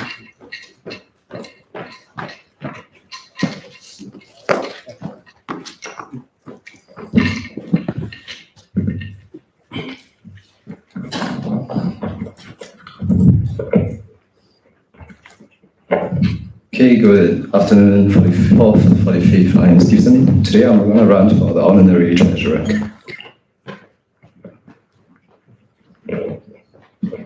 So, so to so to start off, I just wanted to introduce my support pillars. So this is my family. So in case you're wondering why do I have such a weird name, it's because of my dad. His name is Stephen. So, and my mom's name is Stephanie, so Stephen plus Stephanie, you get Stephanie, and that's my sister. And that's my dog, Simba. Okay, so a little bit about me. So I'm a year one data science analytics. So from the most left picture, you can see me trying to understand what profile I was trying to do with Epsilon Delta. And next picture is me taking German, which is, I don't really know if it's a good idea to drop HSA in SEM 1, but German's been pretty fun. And the next picture, I stay at the College of Alice and Peterson, and that's a picture of me taking the supper bus to Jalan Besar to eat Sui Chun dim sum. And the last fact about me is that I'm here running for the 45th CMC. So some important moments. So in 2023, I was born. That's considered important to me because I almost couldn't come out. I think my mom got tired. So the way that I was born was through tongs. So actually, if you would like to feel my head later, I have two dents on my head. Yeah, that's my fun fact. In 2016, I was done by MOE to play sports because later you'll get to find out what sports I play, and that's part of my past experiences.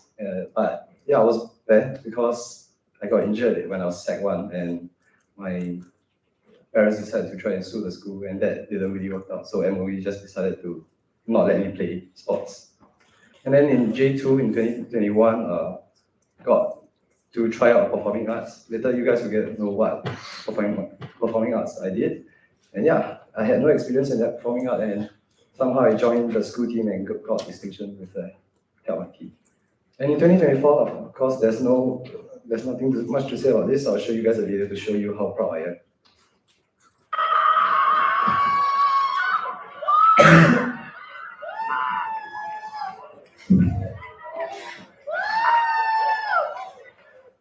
Yep, best Wingstop ever.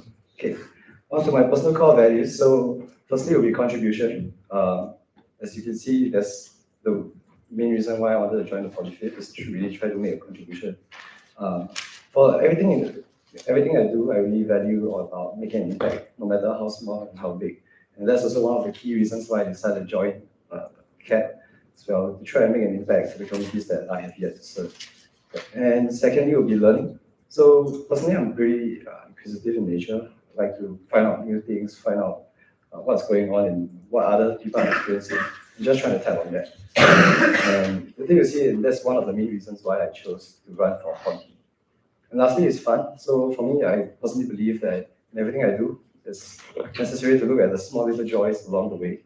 And no matter how difficult, there's always a small amount of things, tasks that I can take part in and find joy to do it. So in summary, I did this test 2 nights ago, trying to figure out what's my spirit animal. And yeah, apparently I'm a wolf. And my horoscope is I'm a Pisces. I don't really know how accurate it is, but I would just want to bring out one point, which is about blaming myself too often. I think that's something to do about. Personally, I take a lot of responsibility on myself, take a lot of effort on myself, and that's to do with like how I like to work, which is quite an individual worker. But of course, I love to work in a team as well. Yeah. So in my spare time, so this is a sport I play. I used to play softball. So from this picture here, that's me in St. Gabriel's Secondary School. I was playing a catcher, and I was preparing for CDs. But then, yeah, I got injured. But recently, I got back into it, and that's over there. That's my club, the Saturday morning softball club. So try and get down to play with them every Saturday. So in my spare time, I love hanging out with my friends. So for my hobbies, I don't really have much because my friends take up so much of my time. Usually their hobbies, or no, my hobbies are their hobbies. So for example, like my secondary school friends, we were really into rock climbing at one point of time. And that was what I did. And signed up for a class pass for like 3 months. Yeah, not really worth it. Anyways, just to show you how I have fun with my friends. This is a video of me playing horror video game. Are we done? Are we done? No, let's go. Go, all the way. Now look here, get up, go back. You need to go back. Go back.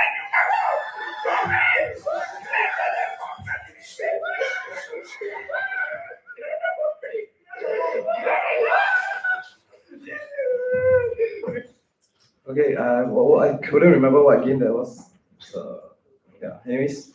So, lastly, I like talking to myself or my dog, really. It's kind of like trying to understand, like, I like to verbalize my thoughts a lot and I think I murmur a lot. And yeah, I can do that anytime, like sitting down, like just now when I was eating lunch, I was talking to myself about how good the food was. Yeah. Anyways, for my past experiences, so after I got injured in softball, I had to transfer CC, and that was when I went to National Cadet Corps Ed. And surprisingly enough, I was able to manage well. I did well enough to climb up the ranks and was even selected to join the NCC HQ as a core member. So in the NCC, for those that do not know, there is this thing called freestyle drills. So you might have remembered that NCC, there are people who like performing or perform military drills and those kind of performances. So I took part in that. Was fortunate enough to be selected to join the exco in the HQ and did a lot of planning in the training department. And was also fortunate enough to be one of the judges for the competitions. Okay. And yeah, my JC experience, I was in modern dance for my performing arts. Yeah, that's my SYF team. So a bit more about this, why this is one of my important moments is because I think it was the first time I experienced like imposter syndrome.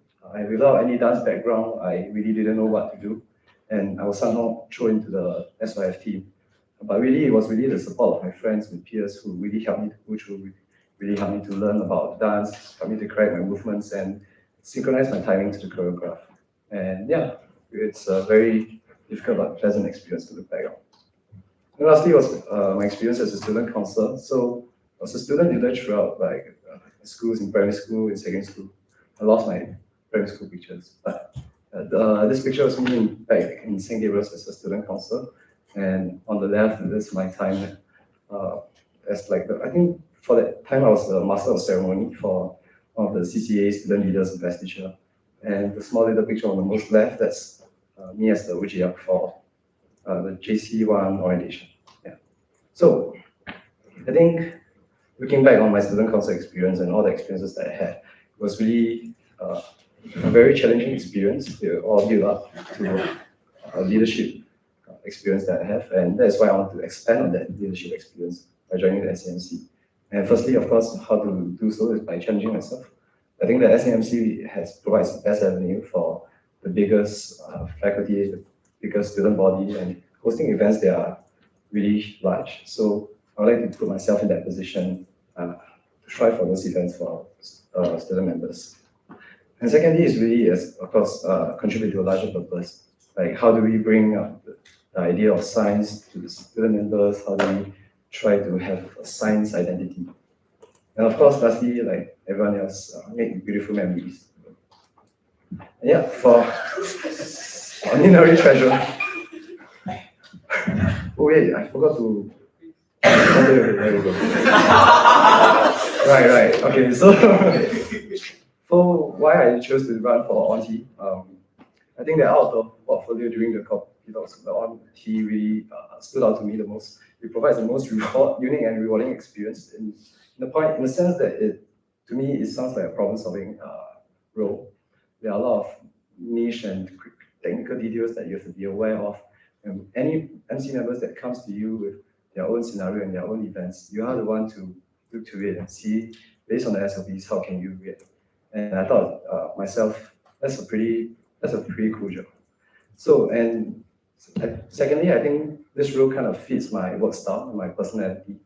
So my leadership is more of a consultative one. I like to, but at the same time, I'm an independent worker. And what I mean by that is that I like the roles and duties that are assigned to me, done by me. Not so much to try and like collaborate your time with others and see whether we can work this out. So that's what I mean by independent worker. But of course, I definitely love to work in a team. on the bigger picture for bigger events, of course, I think after finishing my administrative duties, there are a lot of collaboration that I like to do as well. So yeah, and that brings me to my vision, which is smooth operations through family culture. And how I aim to do this. So firstly, for the first part about smooth operations, is regarding SOPs. So how do I do that? It's by following the SOPs strictly, knowing that the SDO and the OFN has a certain way of doing things, and I intend to keep to it. Intend to keep to the format, the familiarity of how we operate. And secondly, also by setting out my own SOPs to the SC members and to the subcoms, to the directors. So for example, about how I want to collect RFP forms, how there must be attachment of this receipts, and those are the strict protocols that I want to emphasize to my family. And yeah, of course, by doing so, it's not really so much of telling you, okay, these are the strict rules, but really these are more of a family rules. And what I mean by that is like a curfew. Like if you, like in the family, we tell you, okay, come back by 10. Of course, in the case that you have a traffic jam or something, you are coming late, I think there are circumstances that I have to look into. I have to evaluate each situation case by case and not just follow the strictly. Okay. And so those are my personal values and how I think the values in the team should be for me would be to have an open and positive mindset. So a lot of times I think there are a lot of rules and regulations that I have to follow from the financial side. And I hope that the team that I work with will be an open one, a positive one to understand where I'm coming from. Of course, I will help you guys as much as possible. But of course, there are some restrictions and I hope we understand. Of course, secondly will be commitment. Not just committed to the job and the roles and the vision of SAMC, but of course, commitment to each other. Commitment to each other to come down for each other events, to come out to support each other. That brings me to my last point about mutual trust and support. So my motto in life is that the measure of a person is how well they perceive being who they are. So I think all of us are our own persons. We have our own strengths and weaknesses. I think we all succeed together as individually as much as we are as a team. So bring our strengths and weaknesses to the team. I think we will be able to balance them out well and create the team that we are. Okay, and thank you.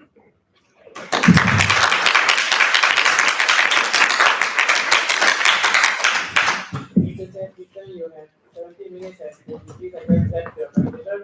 Do you share your presentation now? Yes.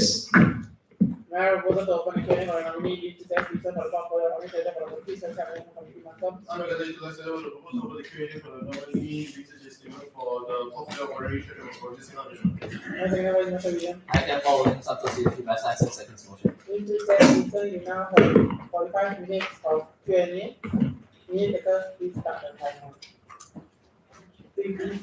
I'm using year 2 data science and analytics. I have 2 questions for you.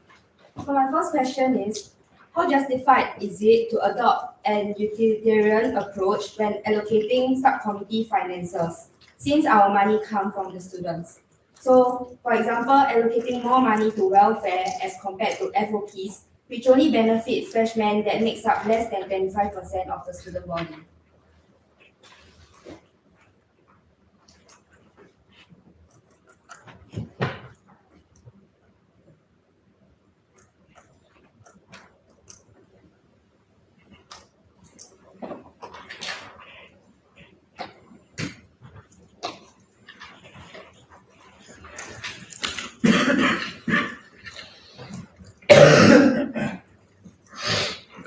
I just want to reiterate your question. So you're asking me how do I justify like my approach on trying to balance between like welfare and freshmen?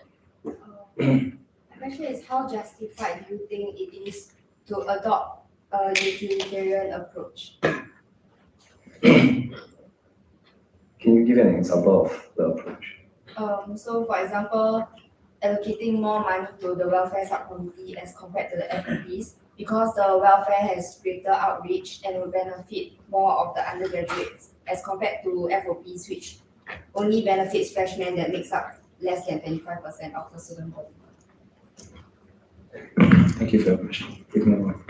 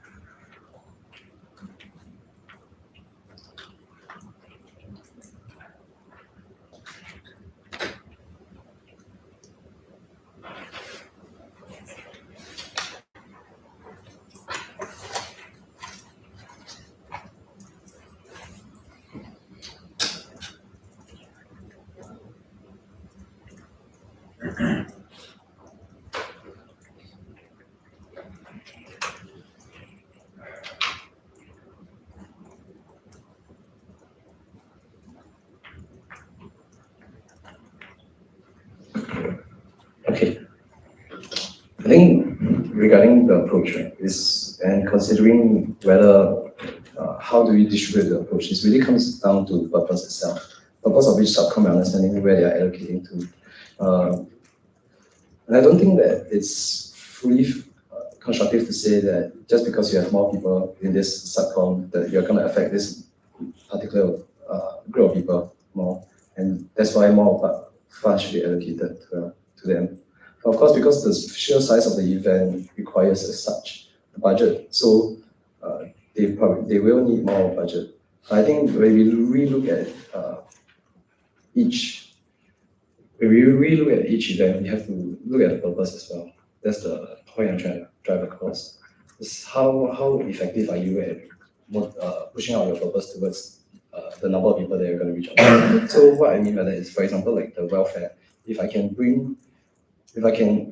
have this small amount of budget and reach out to this small group of people, but at the same time, the effect of the welfare is a lot, and it's really impactful to them. I would say it's justified to give to the welfare in that sense, as opposed to putting in so much funds to, for example, a FOP camp that may not serve its purpose best, even though they have such a great amount of students. But on a smaller scale, to the students themselves, they don't even feel the effect or the purpose of the camps that we're trying to drive across. Then, in that sense, I don't think it's justified. Okay, so for my second question, in the hypothetical scenario, the OFN decides to change their entire system of operation halfway through your term, including but not limited to the process of submitting RFPs, direct invoices, and POs. What are some challenges you might anticipate from this change, and what will you do to overcome them?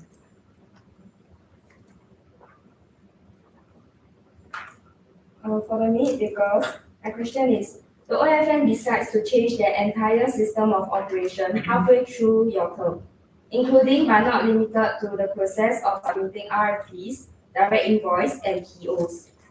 POs is purchase orders. What are some challenges you might anticipate from this change, and what will you do to overcome them?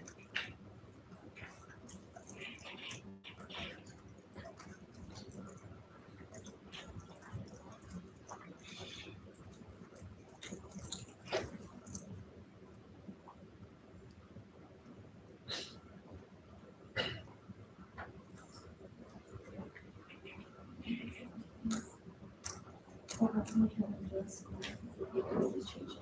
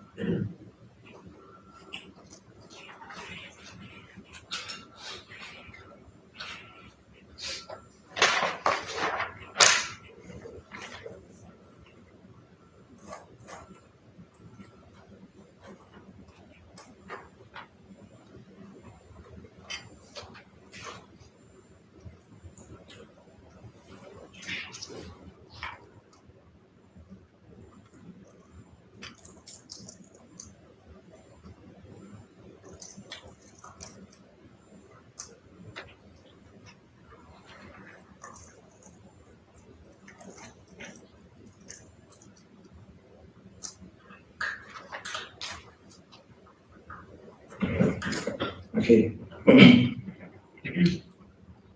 So maybe I'll just use an example to explain this. So for example, in the past where RFPs are physical or they are provided with their email through a PDF, and that's where we fill in the PDF and submit the attachments of the receipts or any invoices that are required. And usually we change the system such that we email directly to a link to a system. I think the biggest challenge with that is simply that I have no preferences, in the sense that I can't really ask the previous authority on how do I approach this, because it's a new system that I have to understand myself. And so to understand that myself, I really have to, I think, speak to the OFN. I have to seek them for guidance. I have to consult them. And I think this issue is also something I can bring to the president to let him know that these are the changes that have been made. But this wasn't done previously, and how maybe we could figure it out together. Maybe we could ask NUSU, FinSec for assistance, since probably this adjustments in the payment form is not just to Science Club, but to NUS entirely. So I think reaching out to NUSU FinSec, there will be a better clearance, a better guidance on how I could approach that. And of course, since that I think in general, trying to face any changes that OFM brings to is crucial to be adaptable, to be able to look at the situation and try and see whether it works out. I think when OFM brings changes, it's really hopefully it's definitely for the betterment, and it's kind of I'm kind of like a test red on whether it works or not. And I think it's important for me to have an open communication with them as well, to feedback whether the system works or it doesn't work. And I think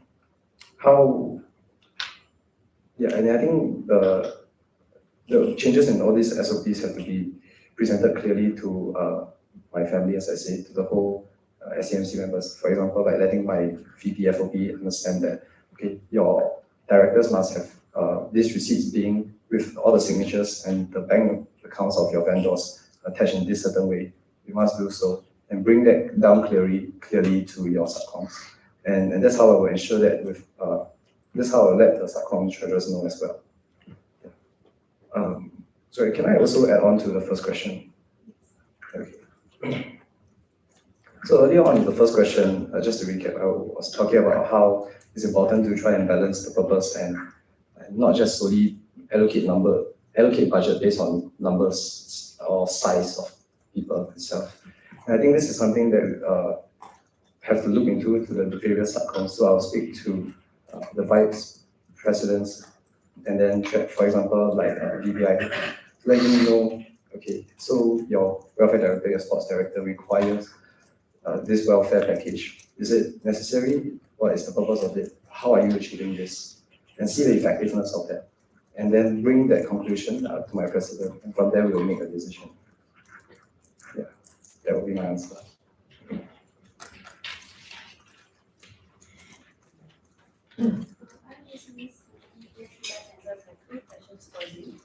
So the first question is, an event is later. However, a fast claim form has just been submitted to you. Will you outline your course of action?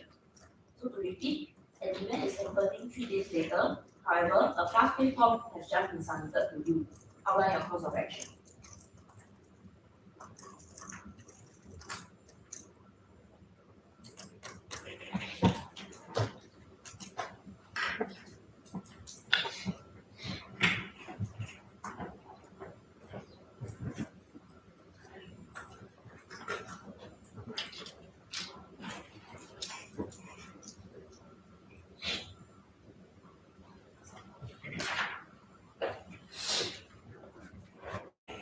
The fast pay forms, okay, sorry, can I clarify? The fast pay forms are for the event, to reimburse the events.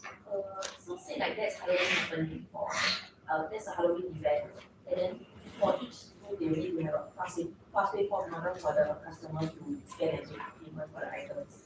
But say that really scan treasurer very last minute and they just submit to you the fast pay form to be created for the sales, like three days before the event happens.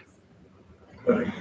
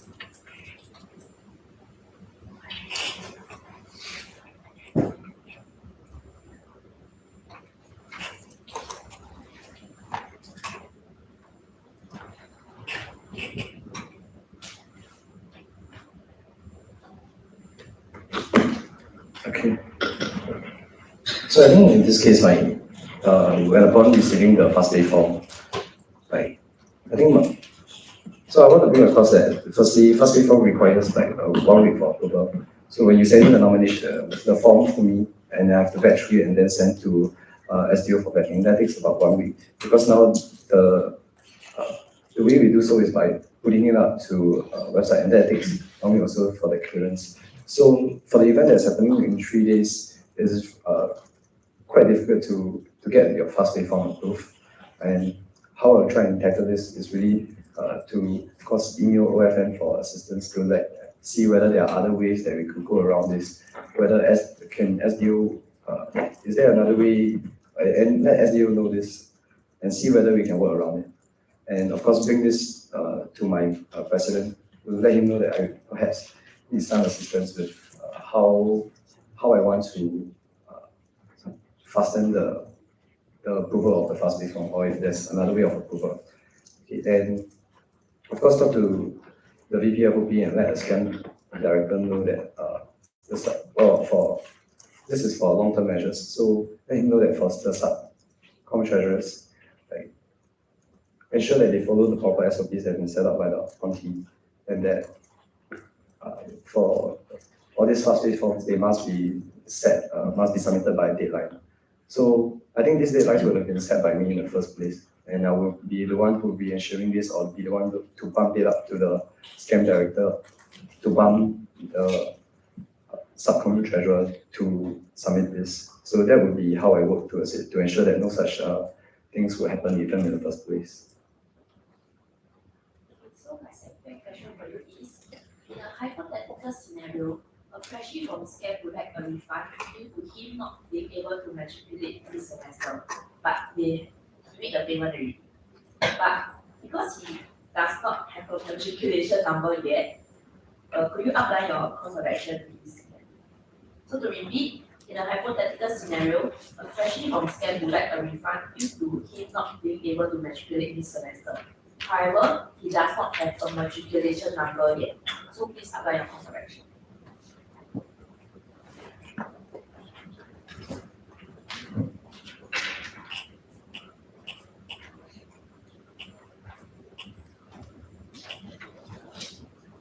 Can I assume that I can contact him? Okay.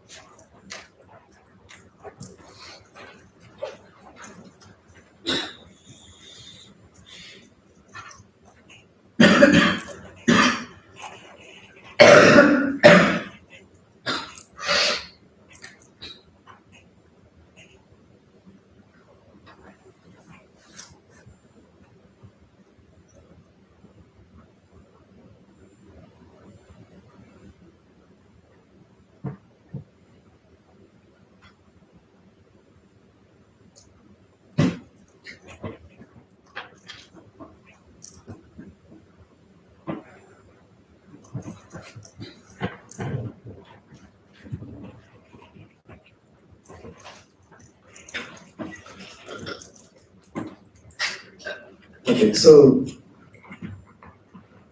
to answer your question, my immediate action would be firstly to contact him directly. So I believe when they sign up for the camp, they will be putting in their Telegram numbers in this. So I could contact him through the Telegram, or if I think it's better for me to contact him directly to let him know what is the situation. So, and to let him know that, okay, we know of your issue, we know that you are trying to ask for a refund, but you do not have a matriculation number. But no worries, things are handling at the back, and in the back end. Okay, so it can be me, or either I could go to the VPFOP to go to the SCAN director, and then from there go towards the OGL if they were to make the group chat ready, to let them know in that way. So that's the first person that I have to talk to, which is him. And then this second party that I have to talk to would be SDO and OFM, and particularly OFM, because if we cannot use the matriculation number, we have to work around it. Can we possibly use the registration number? Is there any way that we can tag him towards that bank statement transfer that he made. So depending on how the payment is made, may I clarify, it probably can't be through NUS FastPay.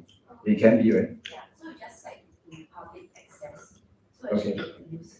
Right, so in the sense, so if they can make the payment through NUS FastPay, and that payslip, that transaction was tracked to his registration number, we can relook at that and prove that statement, prove that history to OFM and let them, hopefully we can make a refund in that sense. Yes, that's my answer.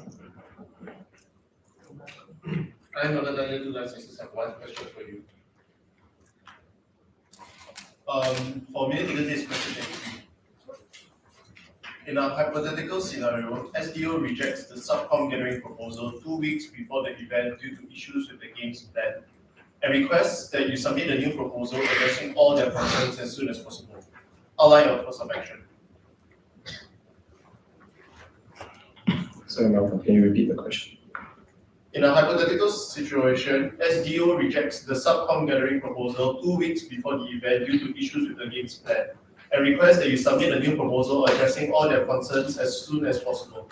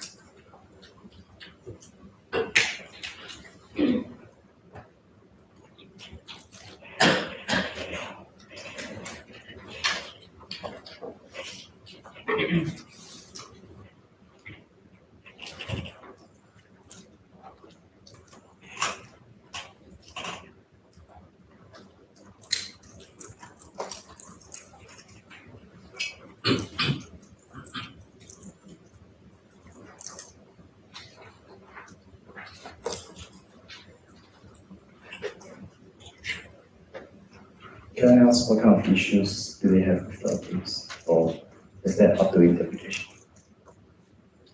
It's up to your interpretation.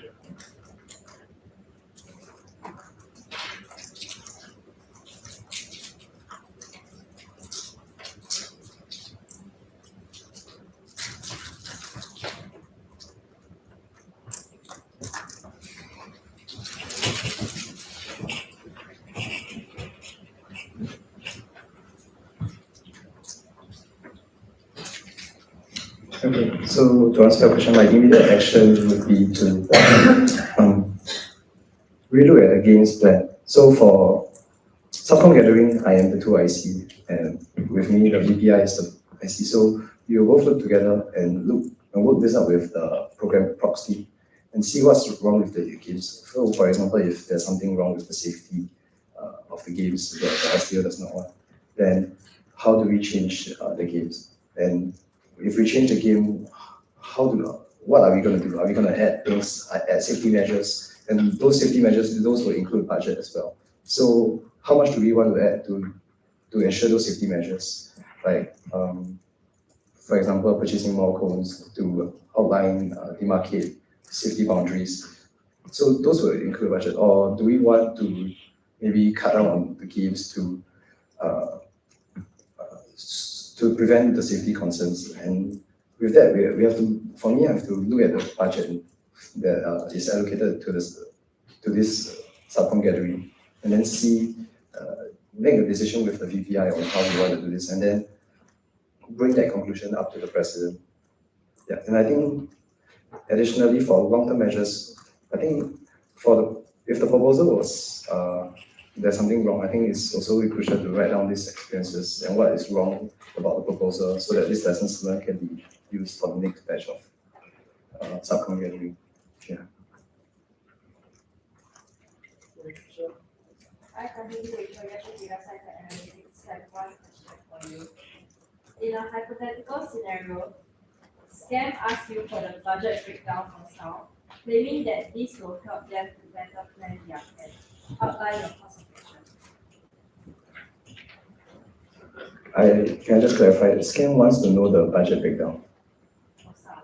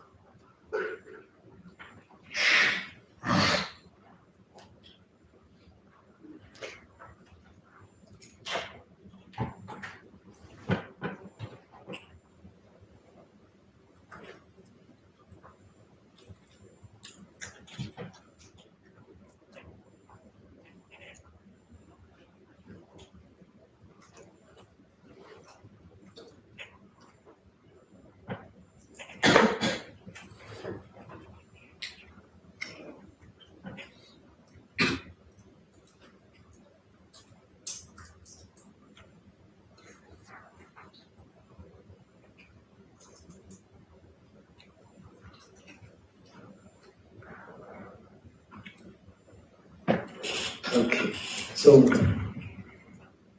I think firstly my immediate action is to let the scam director know that for financial matters, budget breakdown is sensitive. It's not something that can be shared. The only people who can know about the budget breakdown will be myself and the subcom treasurer and the president and the director. So it would be unfair for the SAL director anyways if only the scam was to know their budget, but the SAL doesn't. So, but either way, it's sensitive and it shouldn't be allowed at all. So in this case, I will approach the VP of to let him know that your scam director had given me this request and to explain the rationale behind it. Of course, I will directly speak to the scam director, let him or her know that of this restriction that we have for financial matters, as well as let the SAL director know that no worries. There was this request made by the scam director, but it's been rejected, and your financial matters are kept sensitive. And I think my long-term measure for this would really to ensure that my SOPs are stated clearly, to let everyone know that financial matters are known by me, president, and for the subcom treasurer and the director and stuff. Only those that are crucially involved in the financial matters should know what's going on with the budget. And I understand that the point for the scam would, if they want to know why, if they want to know what's with the budget breakdown for SAL, the rationale behind it will probably be trying to improve their camps or for future planning and how they're probably curious about how the breakdown will be so they can improve the planning. And I think for budget planning, the proposals have been passed down since previous batch. For scams, there has been your own proposal from your own list, from your own emails. So I think those are sufficient enough for you to refer to, and I'll bring that option for you if you require any assistance with the budget planning.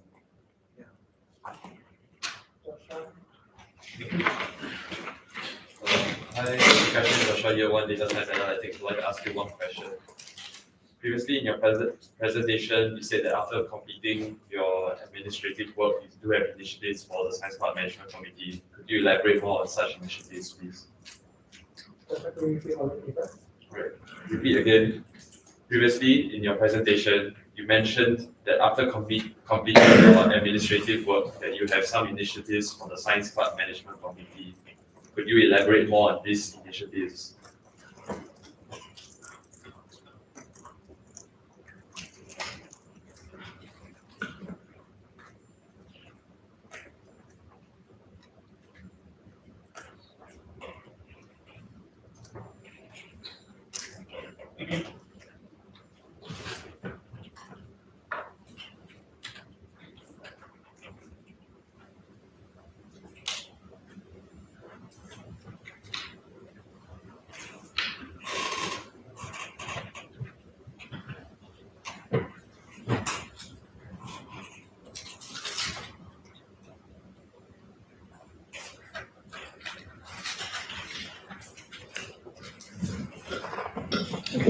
So firstly, I think for initiatives, right, these are plans and goals that I hope to achieve, but it's something that I hope to discuss with the 45th as well. I think it's an initiative that I hope that we come out together.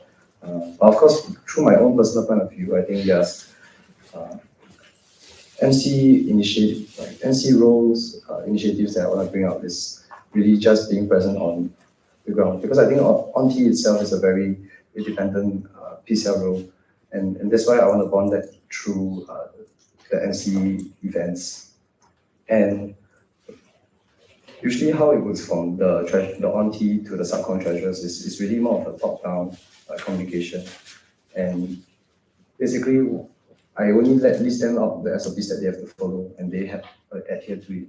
But for myself, I think in order for them to follow, there's a need for me to get closer to them instead of through the director. And I hope to achieve that just by slowly having maybe a treasurer tea session in a sense, yeah, just to get to know them. And I think through that, it's easier for them to understand perspectives of the YFN and myself and why we follow some SOPs as well. I think this would enhance the collaboration for all of us.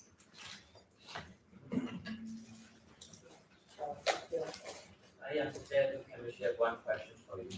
So in a hypothetical scenario, the director wishes to have a new event but does not have enough budget to make it happen. He wishes to use the other subcommittee's budget and insists that they have a surplus of funds as he discussed with them already. Outline your course of action. For Minister, this is question 51.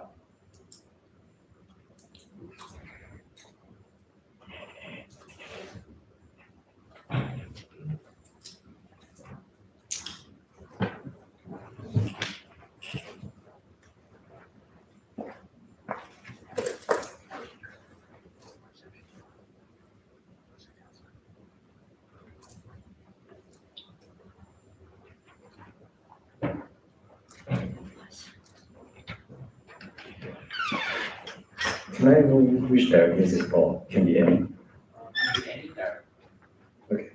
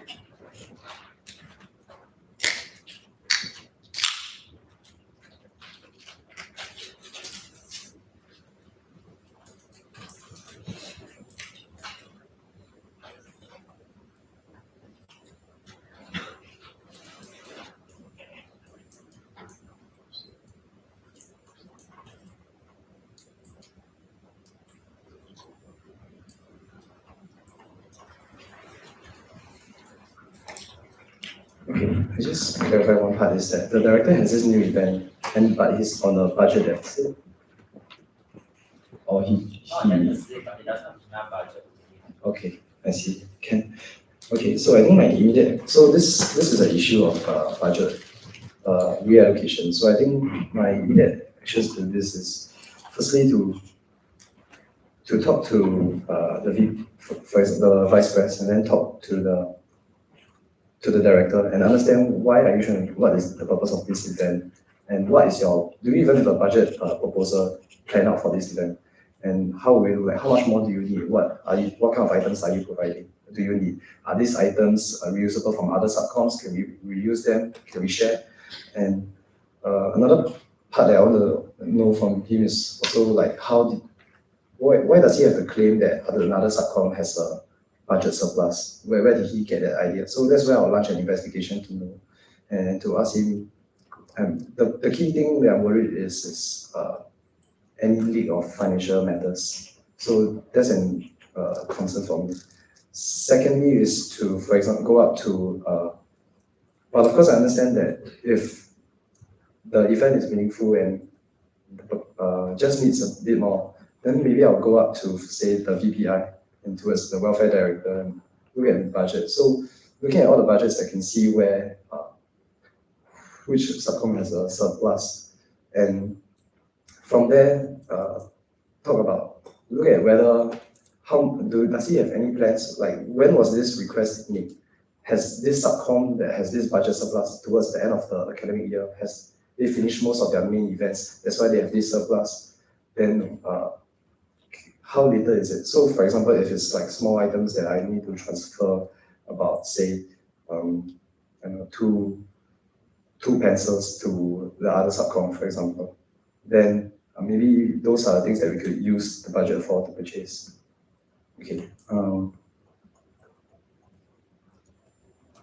I think in the end, the conclusion that we made with the vice presidents and the directors should be brought up to the president for further clarification and to understand whether this budget reallocation is really necessary.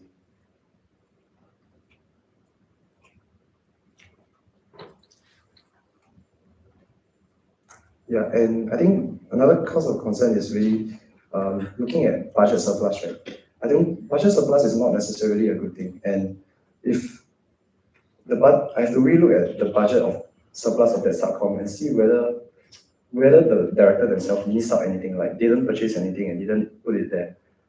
And maybe he actually needs the budget then. So those are the considerations that I would have. And after concluding the decision with the president, then I will go to the director to let him know how the decision was made. Yeah, these considerations made that the budget let's say it's true that the subcom that you mentioned has a true budget, does has a true budget surplus, but they have an event upcoming and we can't allow that because they require that budget. Leadership licenses when we propose an extension for the May for 15 years. And the regulatory license analytics and its function. Maybe guys, please, decide timer for time to let. I'm asking you to data science and analytics have two questions for you. So my first question is, the REC director complains that as REC makes multiple small purchases which cannot be billed through direct invoices to NUS, the core members have been forking out a lot of money from their own pockets within this short period of time. Outline your course of action. For the minute takers, my question is, the REC director complains that as REC makes multiple small purchases which cannot be billed through direct invoices to NUS, the REC core members have been forking out a lot of money from their pockets within this short period of time. Outline your course of action.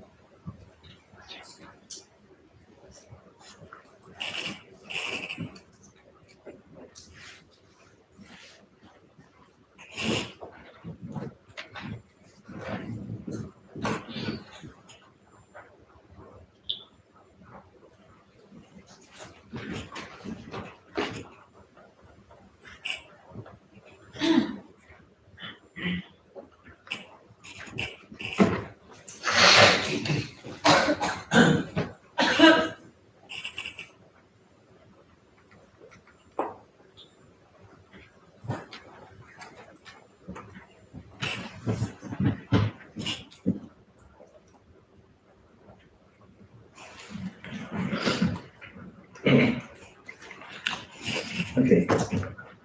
Okay, just to reiterate the question. So the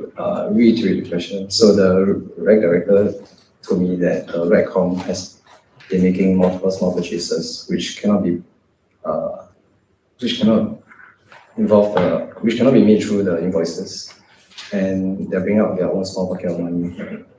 So the concern, okay. So my immediate action is nothing to talk to the VPFOP about this, to let him know that we have this issue going on about your com having to deal with small pockets of money, as well as let the reg director to reassure that to the subcom that the Honti is looking into this and we are trying to figure out a way that we can work around this, and also let the subcom treasurer try to keep track. So make it like a Excel sheet to keep track of the multiple small purchases. So what I'm trying to do is trying to like power up and make sure that all these if transactions are made and kept for, and ensure that they have attached like receipts or any pay now transactions. So make sure there's a record for all these transactions made, because it will make any other ways of working around the payment or the reimbursement a lot easier. And then with that, I will bring my concerns towards SDO, OFN, and let them know about this issue, that the students are bringing out small pockets of money and it's not the ideal situation. So what can we work around this? Perhaps off the top of my head to suggest to them of maybe having to bring that power of Excel sheet and that transactions to them and see whether they can whether that could be considered as one big purchase to them. So then and of course it's also looking at what are they even purchasing. Like if they're making small purchases, but the problem is, are they just claiming for the sake of claiming? Are they like, I don't know, trying to scam me or something? Like what are these small purchases for? Like we have to look at the items that are purchased correctly. If say there is really materials for their rep, then sure. Or are these items really valid? Could have been borrowed from another subcom. So those are the areas of consideration I look into. But in general, for the future events and long-term perspective, I think I'll lay out the scenarios and try to have a list of SOPs, like what is considered small purchases can make, whether it's necessary or not. Yeah, and all this would this kind of conclusion I'll bring up to the president and share my concerns and thoughts with him. And from there, we could come to a solution and bring that to the tech director.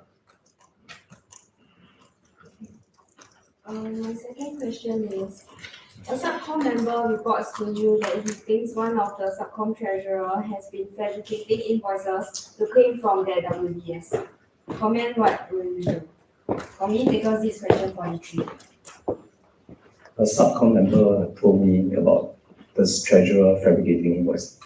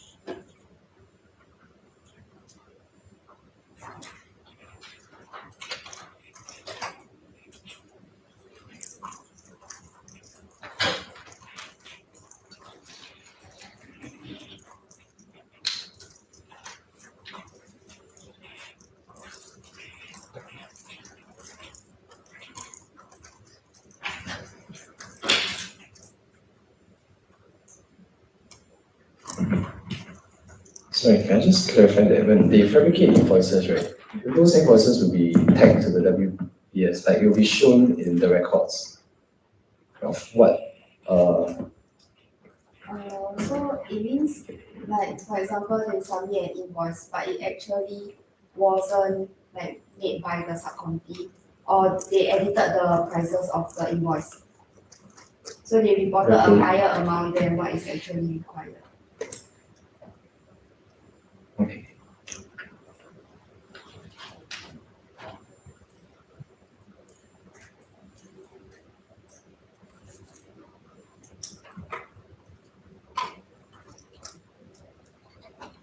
Yeah, so I think usually when to deal with fabrication, right, is and noticing like trying to spot whether there are any red flags with each invoice and each transaction is to refer back to the budget proposal that they have made earlier on, really, because those would kind of estimate the outline of it. And I think it will be, of course, easy to see the ridiculously large difference. But of course, it's the small amounts that's difficult to see. But I think essentially the general flow of how I approach this is to first talk to, for example, the VPs, to let him know that, okay, there's an issue going with uh, fabrication, we have to launch an investigation. Firstly, we don't know this is true or not because it's solely from the member, and members shouldn't know any of the financial duties that the subcom should do. So so that's a cause of concern, and so say if it's true, we will have to go through the VPI to the director and check through, so for myself, I check through like their WBS records and see each breakdown of the items that they purchase in the receipts that are tagged to it. Okay, and then bring this up to the president and then because this is an integrity issue, so if necessary, have to bring up to the president and then start his consultation on what he will have to do with that case. I think in general, I think for fabrication issues, I think there's a lot of things that I want to clarify as well. So I would probably ask like OFN or also FinSec, how do I approach this? What are the key red flags or clear signs that I can notice? And for that, form a long-term measure that I could list out in my SOP and set that tone right from the start when I introduce the SOPs to the subcom treasurers. Hi, Kevin Paul Williams Santos, Year 3 Life Sciences. Have one question for you. Suppose that in the planning of Halloween, multiple directors have complained to you about Science Club being forced to use NUS FastPay, which is slow and confusing to use. Whereas the academic societies are able to use a quicker and easier Pay Now or PayLah kind of system. The subcommittees are insisting they do the same thing as well. Outline your course of action. For the minute takers, in the planning of Halloween, multiple directors have complained about Science Club being forced to use NUS FastPay, which they remark as slow and confusing to use. Whereas the academic societies can use a quicker and easier Pay Now or PayLah kind of system. The subcommittees are insisting that they use the same system. Outline your course of action.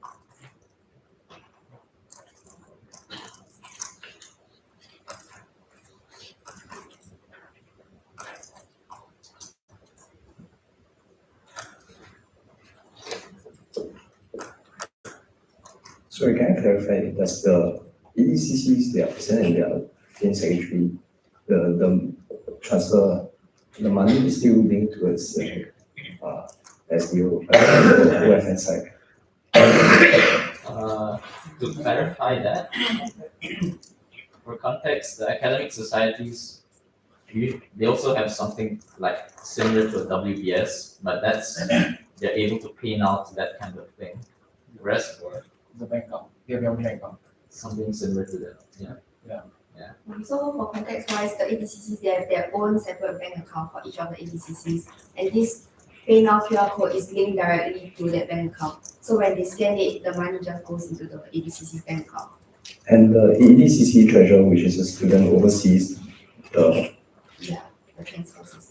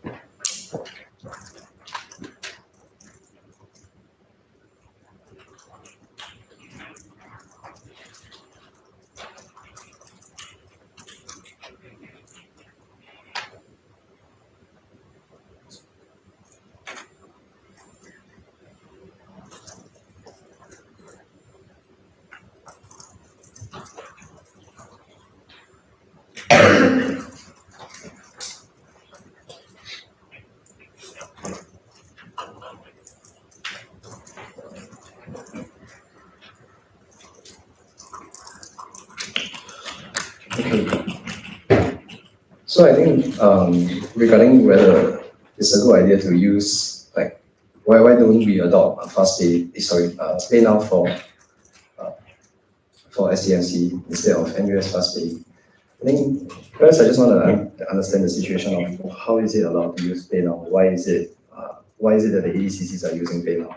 So that's something that I would ask the WEF and try and clarify, as well as ask the VPR for the contact of the ADC's FinSec to try and understand what is their situation and why they are able to do that. Could it be more of a management issue and the differences are that ADCCs have much smaller subcoms that they can manage, and it's easier and more effective for them to perform it that way. Whereas for the SCMC members, that we have so many subcoms and so many channels and levels that we require a stricter system so as to ensure the integrity of the financial transactions. So I think the situation between the ADCCs and SCMC is vastly different.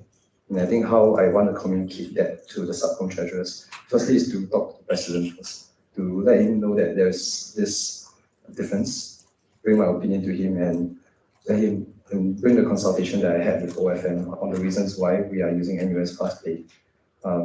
Those considerations, of course, regarding financial integrity and basically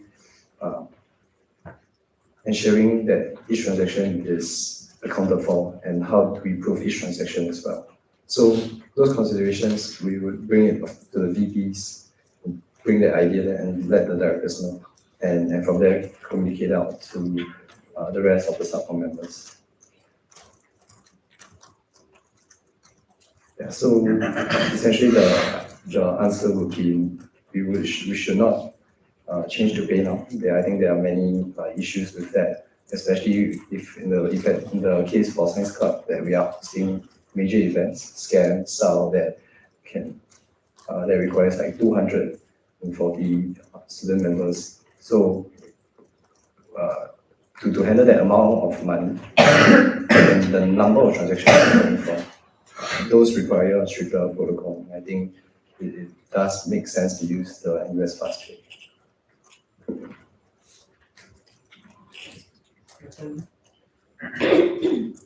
Natalie and Amelia, to Food Science and Technology, have one question for you. So this is a follow-up to William's question. So during Halloween, one of the directors feedback to you saying that transactions under $1 cannot be processed through the FastPay platform. So this has made the collection of money from purchases bought at the booth of that subcommittee very messy. And the director hopes that this problem can be rectified as soon as possible. Outline your course of action. transactions cannot be made under $1 to the NUS last Like day. it's impossible to pay through because it's less than $1. Why are they selling this less than $1? Like, for example, stickers. I see. Season 5, just to the interest of time, I'll ask you one last question. I'm working on a year 2 as I'm working for you. In a hypothetical scenario, one of the directors projected a huge cash sponsorship for the event, but failed to obtain the sponsorship due to some sponsorship agreement that the individuals of sponsorship agreement, resulting in a huge expenditure being incurred for the event. As a result, the subcom is projected to go into a deficit. What are the cost of that challenge? For me, because it's question 46.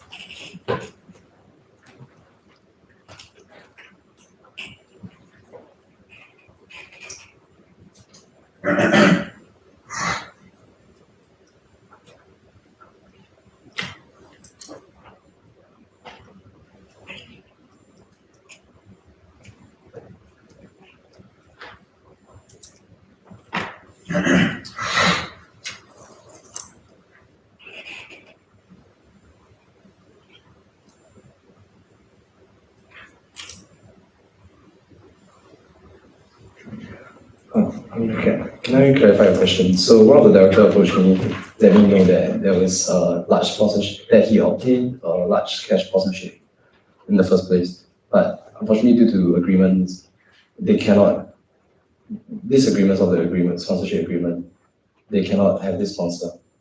So they can't take this sponsor. It's just that when they projected a huge cash sponsorship, then because of some sponsorship agreement that they cannot fulfill, then they cannot obtain the sponsorship. It's like in the budget planning, Yeah. they thought they were gonna get this sponsor. Yeah. But then in the actual they never get. or they get less than Yeah, what less is than. expected. Okay, I see.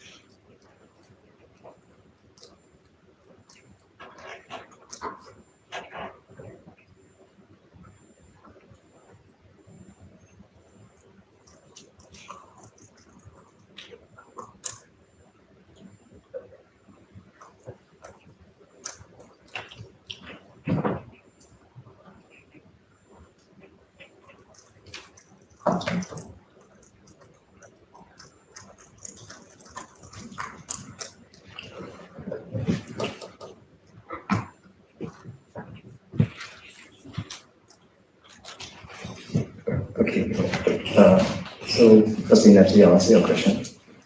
So your question about the sticker that is under $1, how can we manage the transaction since NUS last year doesn't allow for that? So I think firstly, I'll go towards the VPI and ask whether is there any way to work around this? Can he manage with you, the SBC, that can see how can we work around making the items they want to sell, can they be above $1? Can you sell them as a package, sell them together? On the other hand, I will go towards the OFN and ask them how we can work around this and see whether the transactions for the NUS Plus Day can they be counted as, for example, one-time bundle of 10, that kind of thing. And allocate that cost to that one, so call it as a one package instead.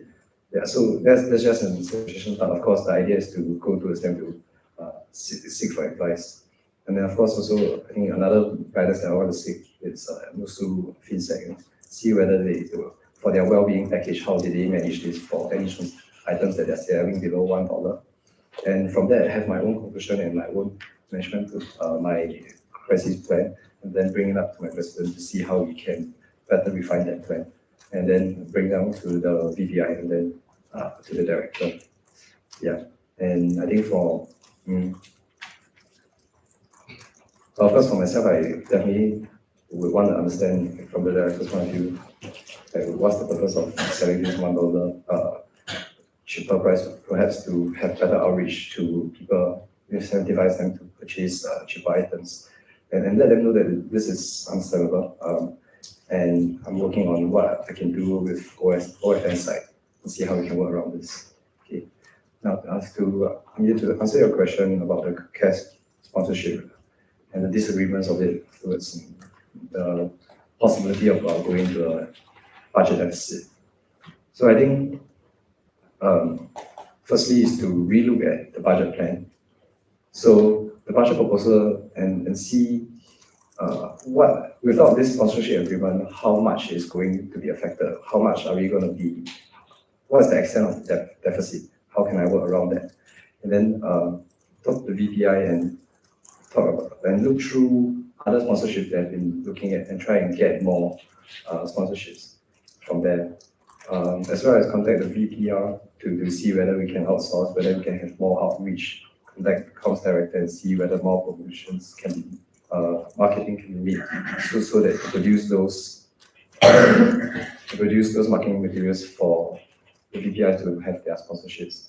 Okay, and also reach out to, for example, other subcoms like Scam or sales directors to see whether they have to look through their to see whether we can share their master list of sponsorship agreements that we can tap on and see and really look at the items that the director is facing issue with to produce using that amount of money. So for example, if it's coming up to purchase food, can we look for food sponsors? Can we look for prizes sponsors? I think those are how we're around fighting the fire against budget deficit.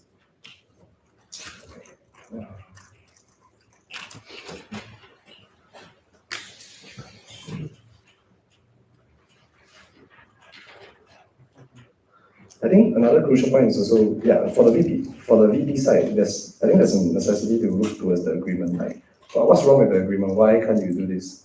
Since you probably contacted them in the first place and they already know, and you already wrote this in the budget proposal, which means you somewhat have an idea of what the agreement would look like. You would know how to work around the agreement. So why is it that you cannot fulfill it now?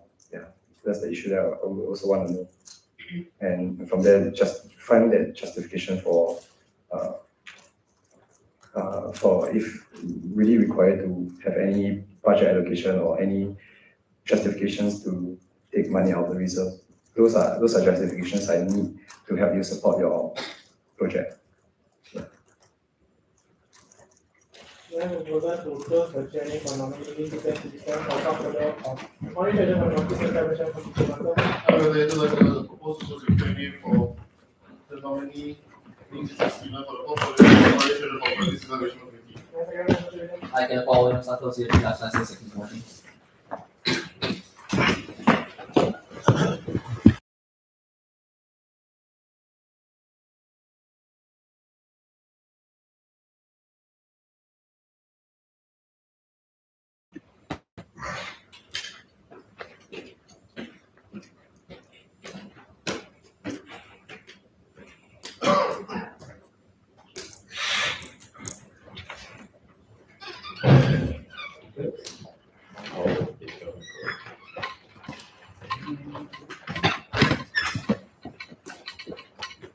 Congratulations, Mrs. Assistant, you have passed above.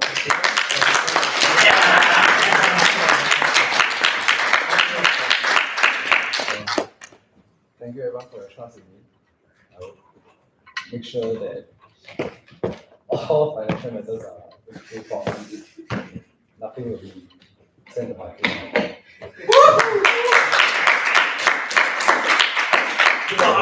Let's go! Wait. Haven't finished yet.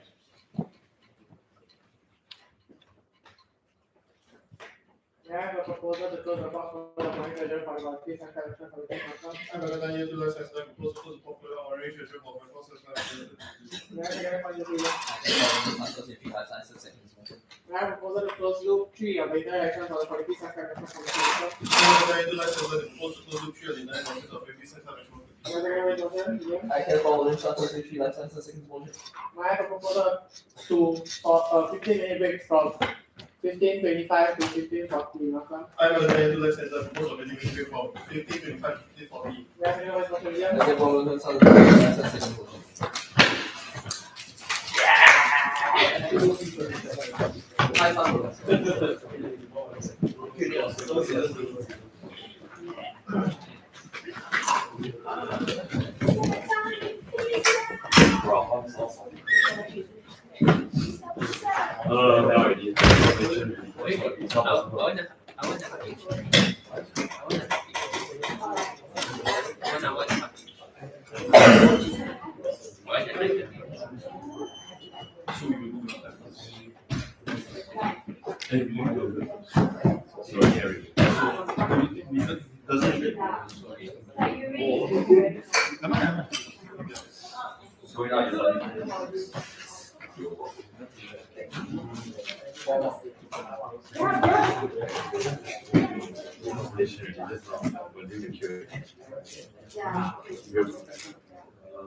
Alvin is the only one that will review. Best case scenario is the only one that does. Okay. Yeah, the last one, yeah. That's best case. That's best case scenario. Because it's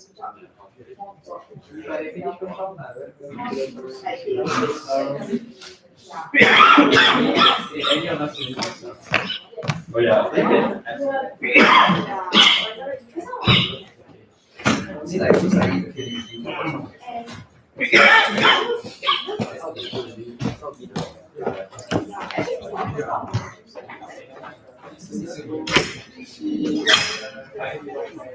each person like one it's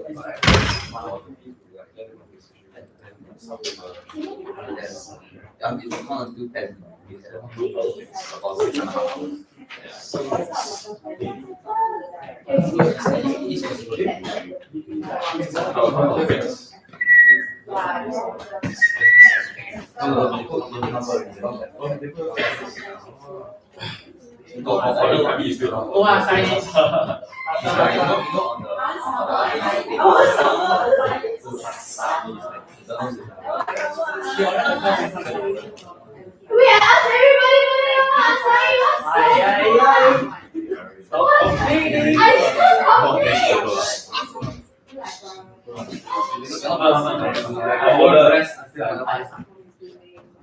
Yay! Welfare first? Order change ah? For everyone. I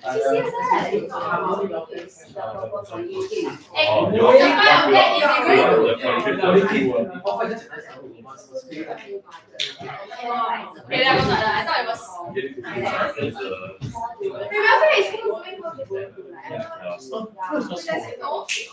by the way, I hate it when people Alright. Oh, this is the case.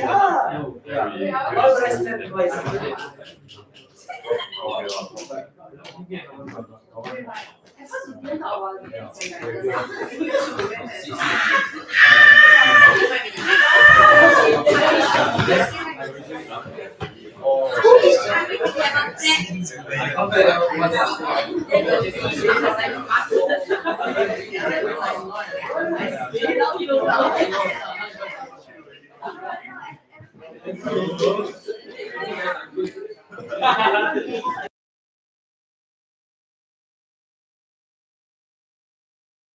can follow in Santos Year 3 Life Sciences second motion. Are there any nominations for portfolio of welfare director for the Qualities and Commission Committee? Malcolm? I, Mabata Year 2 Life Sciences, would like to nominate Aaron Chong Wen Hao for Year 1 Data Science Analytics for the portfolio of welfare director for Qualitative Science Club Management Committee. Now, second for this motion. William? I can follow in Santos Year 3 Life Sciences second motion. Aaron Chong Wen Hao, do you accept the nomination for the portfolio of welfare director for the 45th Science Club Management Committee? I, Aaron Showing Hao, Year 1 Data Science Analytics, would like to accept the nomination for the portfolio of welfare director for the 45th Science Club Management Committee. Are there any more nominations for the portfolio of welfare director for the 50th Science Club Management Committee? Are there any more nominations for the portfolio of welfare director for the 50th Science Club Management Committee?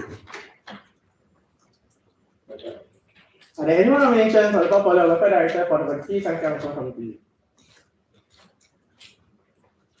As there are no more nominations, may I propose to close nominations for the portfolio of welfare director for the 50th Science Club Management Committee? Welcome. I, Mabata Year 2 Life Sciences, propose to close nominations for portfolio of welfare director for the 50th Science Club Management Committee. May I second for this motion, William? I can follow in Santos Year 3 Life Sciences second motion. Aaron Chong, how you have 20 minutes for presentation and 45 minutes for your Q&A.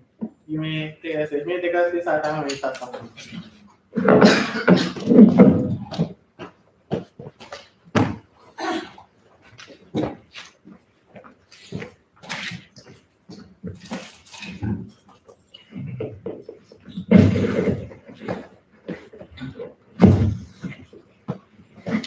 Okay, hi everyone. My name is Aaron, and I'm running for welfare director. Okay. To give a brief overview, I'll start off by telling you more about myself. Okay. Like my leadership qualities, some of my experiences. Then I'll go on to explain my vision for the 45th SCMC and my role. Okay. So these are some of my hobbies. Yeah, you see that the bird. That's Duolingo.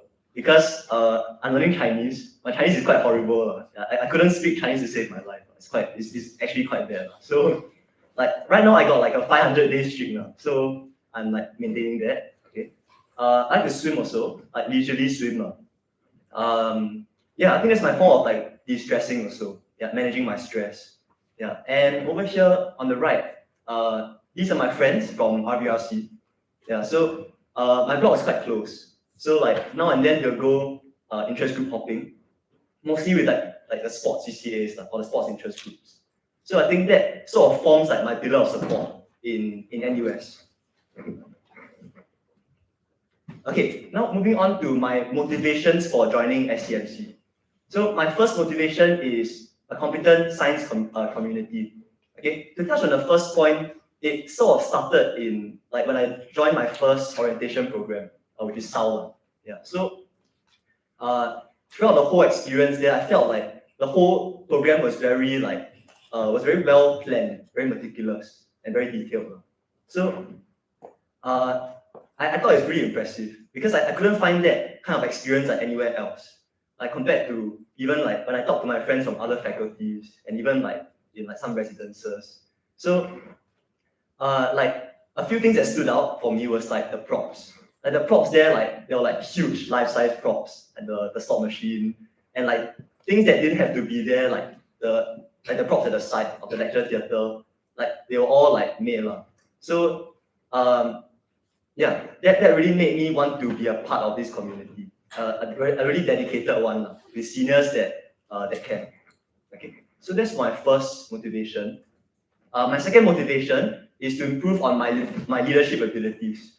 So I think it's quite a new leadership experience for me to work in NUS first of all, and second of all to work at a faculty level leadership position. Yeah, I think I can learn a lot from like the different stakeholders and also how the NUS system works. Okay. I also want to learn from my peers. I think I find that the people in science, based on my experience, are like capable people, based on like the orientation and whatnot. So not just my fellow MCs, but I want to learn from my subcommittee members as well, gaining different perspectives and improving on my own leadership ability. Okay. For my third point is giving back to science, because like the very first event that I attended was South, and I already felt like such a strong sense of belonging to science. So to me, like that's quite a blessing, and I want to pay that forward to my juniors. Okay, these are some of my leadership experiences, and I'll start from the left. So in secondary school, I was a student councillor in the Committee of Student Welfare. So just nice, running for welfare also. I got experience. So, okay. So some of my roles there were to take charge of like the student lounge. So the upkeep of it, decorating, and planning duty rosters for student lounge duties. Another big part of my role was to take charge of interacting with the student body for feedback. Yeah, so we often held like town hall sessions in like the student lounge, and on top of that, we also had physical like drop boxes for like feedback suggestions on like maybe school policies or what they wanted to see changed in the school. Yeah, so from that experience, I really learned like multiple ways of how I can like interact with the student body and get their feedback. And also that was my first taste of like a leadership role, having to balance like my studies together with a leadership position at the same time. Oh, and that was also on top of like my normal student council duties. So my responsibilities like helping out with Teachers' Day for ushering during like meet the parent sessions. So it was time consuming, and it was a good experience for me. So that is for the first experience.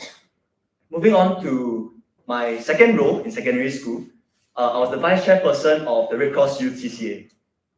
So some of my duties, actually to elaborate more on my vice chairperson role, I was the vice chairperson of special projects in my CCA.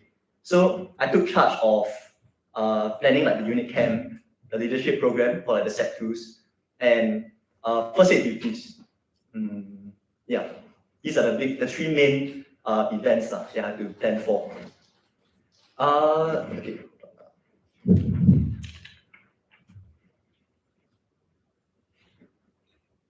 Oh yeah, and for my CCA, all the vice presidents had to specialize in a subject. So I specialized in first aid, which meant that I went for training to like HQ, and I learned the stuff first, and I'm meant to come back to teach the rest. On a side note, I think that's kind of a like sort of valuable skill here, because like from what I've seen in like orientation planning committees, like they need people who have first aid experience, people who are first aid trained. So from what I understand, I think most of us here, or almost all of us here, will go for like first aid training. But I have like real life experience, so I think I could help advise in like these areas as well.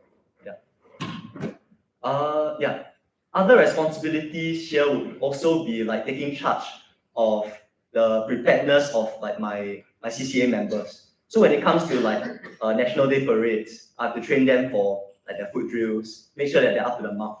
And also for like first aid duties, I need to check for like their expertise, make sure that they are well versed in like the first aid skills, and also make sure that like their prep is done properly. Logistics wise, it's quite important. Like they bring all like the necessary things, like bandages, so on and so forth. Okay. And another thing about this role here is because I was the first head specialist in like my CCA, that meant that I had to teach the teachers. So I was the vice president, and I had the first aid subject heads under me.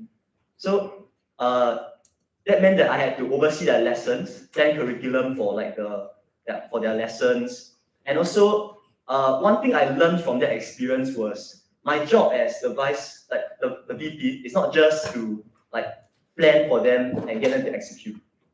I think so instead of doing that, I chose to like try my best to inspire them, try and spread the passion to them. Because let's say if I just teach them if I just do everything for them and ask them to teach whatever I want for them, then in that case, when I'm not around, maybe they'll do a slipshod job. But if I inspire them, then in that case, when I'm not around, they will act as like another brain instead of like just my hands and legs. So that is one important skill I learned about managing something like a subcommittee equivalent in this case. Oh yeah, and I think a few people here spoke about like rebellious like CCA mates. I think a lot of CCAs have that. And like, yeah, mine was no exception. We had a few people who caused a lot of attendance issues. Yeah, and I think I want to provide another perspective, another like possible solution. Yeah, from what I've learned. So we had this guy who like always skips his CCA sessions as usual, right? So but the thing is, he really likes to do like parkour, like all the climbing and like calisthenics, all the muscle ups, all those, right? So, like when I spoke to him to try and solve the solution, like try and solve the problem, like he said that he doesn't like the learning and the academic aspect of Red Cross because as part of this CCA, you have to know how to like you need to know all like the symptoms, the first aid procedures. So it's a lot of learning, a lot of theory. So instead, like he said he prefers doing more of like his interests are like parkour, calisthenics. So how I got him to attend CCA or at least like try and come more often is to create a role that appeals to his strengths. So I made him the PT head for like the unit camp and for the leadership program. And I think that encouraged him to come for more sessions. Yeah. I think that is something that that worked well, and maybe something we can use here possibly. Yeah. Okay, and for my last role, this is in JC. I was the class chairperson of my class. Yeah, if you look closely, you can see our Sec inside the photo there, our newly elected Sec. Yeah, and if you also look closely here, all of us here are wearing masks. Yeah, and it's because during my whole term as a class chairperson, it was during the COVID-19 period. So I think that really provided a quite unique experience, like leadership experience for me. Because I had to learn to be resourceful, to make do with what limited opportunities and chances we had to bond the class together. Yeah, so I think that the roles here are quite the usual roles. So I have to carry out events organized by the school, like lead my class, and also create initiatives that I want to carry out to get the class more bonded. So I think from this unique experience here, one key takeaway I had was that like some small efforts, as long as they are timely, can have big impacts as well. Yeah. So for example, for some context, right? During that period, like of my term, like you couldn't even like gather in groups of like more than 5. So you can't even like watch. Yeah, okay, like you couldn't even watch like movies or like gather in like parks, something like that. It was quite strict. So the moment like all these measures lifted, like I think a small initiative like we did was just like we held like class parties. So like we like tapao, like we took away like McDonald's together and just gathered together. That was like the first time in like how many months that we got together. A small initiative like that managed to like bond the class quite a bit. Yeah. So that's the point I'm gonna make. Yeah. And I think the same thing can be applied for welfare in terms of the welfare packs, which I will touch on later. Okay, moving on to my leadership style. So for point 1, lead by example. That is something I notice a lot about myself when I lead people. So to me, I feel leading by example is like the best way of setting expectations for like let's say in this case my subcom members. If I set rules and responsibilities for them, I need to make sure that I conform to them before I expect that of them. Okay, so for example, like despite debatably like my heavier workload as compared to my subcom members, like in that scenario, I'll still try and like go down for like the packing of like welfare packs and like do the tasks that I require them to do. Turn up for like as many events as possible that I require them to come up for, because I feel that my image as like their welfare head is important also. Yeah. It sets the tone right for everyone.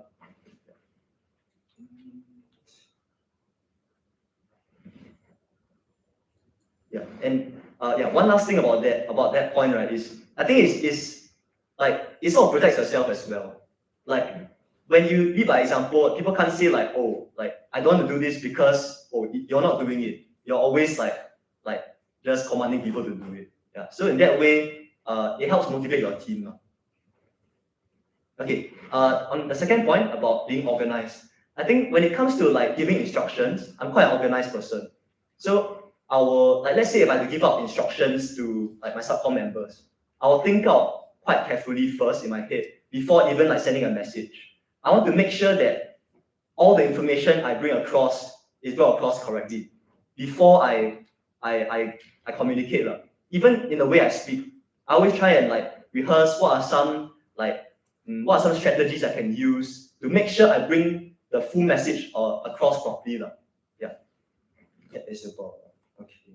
Yeah, and also like when let's say if there are changes to like a proposal or a plan, yeah, I see the importance of like meeting minutes. So be it I take it down myself and organize the information, or I get someone to do it. I find that when having discussions, it's good to conclude by sending like a detailed itemized list of what was discussed. To me, I see a lot of value in that. Okay, and for my third point on open-mindedness, so I feel that it's quite important to look at the different perspectives of people. So as a leader, I'm against saying that like, oh, my idea is always the right idea. I don't like to insist on my way being the right way. I always like to consult like my peers, my subcommittee members before I make decisions. Yeah, and I think by doing so, like that will make people feel included. Yeah, and that is also one way like we will strengthen our bond as a community. Okay, yeah, that's about. Okay, and last but not least, my vision for as welfare director. Okay, so for the first one, my first vision is to plan something that everyone can look forward to. So what I mean by that is, okay, for the first group of people, for sure there will be people that like always participate in activities. There's always that group of people within the science faculty that always want to come for science activities, and they always like sign up for events. So I want to make sure that I plan enough like novel and exciting events, which I'll touch on later on. Okay, but there's also a group of people that are like busy, that have like other commitments outside of science, and maybe they don't necessarily want to commit so much, like signing up for events, signing up for different like welfare events and workshops. So my plan to address that is to like do like giveaways, things that don't require too much effort on their part. So they can just come down and still reap the benefits. Something like I see myself as like a behind the scenes worker.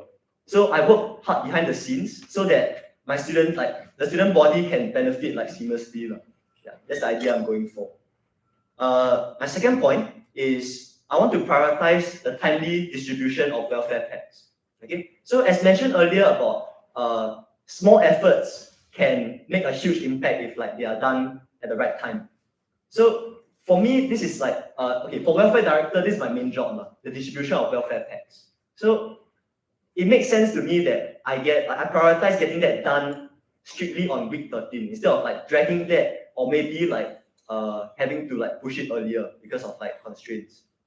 So I'll prioritize that. I'll prioritize that over maybe let's say some other commitments. Okay, yeah. Now my third point on novel events. So I feel that there are a lot of organizing bodies for welfare. So there's like PSS, there's the SDO welfare team, and then there's us. So at times there might be event fatigue. Like there's too many events flooding in. People want to and people go for too many events, and they like start to like lose interest. So my way to sort of combat this is to come up with novel events. So like more special events. And I think we can look at maybe like even previous year proposals to look for ideas. As long as they are novel to the student community as long as they have not been carried out yet, as long as they are deemed feasible, I think we can try and carry them out. And to make this feasible, right, I plan to recruit a strong marketing team from the get-go. So from subcom recruitments, I'm looking out for a strong marketing team, a team that can help me secure sponsors so that we can make these novel events feasible. Yeah. And also, I think point 4 is sort of joined to point 3. We can collab with the wellness team on the SDO. From what I understand, the wellness team in SDO, they have a strong budget now. And what they are lacking in is manpower and knowledge on the ground. So like the students' preferences, which is something that we can fill. So by collaborating with the wellness team from SDO, we are able to plan more novel events because we have the budget too, and we'll be helping them out. We're maximizing their budget, maximizing our manpower, and also, just making use of our knowledge on the ground.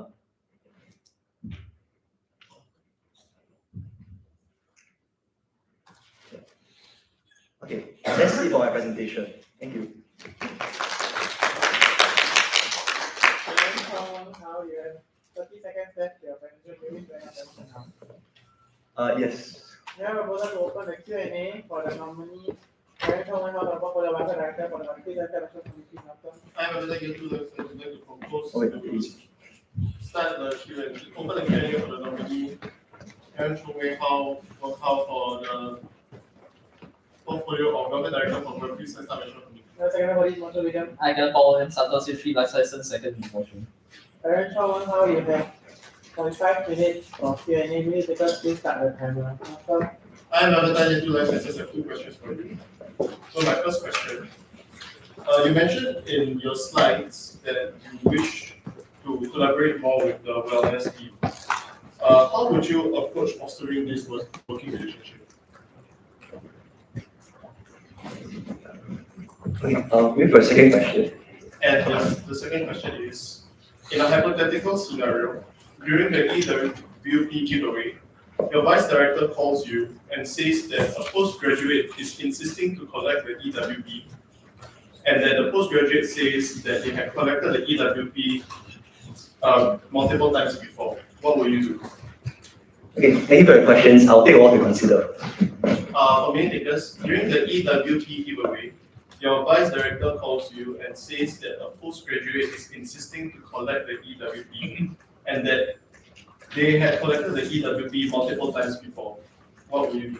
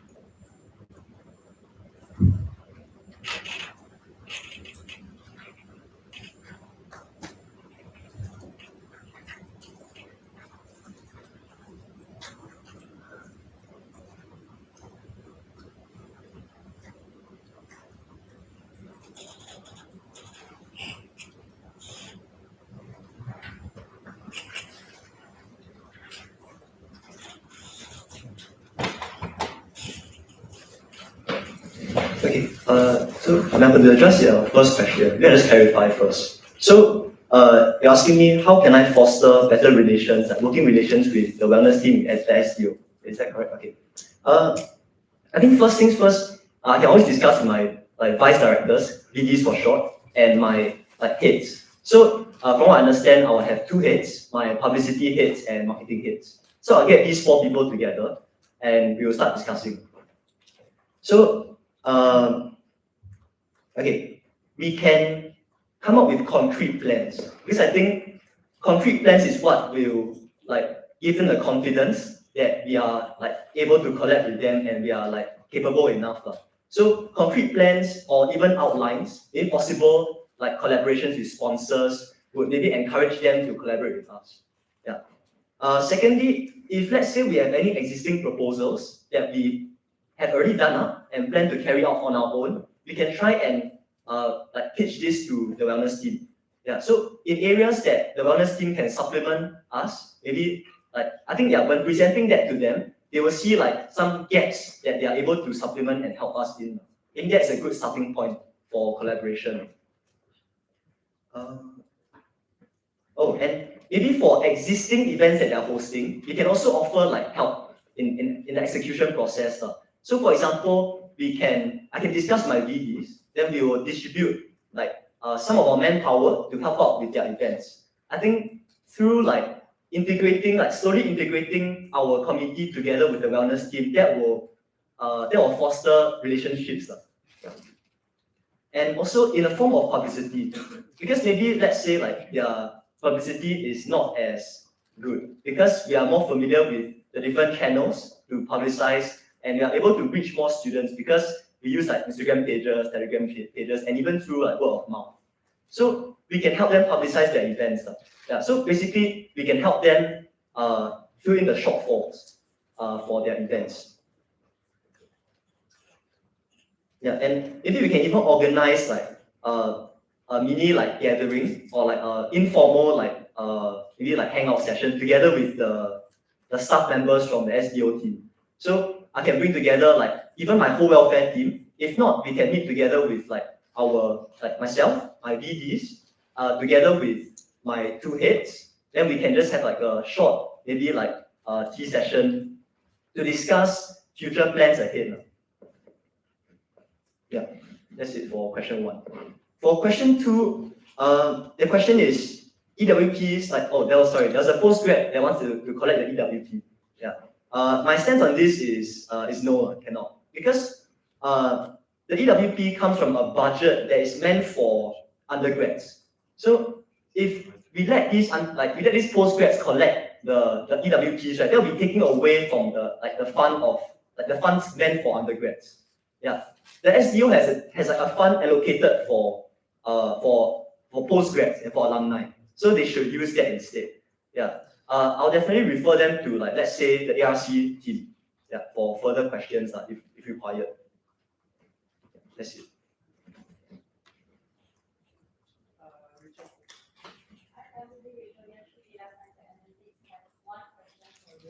So in your presentation, you mentioned that you would like to have a strong marketing team. So my question is, how do you go about that during support with recruitment?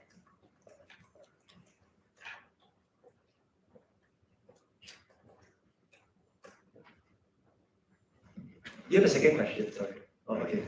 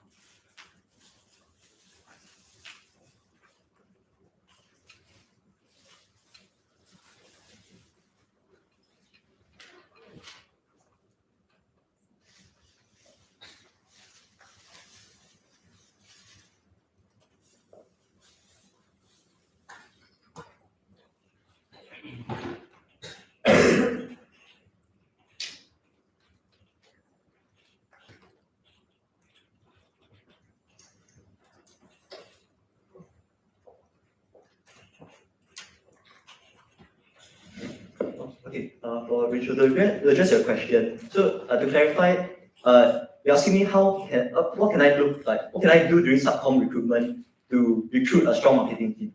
Okay. To address that question, I think I can maybe start off by looking out for like my VDs and for my marketing head first. I can secure like a strong top so to assist me in like the recruitment. Okay. And I think in this area I can look to like seniors and other communities that have done it before. So I'll look for Malcolm for sure because he has experience doing this, and from what I've spoken to him, like he has quite a strong marketing team.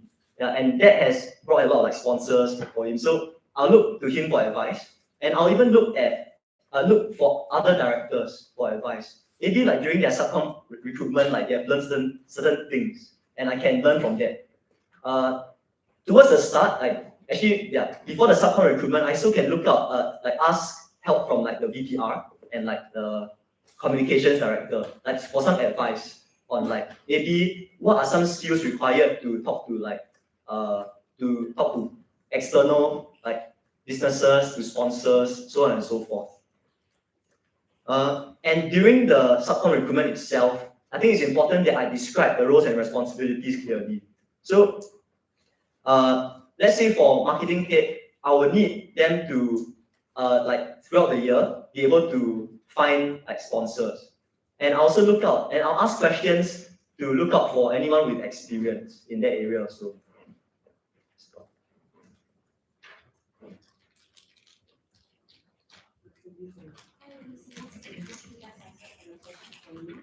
So, as an attempt to bring exposure to science welfare, STEMD proposes a collaboration whereby the welfare subcom will provide welfare of the day for one of the day.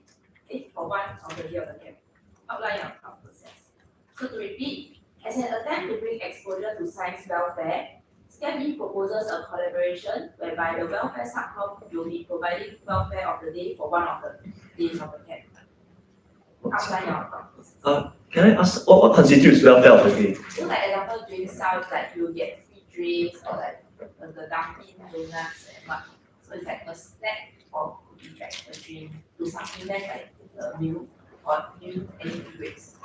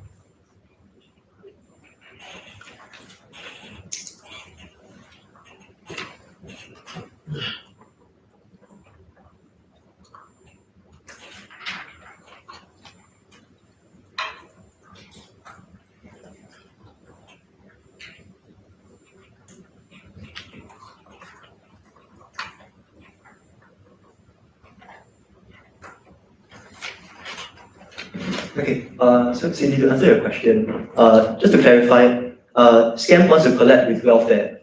They want on one of the days for like welfare of the day, like that portion, they need us to help in that case, correct?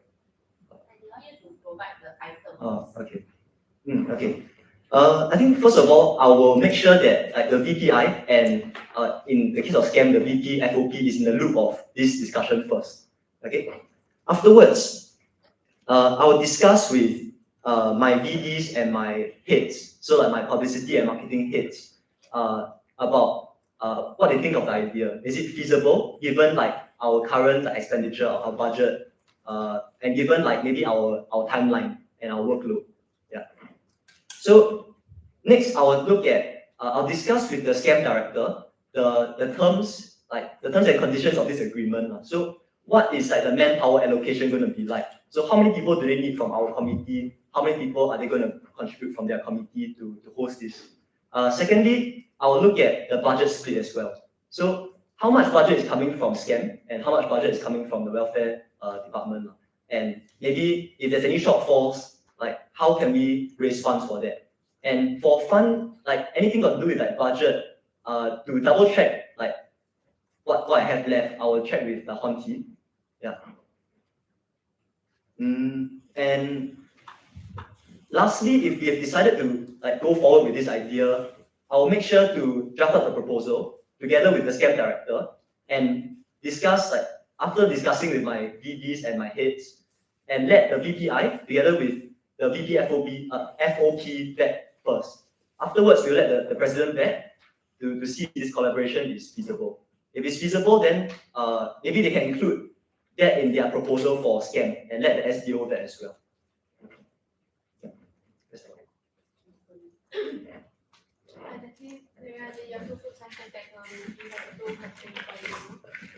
The first question is suppose that you have excess EWPs left after your distribution. The SBC director comes and asks if she can use these excess items for her goodie bags for one of her events, let's say Super Juniors, for example. What are your thoughts on this? My second question is that suppose that one of the external vendors for your workshop pulls out due to their company issues and would like to postpone the event, outline your course of action. So due to company, Like their own company Okay. issues. I'll repeat this for the note takers. So suppose that an external vendor for one of your workshop events pulls out due to their own company issues, outline your course of action.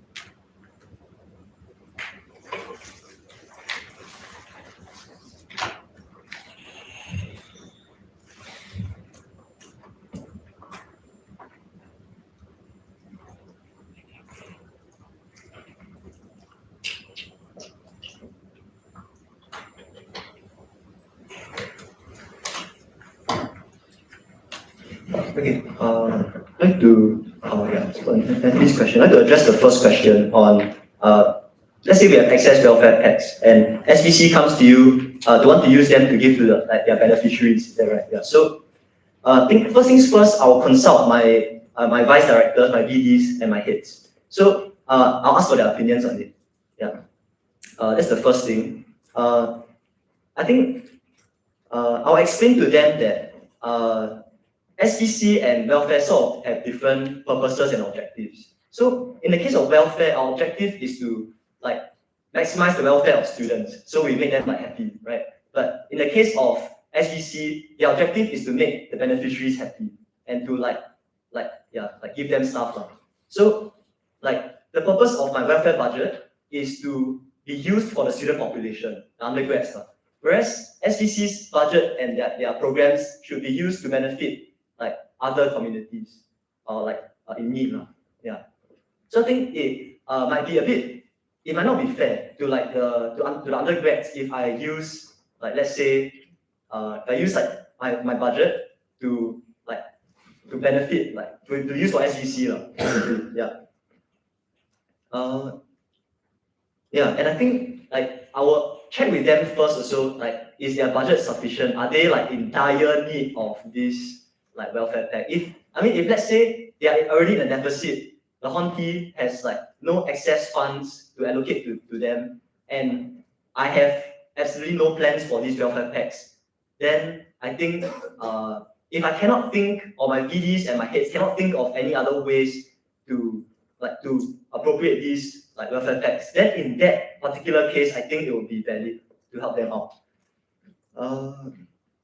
Yeah, that's for question one. For question two, to reiterate, the external vendors that you hired for some workshop, they closed due to some company issues, and outline my thoughts. So, first thing I'll inform the VPI.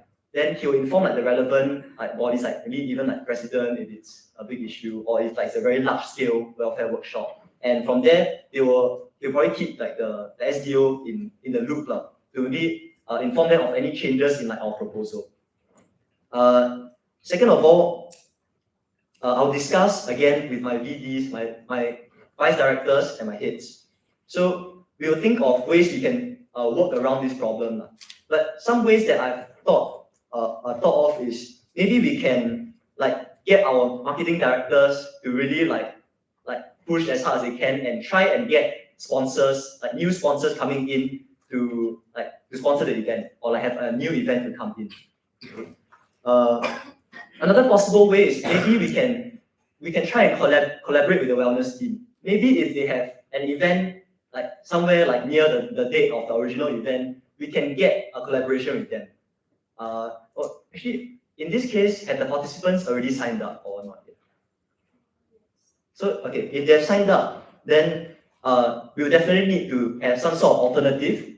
If worst comes to worst, we cannot find any sponsors, there's no way of collaborating after all means tried. Then another way of finding collaborations, I think we can maybe if worst comes to worst, people have signed up and we need an event by next week, we can try collaborating even with TSS or maybe we can go through the president to ask other NUS CCAs or NUSU if that's worst comes to worst.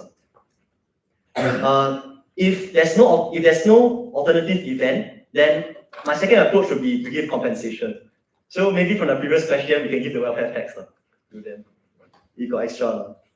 Then then last but not least, definitely inform the participants on our course of action. So if there's compensation or if there's an alternative event, and get feedback from them. Then I think it's important to, I think what we can do, we can also try and ask the vendor itself, try and make a compromise with them. Maybe if they're not able to carry out the full event, maybe try for a half day instead. Yeah, try and make a compromise with them. Yeah. Yeah, that's about it for the question.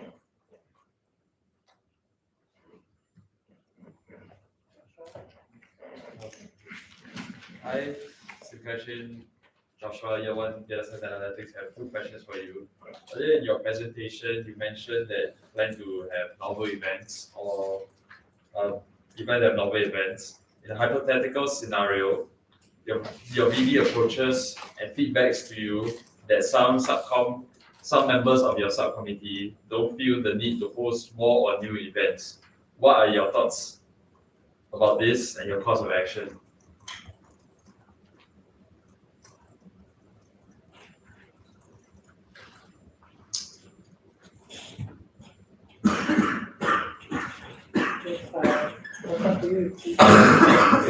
So repeating the question, in a hypothetical scenario, the vice director approaches and feedbacks to you that some of your subcommittee members don't feel the need to host more or new events.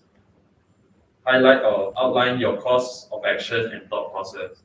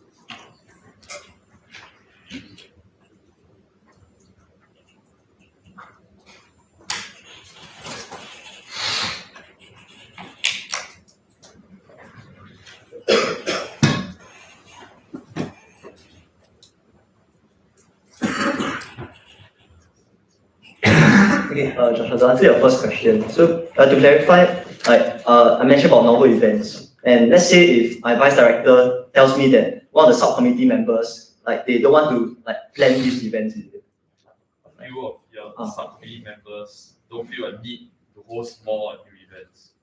Okay. So I think to even avoid this in the first place, right? During subcom recruitment, I'll make my vision clear. So I'll tell my any incoming members that this is my vision, this is the commitment level that I require of you. So if you're not able to commit, then I'm sorry, I think it's a bit hard for me to accept you. So that's my first point. But for an immediate response, I think I'll talk to my VDs and my heads. So I will get them to try and understand what is going on the ground itself. Because I think they have a better understanding of the subcommittee as compared to me. I'll find out if there's what's the problem. Yeah, what's the root of the problem from them. Yeah. So if even my VDs are not sure, then I will try and host a physical meeting with everyone. Then maybe we can try and identify the real problem. I think when it escalates to that level, if the group of people are just joking around, then it will surface. But if there's a real issue to resolve, then I think it will surface there as well.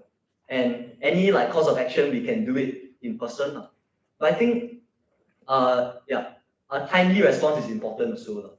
And making sure that we still continue with the planning of this event despite this is important. But I do acknowledge that addressing the underlying issue is the most important. So we'll try and solve it as soon as possible, especially if it's an urgent event.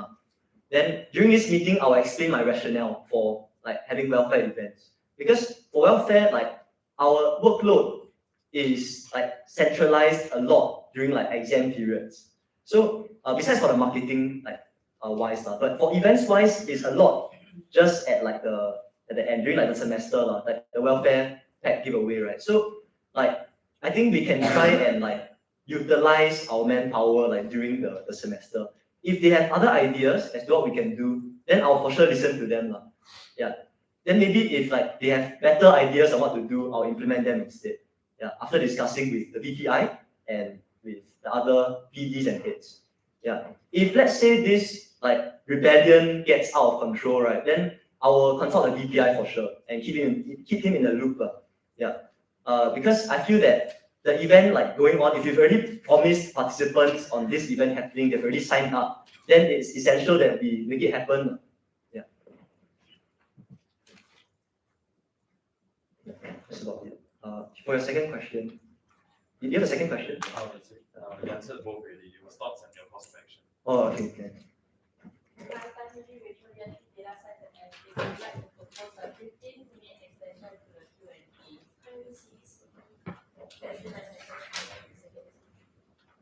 How many seconds, please? Reset the timer one time. Once the time elapses. I'm Monica Miranda, I have one question for you. Understand that you want to collaborate with SPO wellness team for any welfare initiatives. So in a hypothetical scenario, SPO wellness team approaches you to collaborate on an initiative that they have thought through, meaning they already have the timeline as well as an approved proposal from the higher ups, and wants the welfare subcommittee to promote and hold the event for them. Outline your thought process. For me, because this is question 31.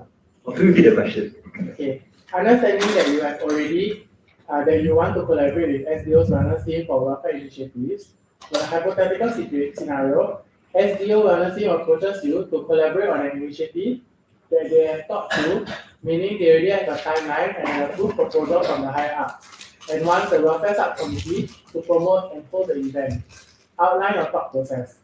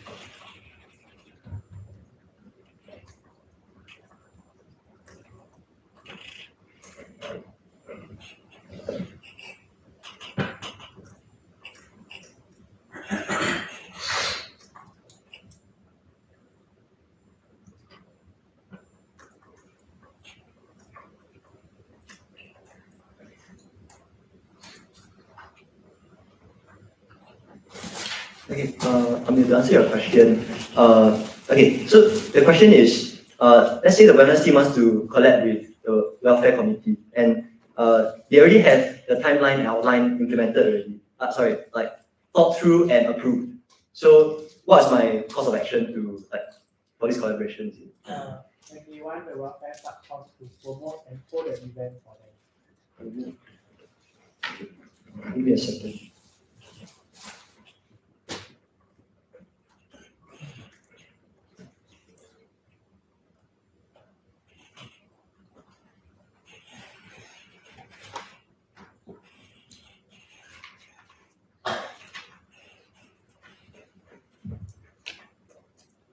Okay, so I'm going to answer your question. I think first things first, I will discuss with my BDs and my heads, so vice directors and like my publicity, marketing heads. Yeah. to see if it fits into our timeline. So if let's say it clashes with our EWP giveaway, then like it'll be a bit difficult. I think we would like advise against it. Then if it clashes with any other like events, we will have to look to see if we can hold them concurrently. We'll also like this discussion with the VDs and the heads is also to make sure that our subcommittee members are like not feeling like worn out.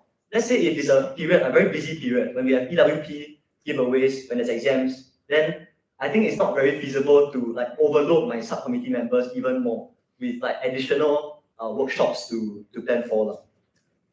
To execute. Yeah. And I'll make sure that it doesn't, like this event will not take away from any of my current initiatives that we have within our committee. And I'll make sure to discuss all of this with the relevant parties. Then I'll also make sure to consult my publicity head, because you mentioned about publicizing the event for them. So I'll discuss with them to make sure if like it's feasible and if it will like impede our own publicity. And last but not least, if we decide to go ahead with it, or actually for any outcome of the decision, right, we will keep the VPI in the loop of this. And if we cannot come to a consensus or we cannot decide, we will ask the VPI for his advice. If we decide to carry out with the activity, we'll also discuss with like the wellness team to see manpower splits. Because since they have already decided the whole outline before even consulting us, that means that the manpower split has not even been like discussed yet. So that is an area that I have to address first. I also look at any budget splits. Are there any, like for example, like meals? Are there anything that I have to come up, like anything that has to come out from my own budget? If there is a need to, then I'll consult the Honti. And last but not least, consult the Honjensec as well for any venue bookings. If it's a really like busy period and there's no more venues, then I will advise the wellness team as well.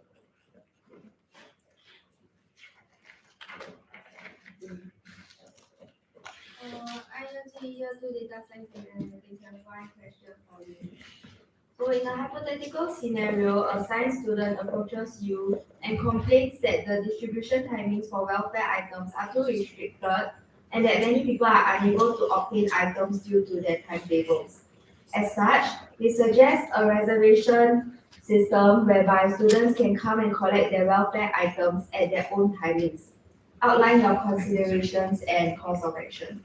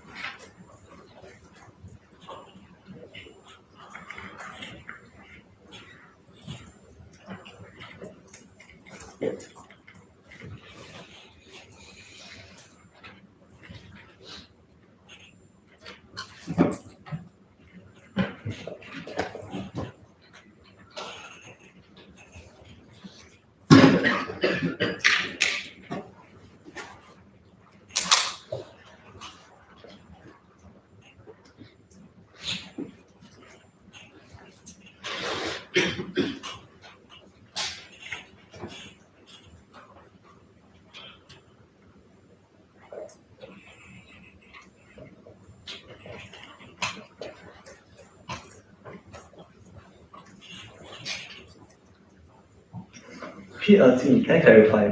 Like you said that they cannot collect the EWPs because of their the timing to give them out is very restricted. Yeah. So how would let's say if there's a reservation system, then how would we they will still end up having to come out and collect the EWPs. Yeah, but so there will be more timings because it's going by reservation, so the students will be able to go at their own timings to then collect it instead of having to queue up during that certain time period. Oh, okay. Yeah. Understood.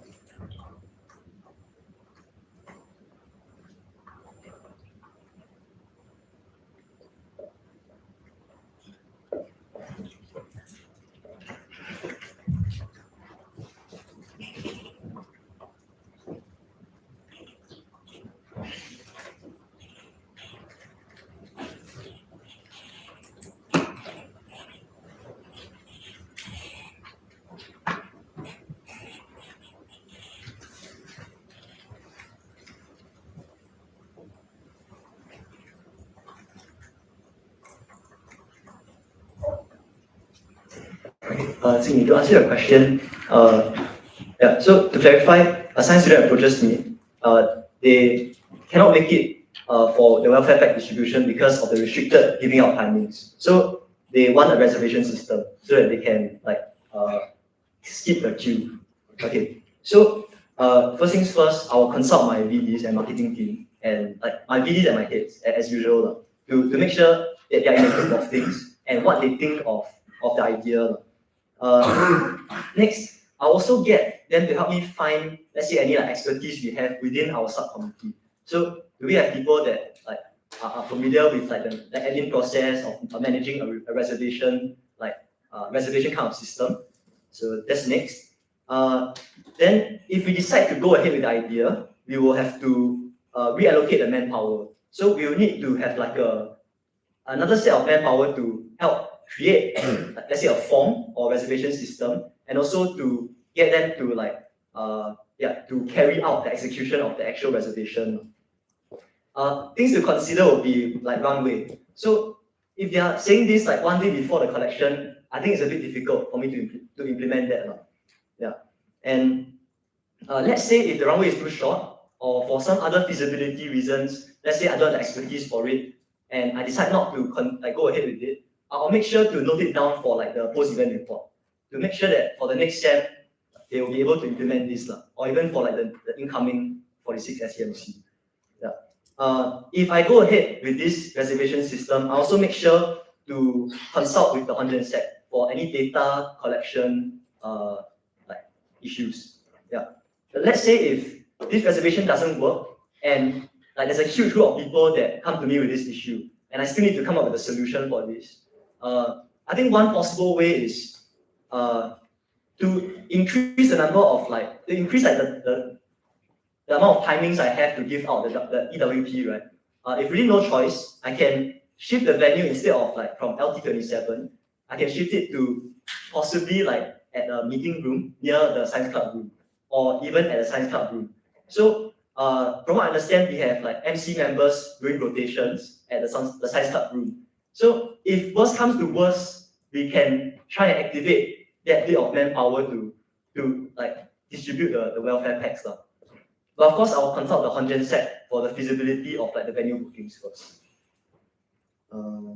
Yeah, that's all.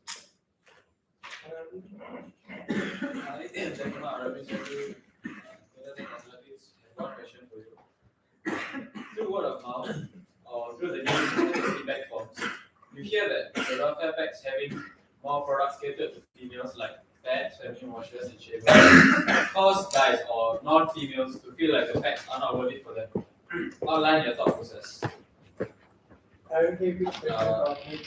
Through word of mouth or through the newly implemented feedback forms, you hear that your welfare packs having more products catered to females like pads, feminine washers, and shavers cause guys or non-females to feel like the packs are not worth it for them?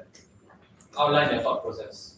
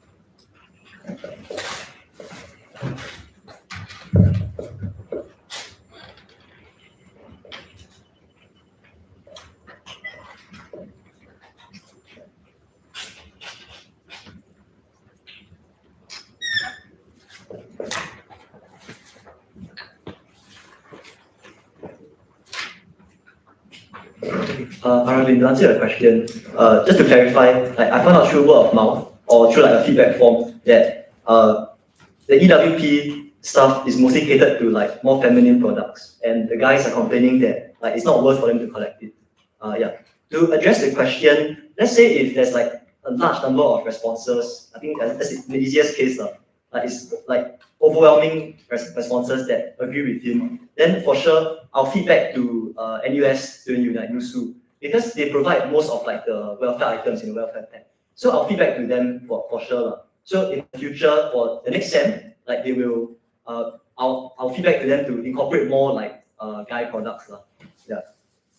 And I also address the concern on like whatever platform that it was brought up to me in. So I'll address the concern and give them assurance that for the next sem, they can expect to see improvements in the number of products.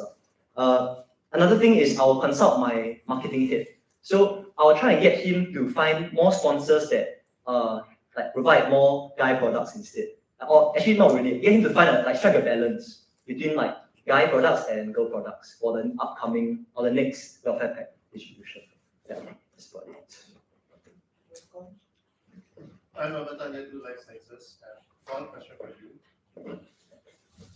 For ease of conducting IFG admin, the sports director is asking you to load multiple lockers to them to store logistics and first aid kits for IFG captains to take anytime they have trainings throughout the summer. What are your thoughts on this? Oh, sorry. Don't the lockers to use for what? Sorry. Lockers to store sports logistics and first aid kits for IFG captains to take anytime they have trainings throughout the summer. What are your thoughts on this? Sorry. First aid kits and what? Sorry. Sports locks. So like sports equipment, rackets, balls.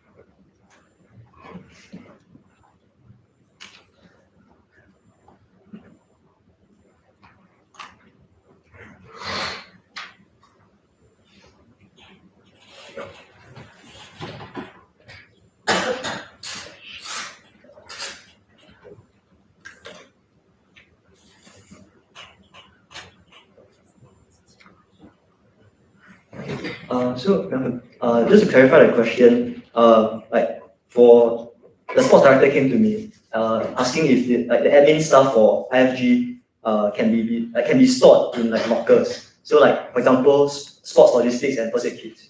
So I think first of all I explained to them the purpose of the lockers. So the purpose of the lockers is they're meant for students to store like their for example books, notes, like whatever not during like the semester. So and after checking with you the other time, still got like there are still people that use these lockers. So I think although not many, I don't think we can fully rule out these lockers for like we cannot completely repurpose the lockers for storage for IFG. But considering that there's not many people that use these lockers, perhaps we can portion out maybe like a small number of lockers to be used for the sports director. So yeah, I'll look at the numbers for on average, like how many students still use these lockers per year. Then I will portion out accordingly. To implement this change, I'll make sure to consult the VPI, the president, and write a proposal. So I'll gather together with my vice directors and we'll do a proposal for this change. Then once the president and VPI has vetted this, we'll present this to the SDO for change. Working together with us on this proposal is like the sports director also. So I'll get information from him on how he plans to ensure that these their sports people keep these lockers clean. Yeah, because they'll be storing all the sports equipment there. So what is his course of action? Yeah, what's his plan for that? Yeah, that's it.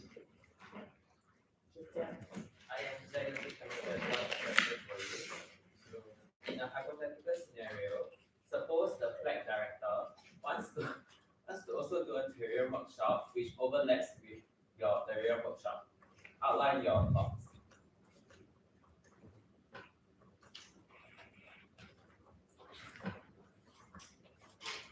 Can I ask, has these workshops been planned already? Yeah, planned. So that means are they very soon or? It can be happening like within the same week.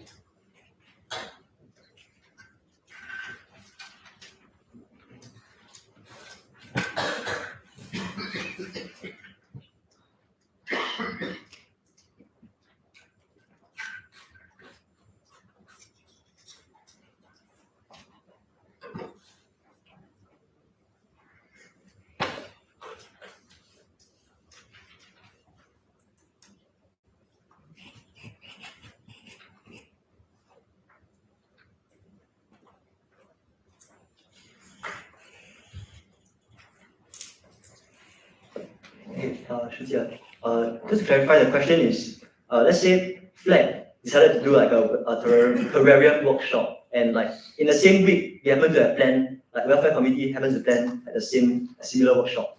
So, what are my thoughts? Okay, so I think first things first, like Flag and welfare, we have different objectives. So for Flag, the objective is to do sort of like service learning and like raising funds. So like whereas for welfare, our objective is just to provide like benefits for the student, like the undergrad body. So it also depends on the nature of like the workshop on the Flag side. So on the Flag side, let's say if they're hosting an event for external parties to come in, like external participants from some sort of beneficiary, and that's how they're raising funds somehow, then I think it will be fine. Because in that case, maybe you can even have like a collaboration to ease things up. Because in that case, the students won't be paying for like the workshop, and there'll be no conflict.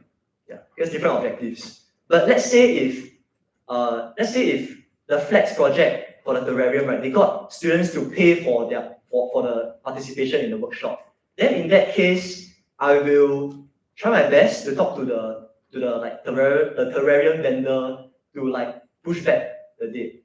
Yeah.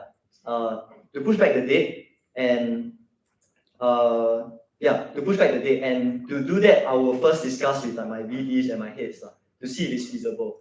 Yeah. Let's say if it's really not feasible, then I will have to like really postpone this terrarium workshop to a later date, or I can ask my marketing team to like really try and push out another sponsor out or vendor somehow, some way. If really all else fails, then I'll go to the runners team and ask them for some sort of like collaboration or funds for like to try and make something work. And for all these changes, I'll make sure to keep like the VPI updated. And maybe I can like write this down in like the post-event report as well. Because I think for this kind of clash to happen, I think something must have went wrong in terms of communication. So I think we can maybe try and get like the VPI to like inform me, or like some sort of like way of communication between the VPIs, so that clashes between committees won't happen again. Okay, due to the limit of time, we'll just ask you one last question.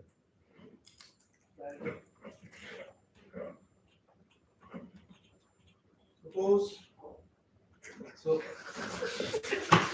I have the link from your two last answers and one question for you.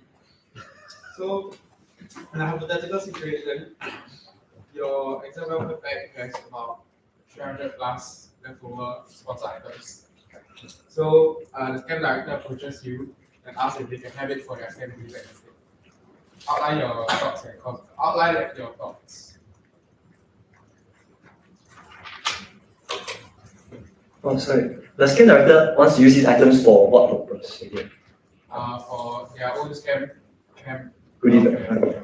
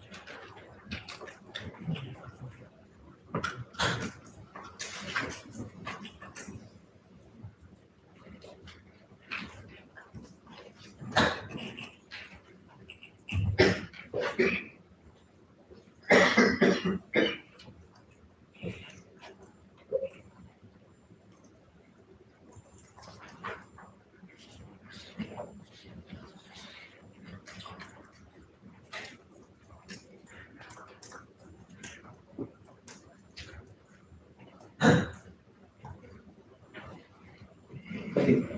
So Benedict, to answer your question, maybe I'll just repeat again. So there's around like 300 plus items left for in the EWP after giving out already. Then the scan director asks for it to be used in their own their own camp stuff for their own welfare.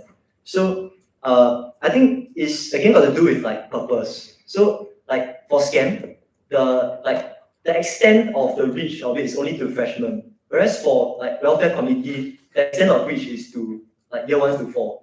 So like we have budgets allocated to each committee for a reason. So for welfare, like from what I've heard, we really don't have much budget. So I think taking out from that budget is a bit difficult for me.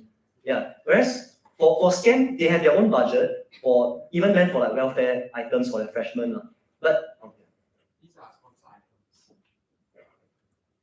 but sponsored items like gathered by my marketing team. So should be okay. So yeah. So in that, where was I? Okay. Yeah. So instead, maybe sorry. Maybe instead, how I could use these things is like how I could use these leftover items is to supplement like the workshops that I plan. So certain events that I have, maybe I can give them out to the students there instead. Yeah. Or maybe form some sort of like I can like brainstorm with my VDs and my heads to see like find some way we can give out these items in another way. Yeah. But if let's say the scan director really needs it, like they have like zero budget or they're in a deficit, then in a very extreme case, and I gotten approval from like the VPI, VPFOP, and the president, then I'll go ahead with it. Right, to give to them. In a very extreme case, a dire case. Yeah. Then yeah, so I'll be sure when drafting out like whatever agreements or like to give to them, I'll consult like my VDs, my heads, the VPIs, and before agreeing.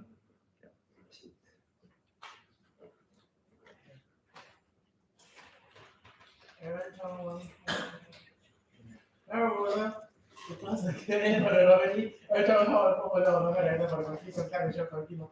would utilize licenses like to propose to close the Q&A for the nominee Aaron Chong Wong Park for the portfolio of welfare director for Faculty Science and Technology. I can involve William Santos, Tree Life Sciences, second exposure.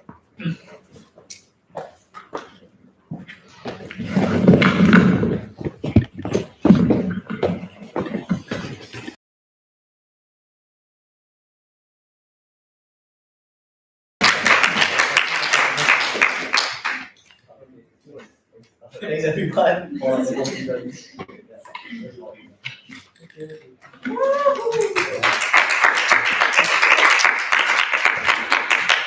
May I have a proposal to close the portfolio of welfare director for the 5th Science Club Management Committee matter? I am the I would like to propose to close the portfolio of welfare director for Faculty Science and Technology. May I have a seconder for this motion, William? I can involve William Santos, Tree Life Sciences, second exposure. May I have a proposal for 15 minutes break from 17:20 to 17:35? I would like to license the proposal for 15 minutes break from 17:20 May I second motion, William? I can involve William Santos, Tree Life Sciences, second exposure. William? I can involve William Santos, Tree Life Sciences, second exposure. May I have a proposal to open the portfolio of science volunteer floor director for the Faculty Science and Management Committee matter? I am the I would like to propose to open the portfolio of science volunteer for the Faculty Science and Technology. May I second motion, William? I can involve William Santos, Tree Life Sciences, second exposure. May I have a proposal to open the nomination for the portfolio of science volunteer floor director for the Faculty Science and Management Committee? Members of the licenses like to propose to open the nominations for the portfolio of science volunteer core director. May I have a second motion, William? I can involve William Santos, Tree Life Sciences, second exposure. May I have a are there any nominations for the portfolio of science volunteer floor director for the Faculty Science and Management Committee? Hi, Nancy Lemon, year 2 Science and Technology would like to nominate Hamong, year 1 Chemistry for the portfolio of science volunteer core director for the Quality Science and Management Committee. May I second motion, William? I can involve William Santos, Tree Life Sciences, second exposure. Hanmang, do you accept the nomination for the portfolio of Science Volunteer Co-Director for the Quality Center Management Committee? I, Hanmang Year 1 Chemistry, would like to accept the nomination for the portfolio of Science Volunteer Co-Director for the Quality Center Management Committee. Are there any more nominations for the portfolio of Science Volunteer Co-Director for the Quality Center Management Committee? Are there any more nominations for the portfolio of Science Volunteer Co-Director for the Quality Center Management Committee? Are there any more nominations for the portfolio of Science Volunteer Co for the Quality Center Management Committee? Is there any more nominations? May I have a proposal to close the nominations for the portfolio of Science Volunteer Co-Director for the Quality Center Management Committee, Malcolm? I'm a data into license, I propose to close nominations for the portfolio of Science Volunteer Co-Director for Quality Center Management Committee. May I have a motion, William? I can follow consultancy through life sciences second motion. Hanmang, you have 20 minutes for your presentation and 45 minutes for your Q&A. So we take the stage. May take us this start speak.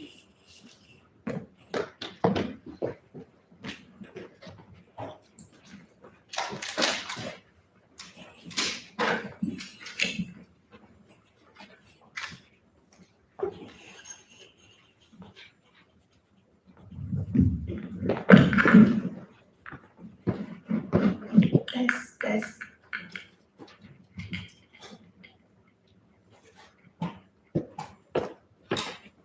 Hi everyone, my name is Han Meng. I'm year 1 majoring in chemistry. So today I'll be running for the portfolio of Science Volunteer Corps Director. I'll just begin by sharing a little bit about myself. So these are my values: care, resilience, and excellence. So care has been a value that I hold very, very strongly. So I will always try to care for the people around me in terms of like emotional, like looking out for everybody. Like if anyone is feeling down, I will always take the effort to go to them and comfort them. And in terms of like maybe if it, like caring for them, like ensuring that they have everything that they need. Yeah. Then as for resilience, I'm someone who really don't give up when there's challenges or obstacles. So I always believe that failure is actually better than just completely giving up, because at least when we fail, we know to eliminate one way of doing things, and we're actually still pushing ourselves towards the correct way and towards success.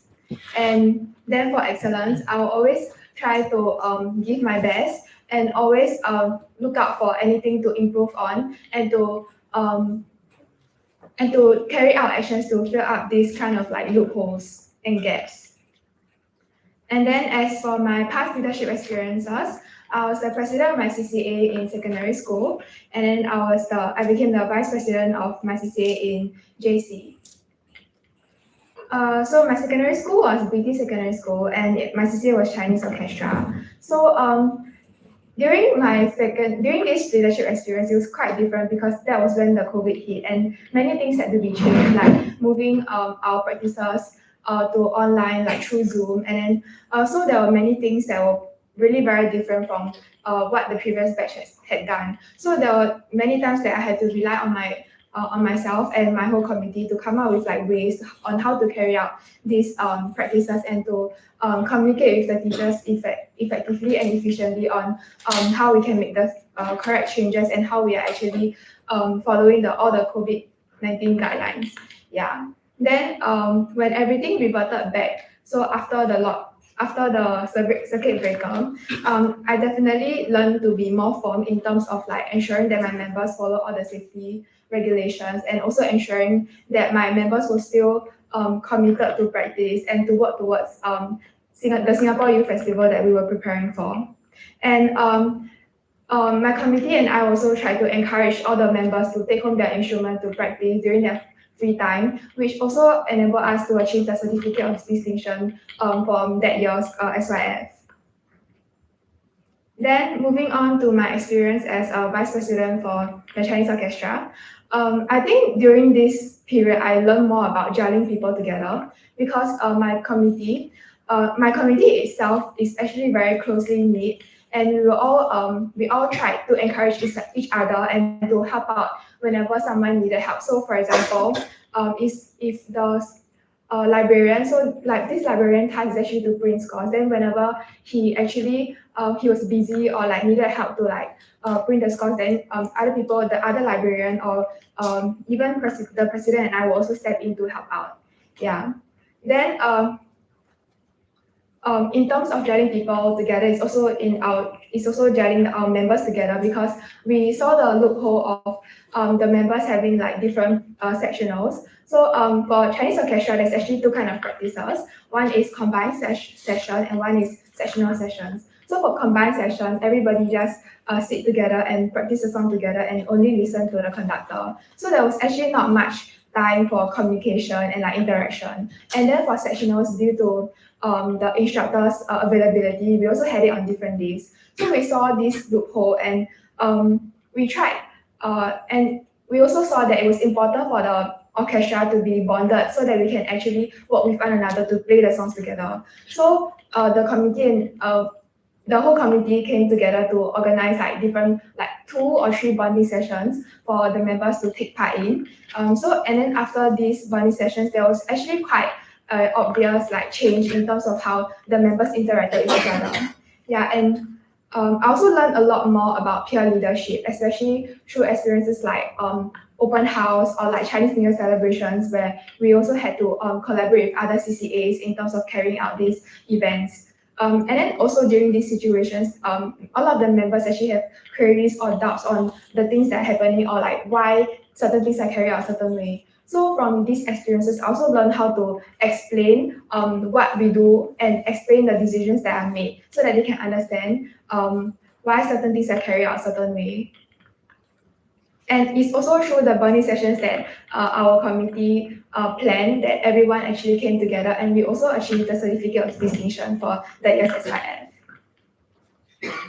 I think one thing that has been guiding my leadership style throughout my whole years of like leading is actually this concept of servant leadership. Is something that that was introduced to me during my leadership role as like a vice head prefect in primary school. So like our teacher actually gave us this analogy of like a group of hikers through a forest.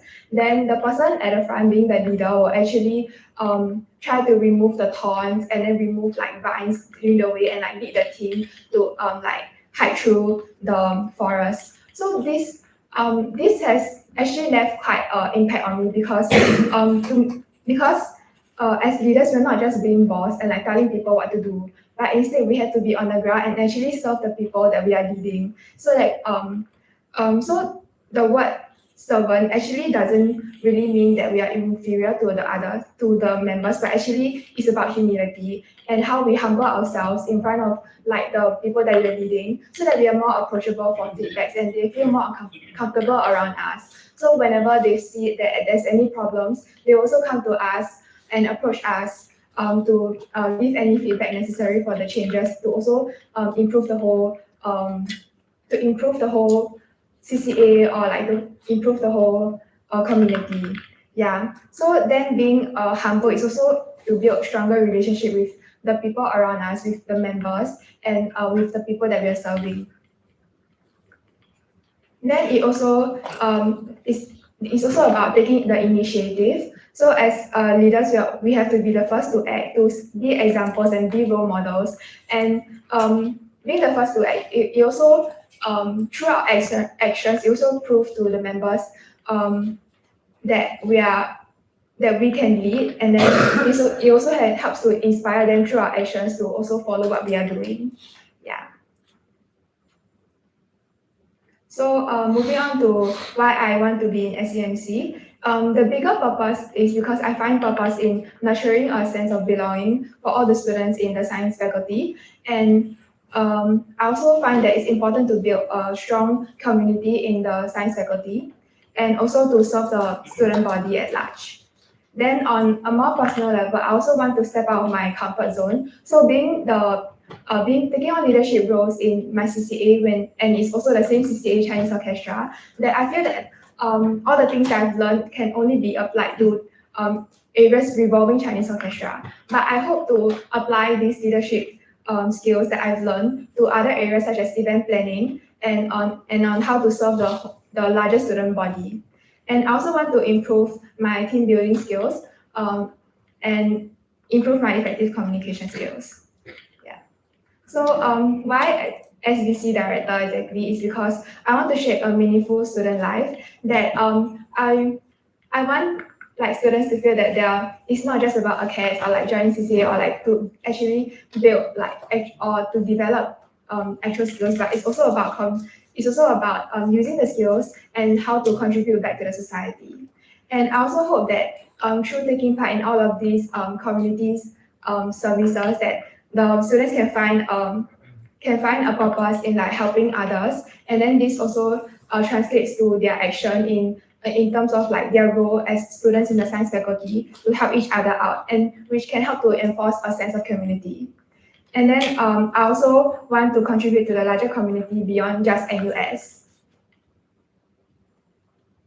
Yeah, that's the end of my presentation. Thank you. Simon, you have 10 minutes and 24 seconds left to your presentation. Do you wish to end your presentation now?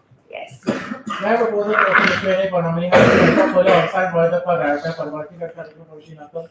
I'm the director that I propose to the Q&A for the nominee Hammer for the portfolio of science for the director for this science coverage. May I second motion, William? I cannot Paul Williams, Santos, Electric Life Sciences, second motion. Simon, you have 45 minutes for your Q&A. May Vegas please start the time now. Natalie? Hi, Natalie, year 2 Physics Technology. I have 2 questions for you. So you mentioned in your presentation that you have to strengthen the sense of community within the science community. So how do you plan to achieve this through SBC? My second question. Sorry, give me a second.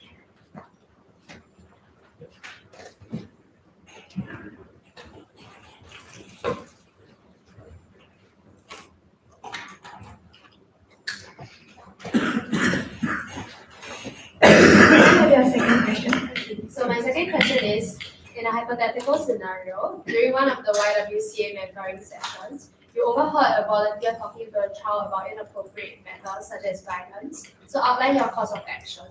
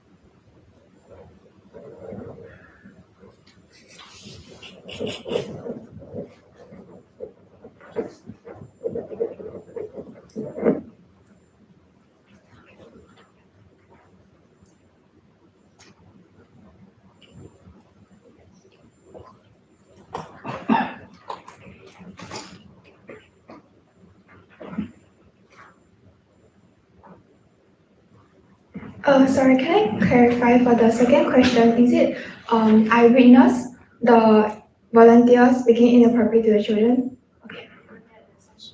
Okay.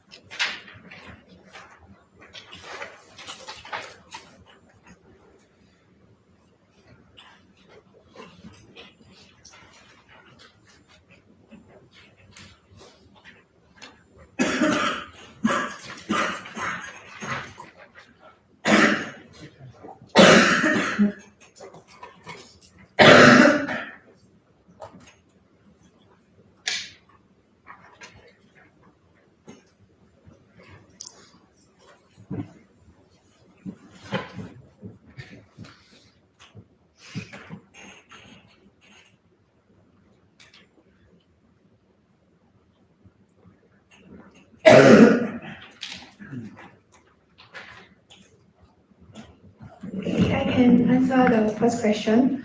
So I think I also mentioned that SVC can strengthen the sense of community in the student body by encouraging students to take part in the events. So I hope that through taking part in these events that they can find a purpose in like serving others and to find a sense of joy in like helping others. So I hope that this also gives them like the inspiration to continue helping other students from the science faculty or finding ways that on like how they can contribute to the entire science faculty.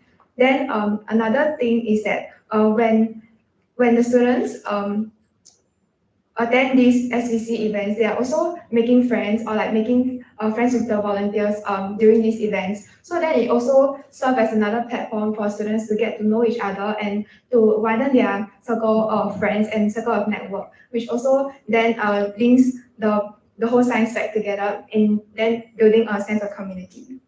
Yeah. Then as for the second question, I think my first action would definitely to be go to talk to the volunteer and ask him or her to step out because this is actually very inappropriate and he or she should not be telling the children about it. Then, but in the first place, there should actually be a briefing that mentions about this kind of like safety precautions and then some rules and guidelines on what the volunteer should or should not do. Yeah.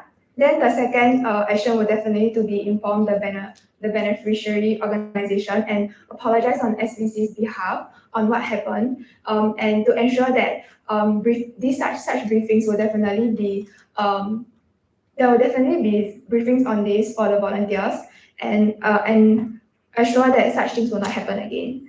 Then it's also important to include it in a report and then to also tell the VPI and president about this just in case that it detriments the NUS reputation.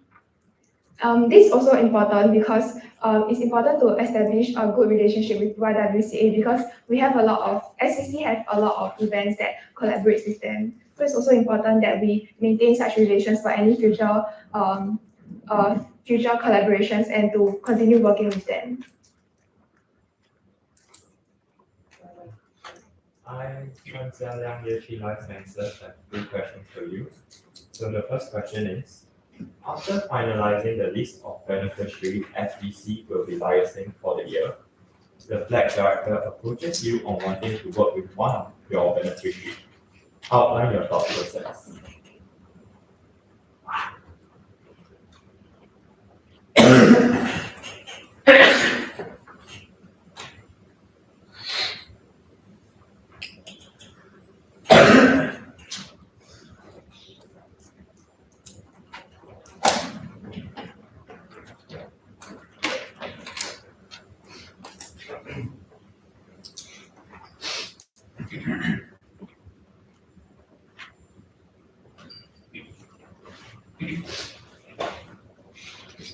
Can I ask, have the flag director started planning the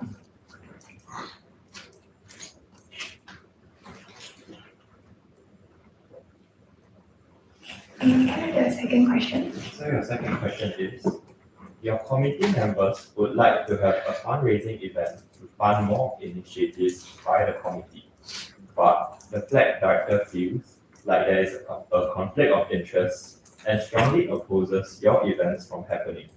Outline your course of action. For minute takers, this is question 48.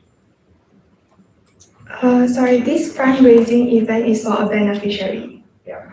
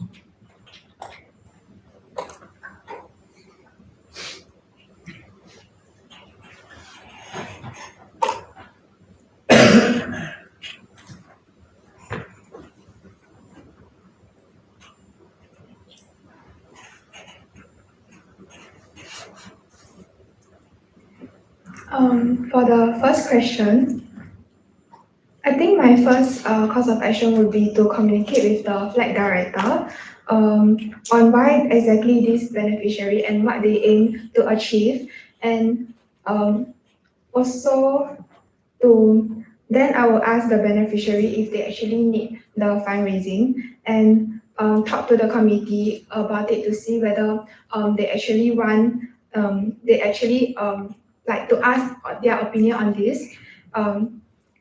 If they are willing to, if they are willing for flag to also work with this beneficiary, and then also to keep VPI and VPFOP in the group, but also understand that flag and red actually have the same beneficiary, so maybe also reflect to ask red director about it. Yeah.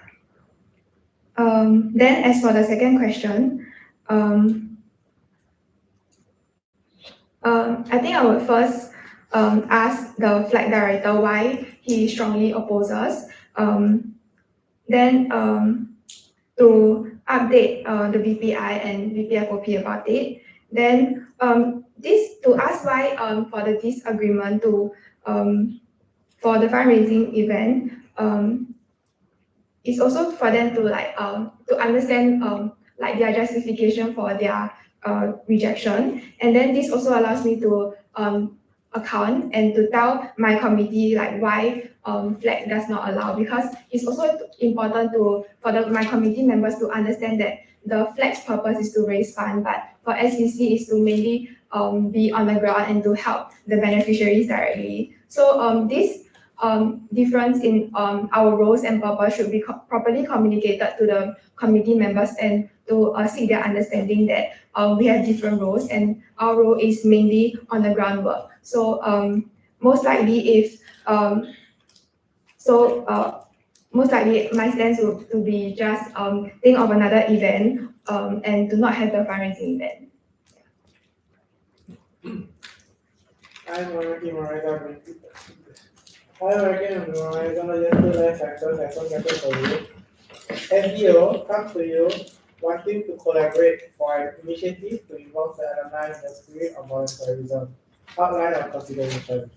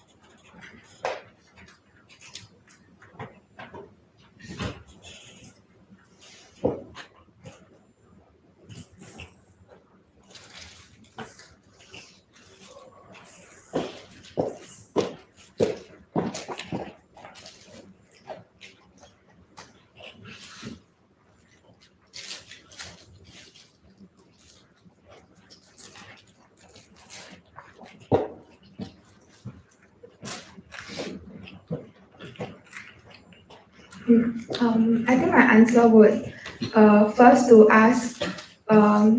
So can I ask the SEO approach me directly, like email or like in person? You can assume to be on text? Okay. I think if it's true text, I will first ask SDO why, and if actually the alumni, if actually they heard the alumni reflecting that they are willing to participate in this kind of volunteering events, and then I will first talk to the ARC director about this to see if it's possible, and then so then I will also need to tell the VPI and VPR about it. But I also realized that SCC is actually mainly for the student body, and SCC mainly organize like volunteering events for the student bodies, and we should prioritize the students to take part in this, and also because the funds are actually from the student body. So so if if SVC were to collaborate with SDO, would the budget be coming from SDO, or would it mean that SVC have to contribute to the budget? So if SVC contribute, then it will kind of be unfair for the students, because it is the students' fund. So so then it shouldn't be used for the alumni. Yeah, that'll be my answer. Year 2 data science and analytics have one question for you. In a hypothetical scenario, an external student organization approaches you to collaborate for their event. However, they only require student volunteers and will not need any planning on your end. Outline your considerations and course of action. For me, because this is question 46.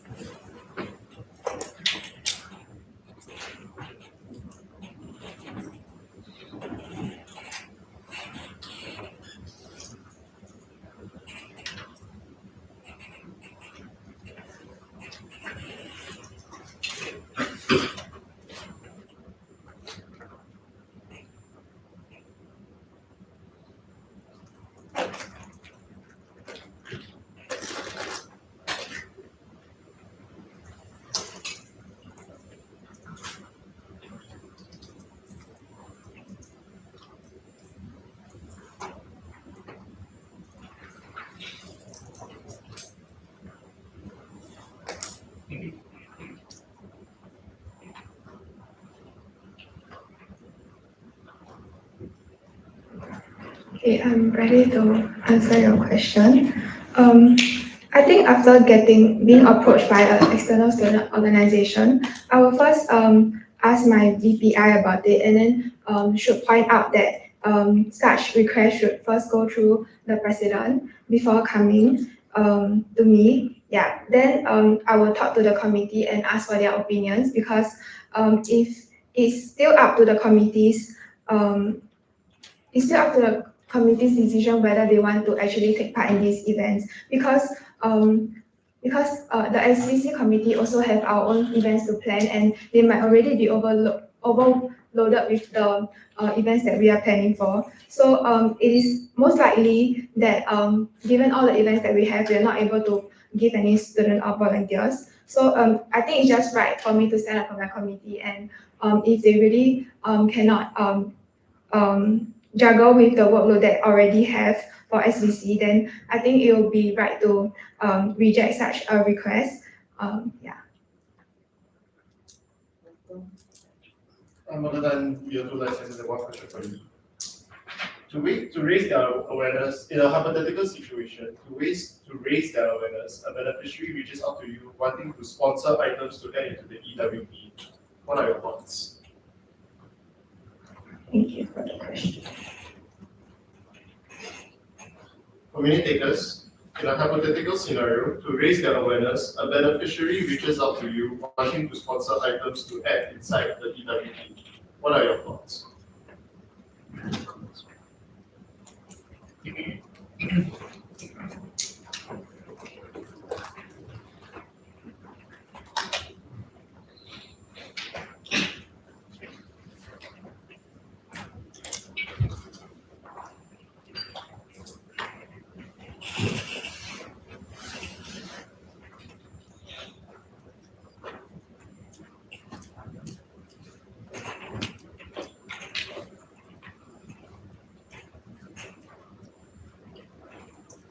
Sorry, just to double confirm the question. To raise awareness, the beneficiary reaches out to me to sponsor items to be added into the EWPs.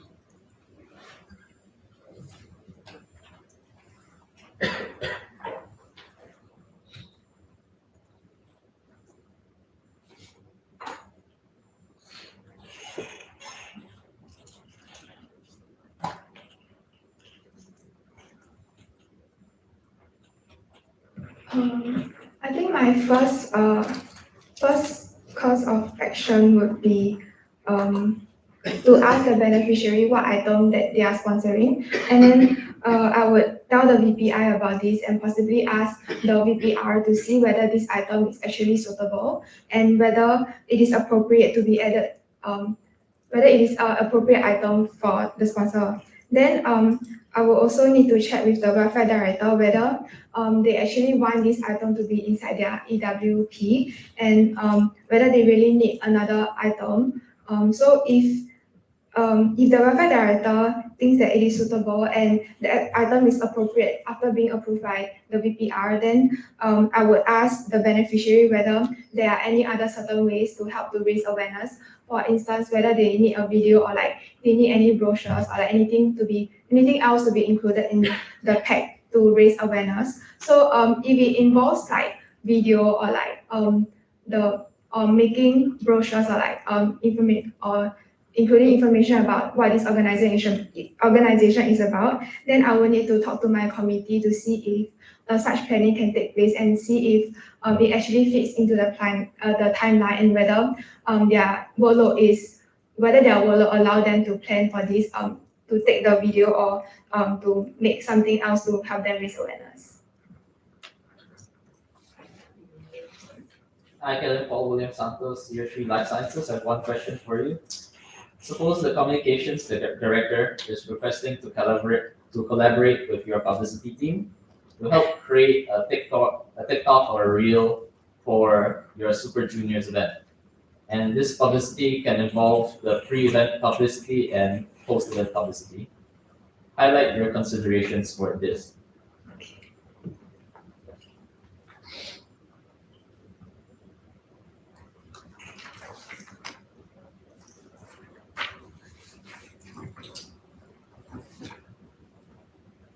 sorry, can I get the second part of the question? I'll just repeat the question. So suppose the communications director is requesting to collaborate with your publicity team to help create a TikTok or a reel for Super Juniors. And this will include both pre-event publicity and post-event publicity. Highlight your considerations for this.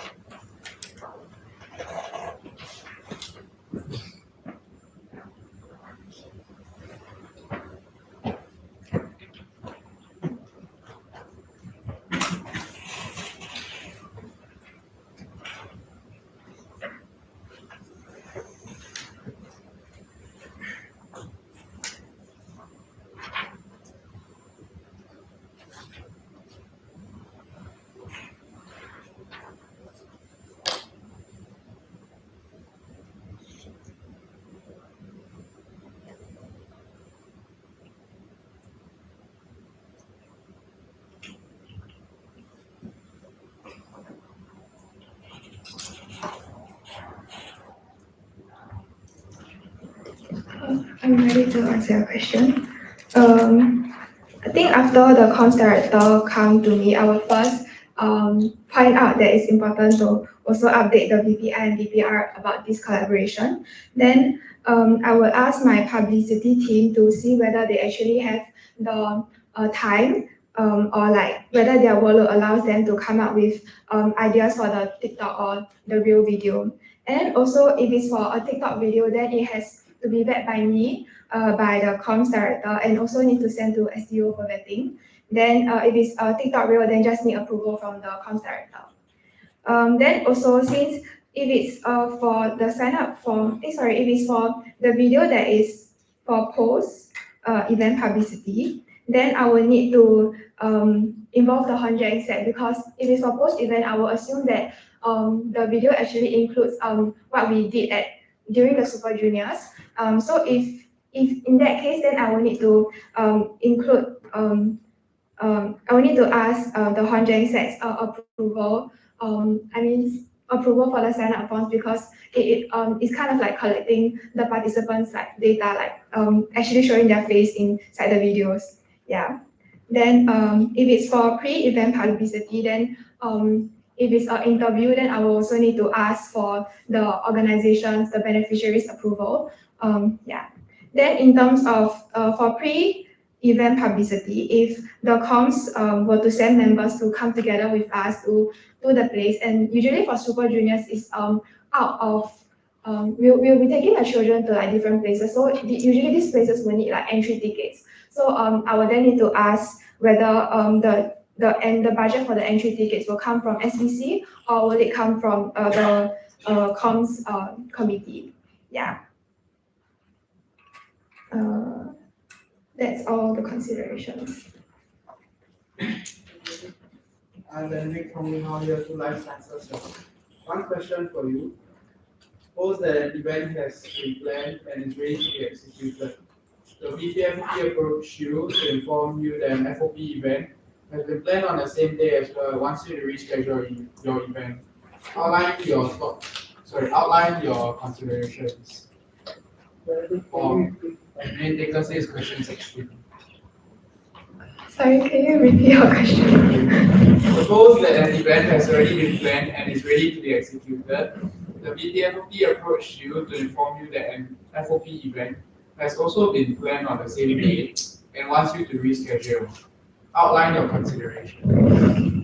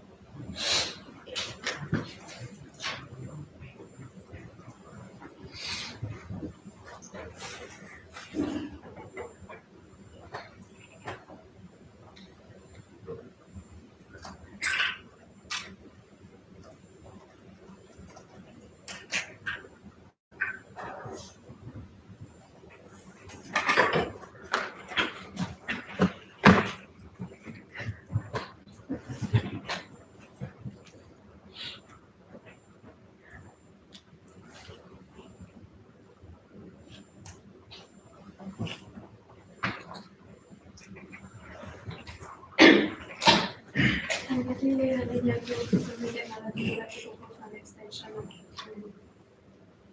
for 15 minutes. And let's see the data science and analytics data motion. May take us to reset the timer once again.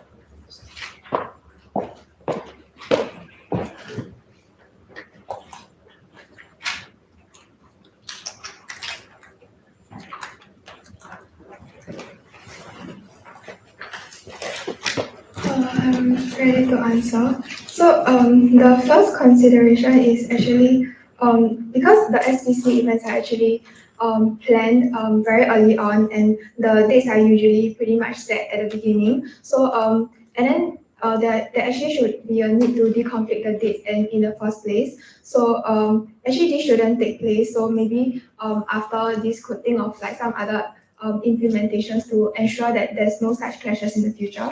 Then I will also need to ask like which FOP is have clashes. Okay, so maybe clean and sci-fi. Okay. I also understand that for FOPs, there's actually like the freshman guidelines regarding the freshman safety. There are certain events organized by SPC that freshmen cannot take part, so such as kayak clean. So even if there are clashes, then SPC's event, this event should be directed to the other undergraduates. While the FOP, the freshmen can still go for the FOP event.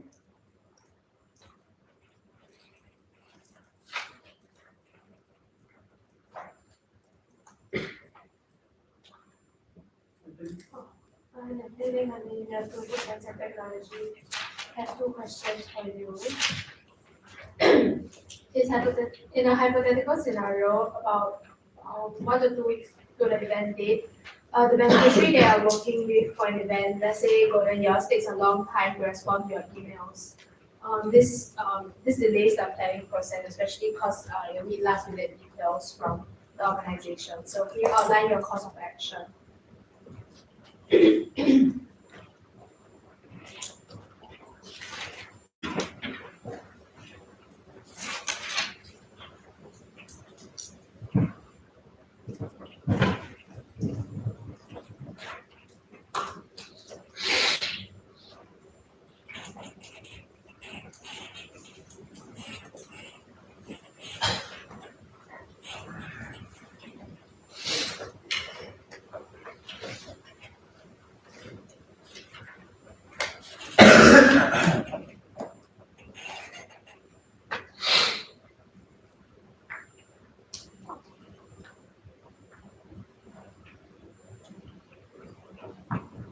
Can I have your second question? Yeah, okay, so my second question is, in a hypothetical situation, the BPFOP comes up to you and your BPI and suggests that internals should take the bulk of the planning process for Lego week, since the FOPs are very busy during the summer.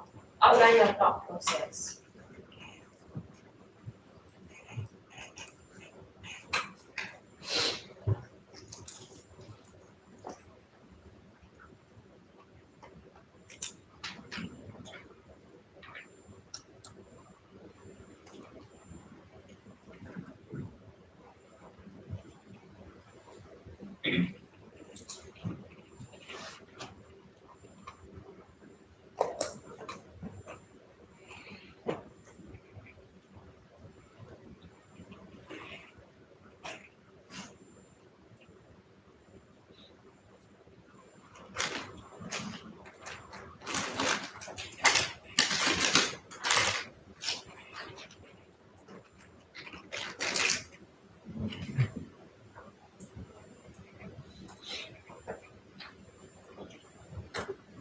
Can I clarify for the first question, what are the important information? Say for example, the most updated number of the seniors that are going to be there, at the time that we can report there.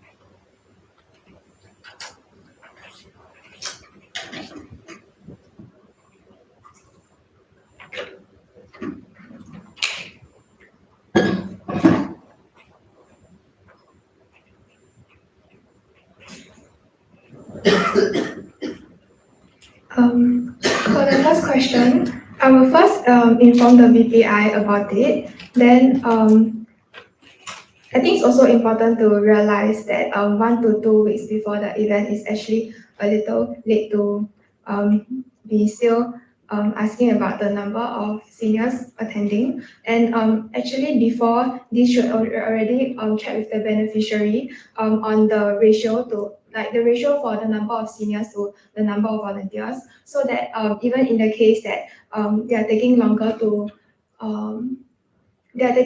reply to confirm on the number of seniors attending. With the ratio, we're still able to gauge exactly how many volunteers we need after they've given us the exact numbers. Then it's also important to ask the publicity team to prepare everything else, maybe leaving out this important information first. So like maybe the design of the publicity materials, or like the captions for the Instagram post, and send the captions or anything that needs to be approved to the comms director first. Then it's also important to ask the secretary to make the sign up forms, and then to just get everything ready first before all the, then we can sort of try to fill out the important information afterwards. Then the most important thing is finding other ways to contact the beneficiary other than email. So maybe you can search up on their office telephone to give them a call and saying that this is very urgent and we need them to reply on giving us this important information.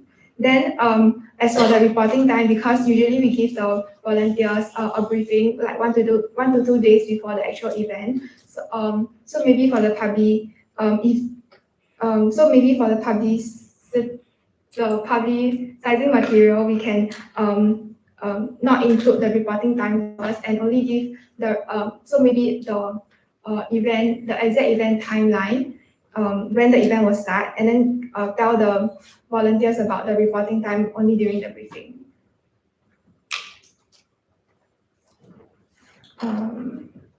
I need a little bit more time for the second question.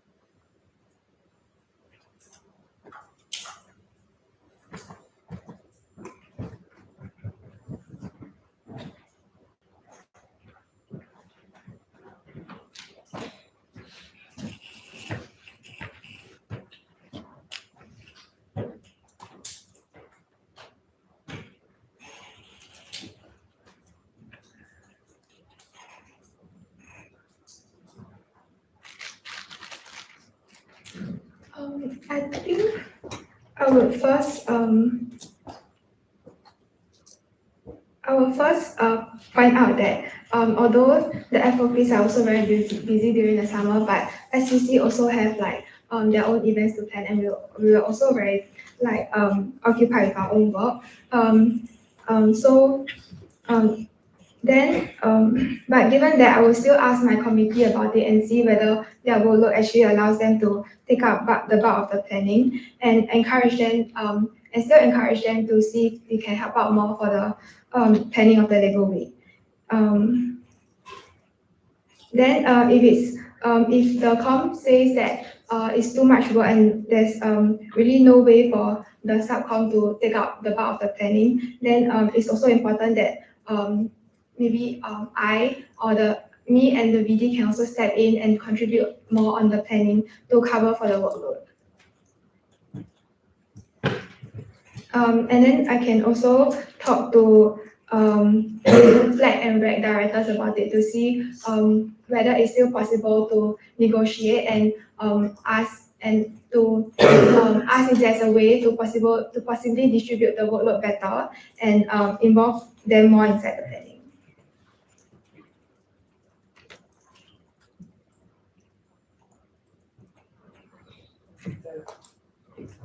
Hi, I'm Shannon, EFG Life Sciences. I have one question for you. In a hypothetical situation, a week before midterm modulus, your beneficiary informs you that some of the children participating have to pull out due to unforeseen circumstances. You realize that the low number of children is unable to cater to the large number of volunteer sign-ups you have. Outline your course of action.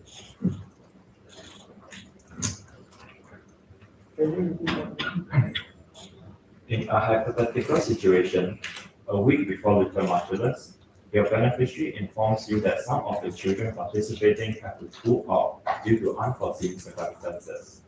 You realize that the low number of children is unable to cater to the large number of volunteer sign-ups you have. Outline your course of action.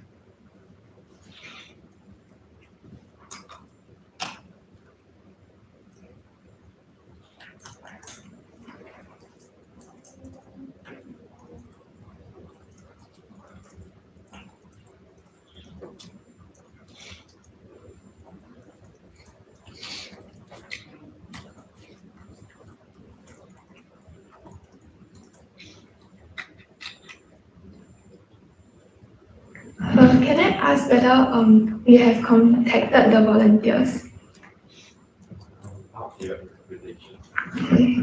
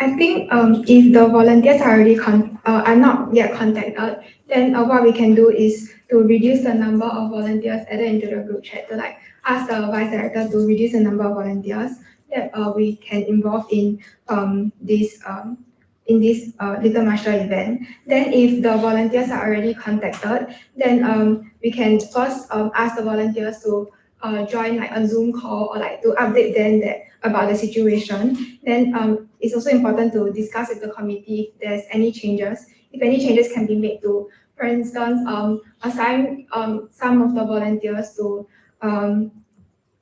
become like to be station masters or to just be around to like interact with the children. Yeah, so then it also allows the volunteers to participate in this event. But I think it's also important to establish like agreement with the with like YWCA that it's important to also tell the children or like tell the children's parents that not to last minute pull out. Yeah.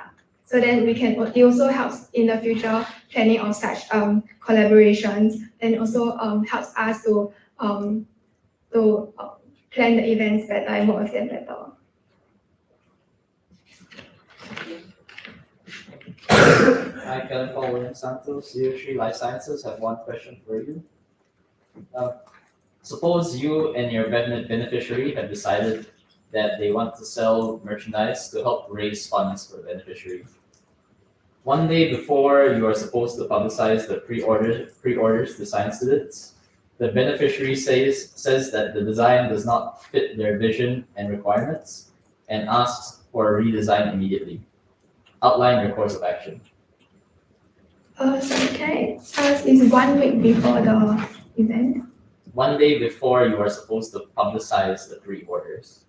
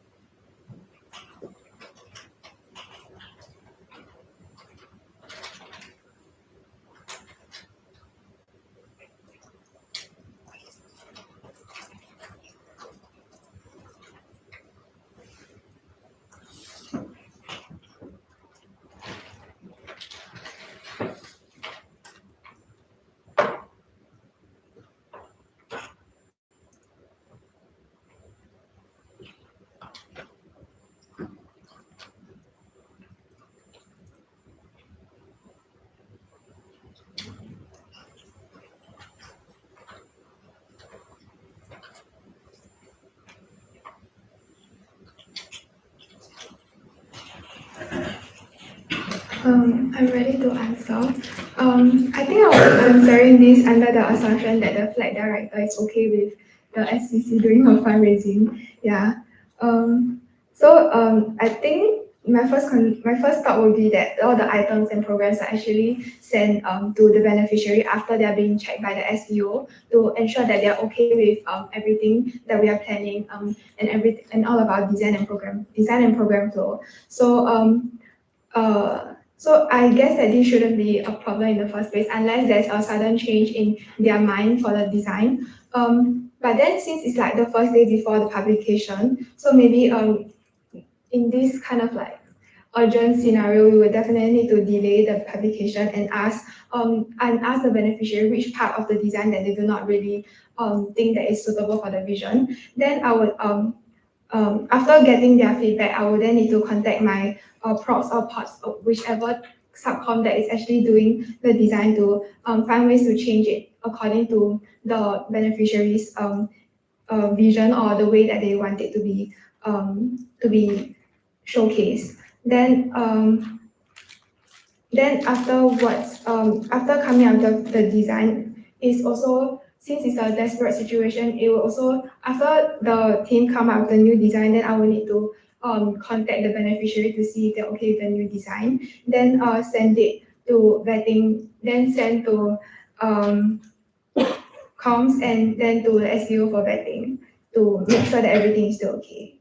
Yeah, but I think the important thing for this situation is to also establish like agreement with the beneficiary that once the things that are previously checked, then shouldn't be any like last minute changes. Yeah. I Derek from Real to answer the one question for you. During golden years, you receive feedback from a subcommittee member that a beneficiary is harassing them. Outline your course of action. Can you repeat for me, because During golden years, you receive feedback from a subcommittee member that a beneficiary is harassing them. Outline your course of action.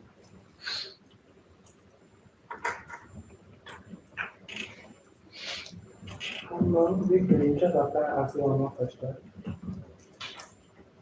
I now want to give you another 2 last answers and one question for you. Your subcon member comes to you to ask for more funds for your events, citing reasons that since SVC events are free for all students, SVC should receive more budget to have better catered events. What are your thought processes? For really takers, let me repeat for you. Your subcom member comes to you to ask for more funds for your events, citing reasons that since SVC events are free for all students, SVC should receive more budget to have better catered events. What are your thought processes?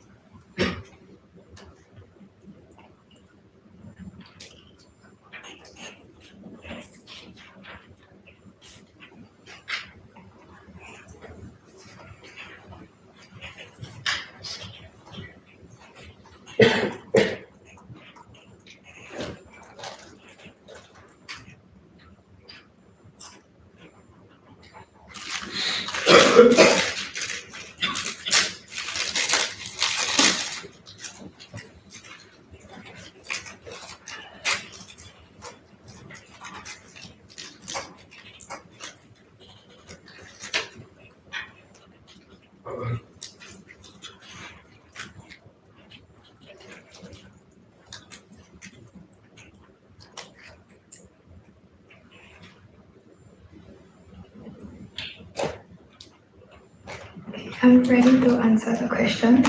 As for the first question, I will first go to the subcom member that came to me for feedback and ask her, he or she, if he or she is okay and still comfortable or willing to take part in the rest of the activities.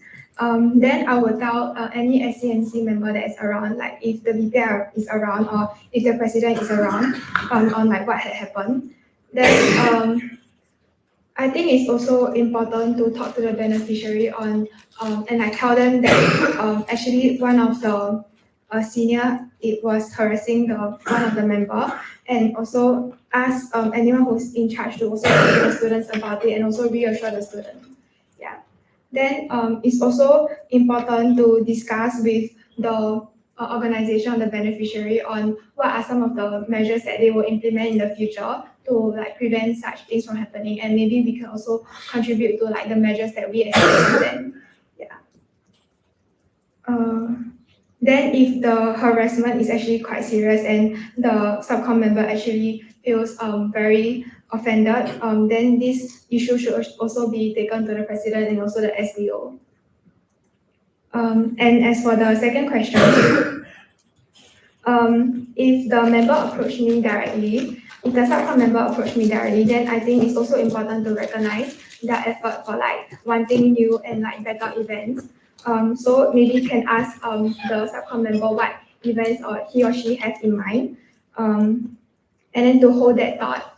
Then I will also need to clarify with the member that the funds are actually already decided at the beginning during the budget presentation. So it's also important that we know how to work with the funds that were given to us, and also know that know that the budget cannot be easily moved around. And if it had worked for previous years, then it also means that we should try to work with what the budget that is given. But also it's also important to check with the treasurer and the Honti to see if there is actually excess fund in SVC, so that this excess fund can actually be used for coming out with new or better events that the member actually proposed. May I have a proposal to close the Q&A for now? Halaman portfolio outside Wonder Director for Country Center Nation Director. I represent you to the sentence proposal to close the Q&A for nominee Halaman portfolio outside Wonder Director for Country Center Nation. May I second for the Council William? I can Paul Williams Sato 03 Life Sciences Seconds Motion.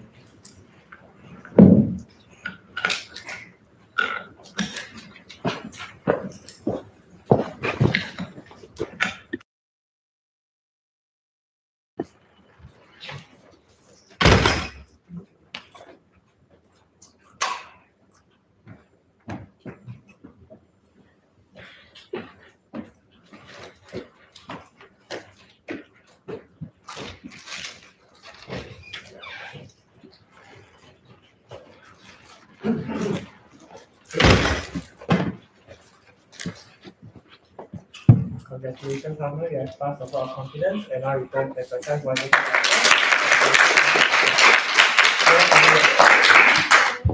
you for your vote of confidence. Looking forward to working with you guys.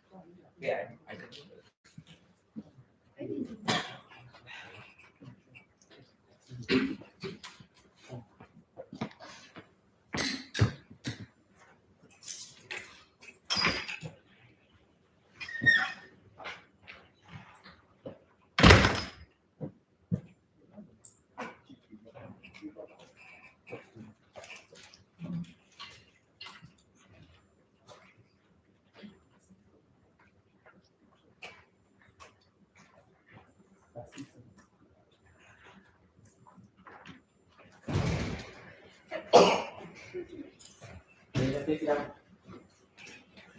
Can I have a proposal to resume media lecture for the science commission committee matter? I recommend that year 2 life sciences to resume the data lecture for public sector. May I second by this motion, William? I can follow this association by Chancellor second motion. May I have a proposal to open the portfolio of science camp director for public science commission committee matter? I recommend that year 2 life sciences is supposed to open the portfolio of science camp director for public sector. May I second by this motion, William? I can follow this Santos. Yes, second motion. May I have a proposal to open nominations for portfolio of science camp director for public science commission committee matter? I recommend that year 2 life sciences both open the nominations for portfolio of science camp director for public sector. May I second by this motion, William? I can follow this association by second motion. Are there any nominations for the portfolio of science camp director for public science commission committee? Cindy? I, Cindy, year 3 life sciences, will nominate Jason year 2 chemistry for the portfolio of science care director for the community science management committee. May I second by this motion, William? I can follow this association by second motion. And Jason, do you accept the nomination for the portfolio of science camp director for the community science management committee? I, Jason, year 2 chemistry, would like to accept the nomination for the portfolio of science care director for the politics science management committee. Are there any more nominations for the portfolio of science camp director for the community science management committee? Are there any more nominations for the portfolio of science camp director for the community science management committee? Are there any more nominations for the portfolio of science camp director for the community science management committee?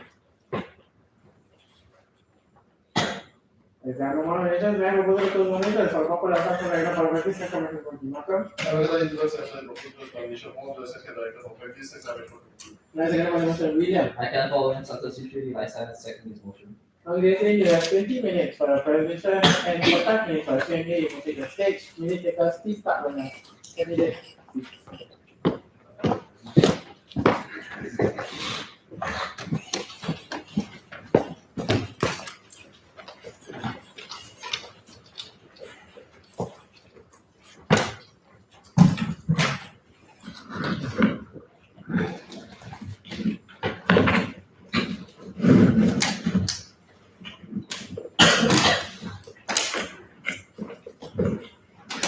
Okay, hi everyone. So I'm Jason and I'm running for the science camp director. So here's a bit more about me. So I'm a year 2 chemistry student with a possible psych second major, but if that gets too hard, it's just gonna be a minor. And some things I enjoy include like bouldering and taking film pictures, but I'm not good at any of these. And something about me is that I've been in netball since I was like P3. And yeah, so I'm not the best at the sport, but I think this sport has taught me a lot about like the importance of communication and teamwork. And a fun fact is that 1 year that I wasn't in netball was because I changed my primary school. Then I joined Chinese dance. I was really bad at it, so I quit. Yeah. So some past experience that I have is like, so from Sec 2 to Sec 4, I was part of the student leadership board called the Student Congress in RGS. And so what we did was we collected feedback from the students and we advocated for change within the school.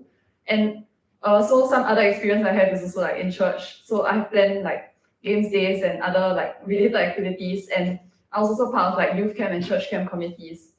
And like I guess most recently I was also the Scam 24 secretary, and I love admin, yay. Yeah, so some of my strengths and weaknesses, I would say that I'm a resilient person. So if it's something that I'm passionate about, then even in the face of setbacks, I will still like continue to persevere on and to like see something through to the end. And I would like to think that I am reliable and responsible. So I will complete the work that I have to complete, and no matter how like CNM I get. And I'm also an empathetic and patient person. So I feel like I'm like a good listener and I'm very willing to hear other people out as well. However, some weaknesses that I might have is that I'm indecisive, possibly because I'm like not confident in the decisions that I make. So yeah, I've been trying to work on this and like to be able to make decisions with more like firmness and like not second guess myself. And I guess another weakness is that I'm not a yes-er. I'm not the best at like public speaking or like trying to like make conversations with people. But yeah, this is also something I've been working on. So why I want to run for Scam Director? So I think my experience in Scam.com has been very fulfilling, and I really think that I took away a lot from my experience as the secretary in Scam. And like I would like to step up and be able to serve in a greater capacity, to be able to like give back and to allow other people to be able to experience this as well. So I also want to challenge myself and to be able to continue to grow as a leader. Yeah. And so lastly, like my vision for SCAM is that I want it to be a place where lasting and meaningful friendships are forged. So friendships that can last beyond just the camp itself, but yeah, that will stay with them like hopefully even throughout their their time in uni. And I want it to be a fun and memorable experience for everyone, not just the freshmen, but also the seniors and the comm that are involved in SCAM. And also to give the freshmen like a sense of belonging in science and to be able to like have them want to like keep coming back for the other FOPs and to have like the sense of pride to belong in science. Yeah, thank you.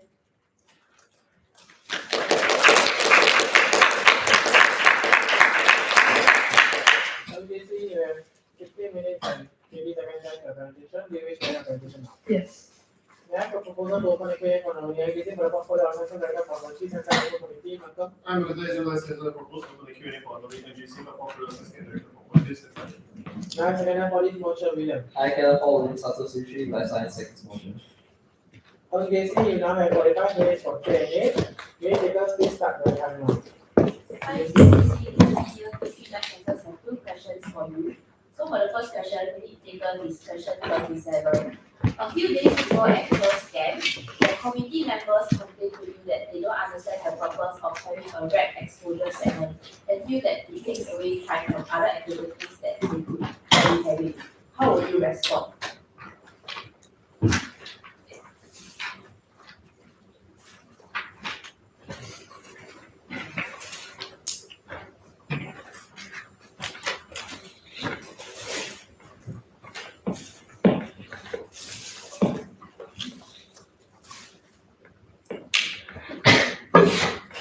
What's your other question? My second question for you is already taken. This is question 58. In a hypothetical scenario, some of your subcom members suggest you do recruitment for station masters instead of having subcom members be station masters. Outline your considerations in evaluating this suggestion.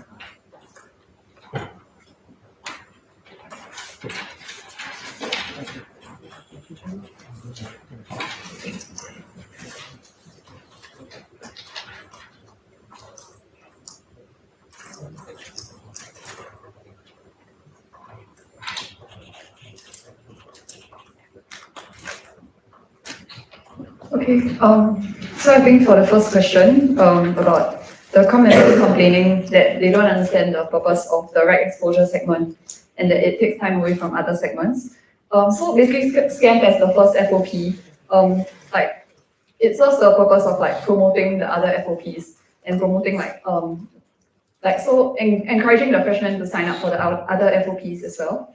And so this REC exposure, I will explain to the members that this REC exposure segment will allow the freshmen to gain like a better understanding of what REC is about and in this way also allow them to increase their awareness of rec as something that they can sign up for as freshies. And yeah. Okay, then for the next question, about recruiting people as station masters instead of the subcom being station masters. I think one consideration is that the people who are station masters need to be familiar with the games that are run. And I think the most suitable people would be the com members themselves because they are the ones that go through the different game trials and pre-prep and prep. So they will have played the game like multiple times and know how to run the game the best. And there's also a consideration that if we want to recruit external station masters, then we will need them to also be able to have a chance to play the games before.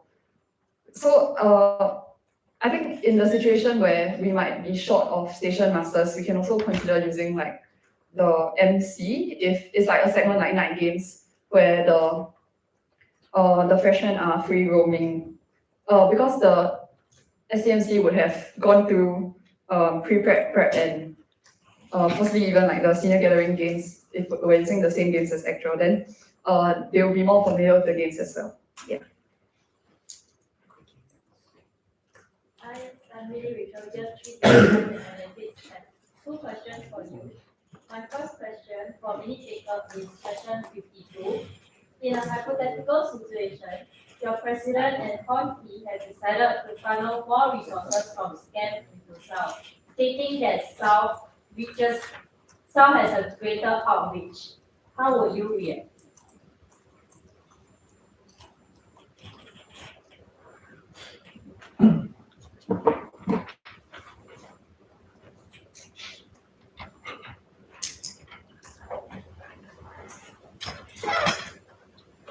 Okay, what's your My second question is, in a hypothetical situation, if your fellow MCs have feedback to you that one of your seniors is talking bad about other FOP in their OG chat, stating that NUS Science FOP camps are boring unlike other faculty camps, outline your course of action.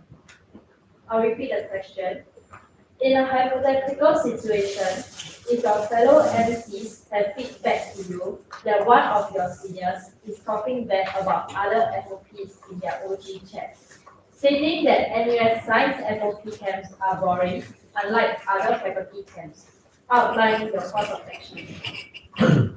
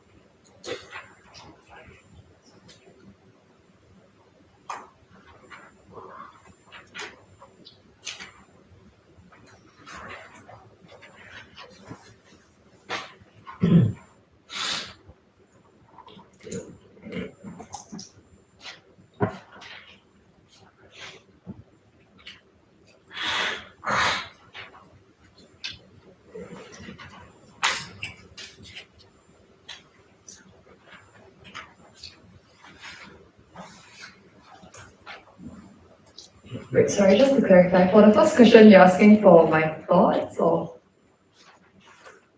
Okay.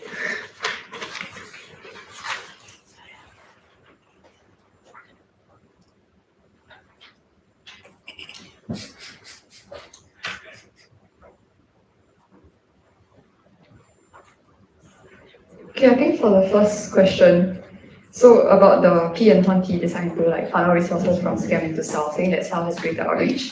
I think in terms of like signups and numbers, then it's true that SAL does have more like freshmen than SCAM, but I think at the same time, SCAM and SAL serve like two different groups of people, like with two slightly different like purposes. So like I mentioned just now, SCAM as the first FOP is like serves as more of a social camp and like to promote the other FOPs. And whereas SAL might be more of an orientation camp with a slightly like bigger focus on like academics and stuff. So I think while it is true that there are more people in SAL, but I think it might not necessarily be completely justified to say like just because they have more people, so they should get more resources. Yeah, and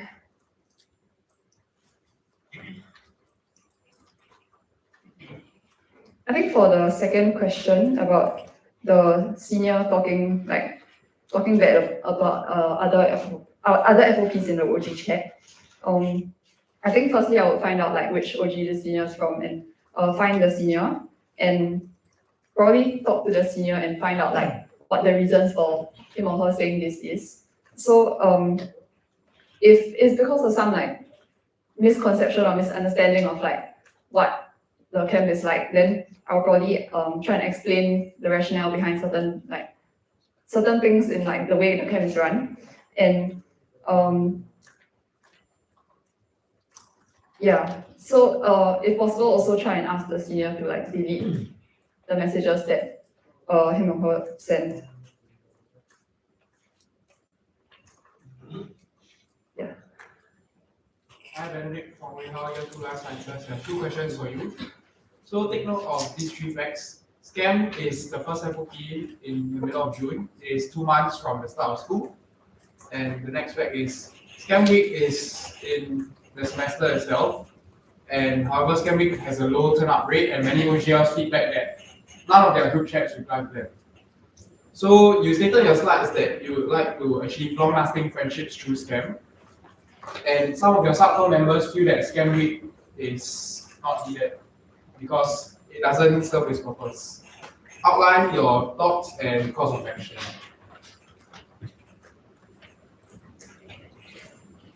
Maybe can you take a minute later? Okay,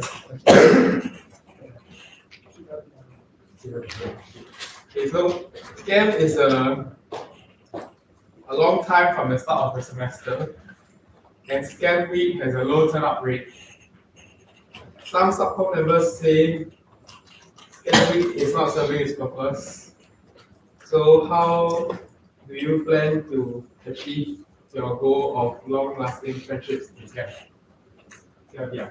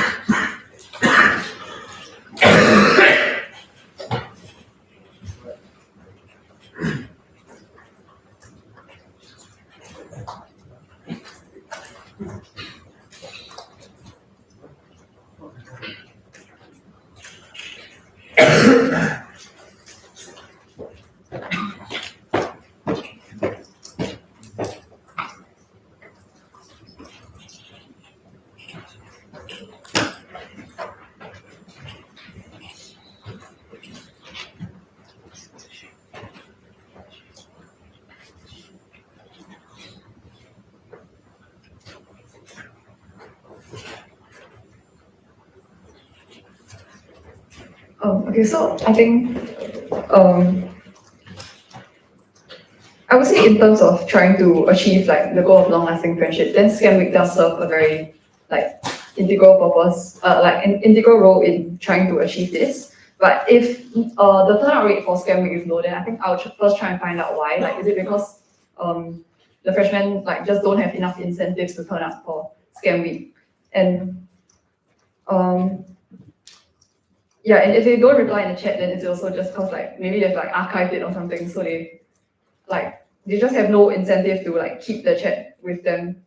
So I think maybe to try and see if I can tackle this problem is to like try and see if I can make Scam Week like more attractive to them. So like for example, this year there was the giveaway lucky draw that came with Scam Week, and there's also like the added incentive of coming with your friends so that you stand a better chance of getting prizes in the lucky draw. And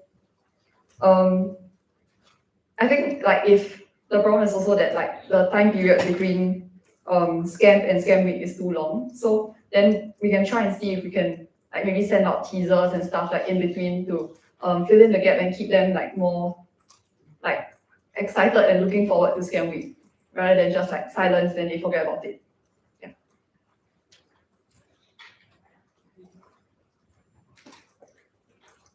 I can follow Young Santos, Year 3 Life Sciences. I have one question for you. Suppose that the communications director informs you that on the last day of scam, that all the SD cards from the cameras have been corrupted, and the photos and videos for day 4 are unrecoverable. Outline your course of action. So it's just day 4. Okay.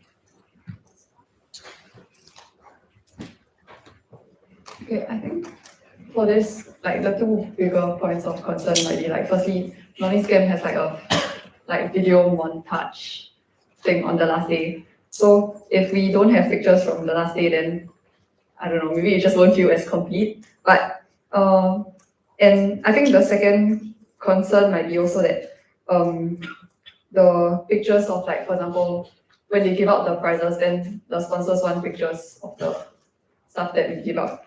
So, but I think to like remedy this issue, it could like we could potentially try and see if any like freshmen or seniors have pictures on their phones or yeah, like or even the core members also like just anybody who has pictures, then we can maybe like create a Google Drive or something for them to like upload their pictures in. Did I answer your question? What's your question? The course of action, is it? Yeah. Okay. I'm going to tell you two guys, I just have one question for you. After day one of scam, half of the SCMC members are ill and cannot come home. What will you do?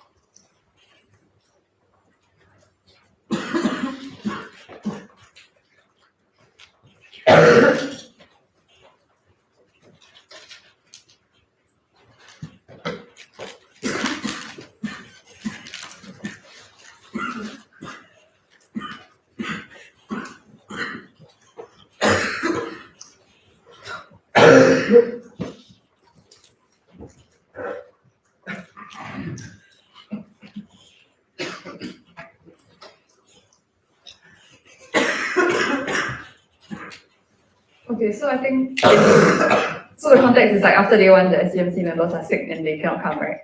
So I think firstly, like the most okay no the one of the concerns would be that on day two in the morning, the first segment is the SCMC segment, which is where the freshman will guess the fake freshman, and that person happens to be the MC member of each OG.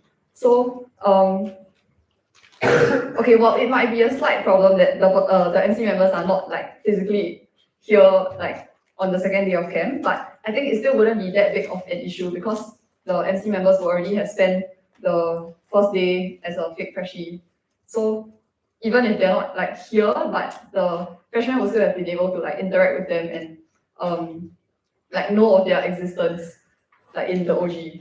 And yeah, so yeah, so I feel like for that part, the segment can still continue with the mechanism that is planned. And so maybe some other areas where this is a concern is like the SCMC talk after that segment. But I think in this case, the other NC members would just have to step in and try and cover for like the people who are like not able to be here. And in terms of like other like duties of like the seniors, I think like the seniors will just have to like adapt and be able to work with like 4 people instead of 5. And but it's also not that bad because on the first day the SCMC members were already fake freshies and so the seniors would already have been like just 4 people functioning as seniors. But I think at the same time the other MC members who are not sick can still like possibly try and like look out for the other OGs as well and see like if there's any places they can step in to help. And yeah, in terms of like other senior duties like patrolling during night games and stuff, that one also can be reallocated if necessary. I just want to just to the hypothetical situation for you. So around right after prep camp, a few of your seniors are complaining that they have to do more work because one of the workshops are not pulling their weight, and the seniors are no longer motivated to take on additional tasks. Outline the course of action. I repeat. So in this hypothetical situation, right after prep camp, a few of your seniors are complaining that they have to do more work because one of the older child are not pulling their weight. And the seniors are no longer motivated to take on additional tasks. Outline the course of action.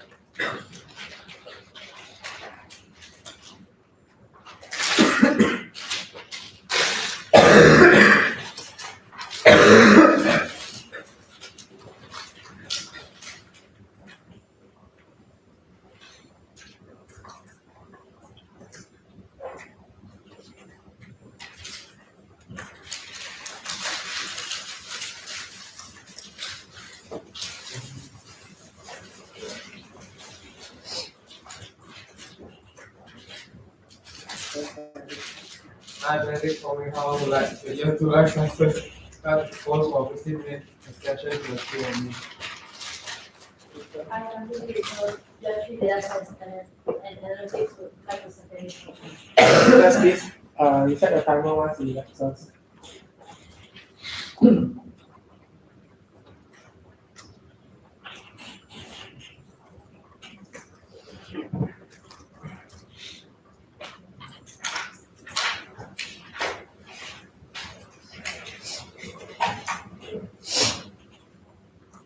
Okay, I think firstly, I would probably, like in the case where one OHL is just not doing, not pulling their weight and not doing the work that they're supposed to do, I would probably maybe consult my VE about this and then after that talk to the OHL in question, like to find out more about like why this person might not be pulling his or her weight and like if there's any underlying reasons behind why like they like cannot do the work lah. So if it's not like a legit reason and they are just skiving, then I'll probably remind them that like they have committed to this and yeah, so like since they have been like they have agreed to like become an OHL for scam, then they should like take on the responsibilities that comes with that lah. And like ask them to start doing their work. But I will probably also need to talk to the other OHL, like the OHL partner of the person, to find out like how the other OHL has also been affected. Like if is it because of like communication like issues between the two of them or like yeah, stuff like that. So that, and find out if like the other OHL is like very stressed or something because of this. And if this is the case, then probably need to find a way to step in to support this OHL more. Yeah, but I think if like the problematic OHL like is like really just refuses to do anything, but then but it shouldn't be like the senior's responsibilities to like step in and like fill in this gap, because like it's not really like what they signed up for lah.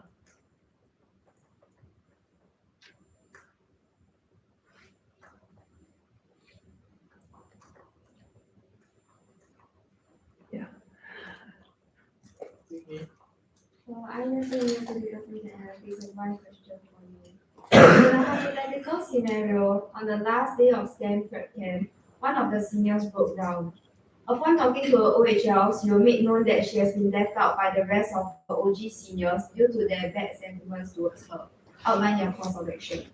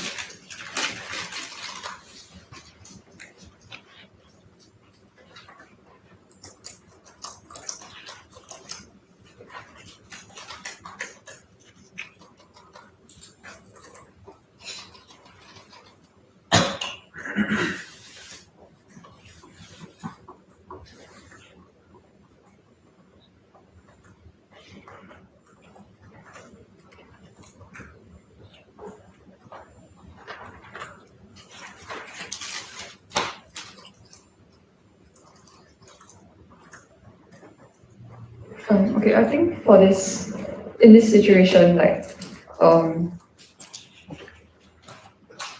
I think the first thing I would do is probably to talk to the senior involved, to find out like what, like whether any specific thing happened that might have caused this, like caused the other seniors to have like bad impressions of the senior, or like if there's any like miscommunication, misunderstanding between them, and then also talk to the other seniors like in the OG to find out more. Yeah, so if there is like some conflict or like misunderstanding between the two parties, then I think together with like the vice director can try and see if we can like help them to like talk it out and resolve the issue so that they can like at least work together. Like they don't need to be like close friends, but they can work together as a group of seniors for one OG lah. And I think if need, can also talk to the OHLs to get like more like understanding of like the situation, because the OHLs have been like their like kind of like their OGLs during prep camp. So the OHLs might also know some stuff about this. And I think like it's a really like last resort, if like nothing works out, then we'll probably try and see if we can make like internal slots within like the house or something, such that the senior can still be in scam, but not within like the OG that is not talking to her. I am Year 2 Chemistry. I have one question for you. So in a hypothetical scenario, guest presenters like the Dean of Students or PSS, etc., keeps overrunning, severely eating into the time of your other segments. Outline your course of action.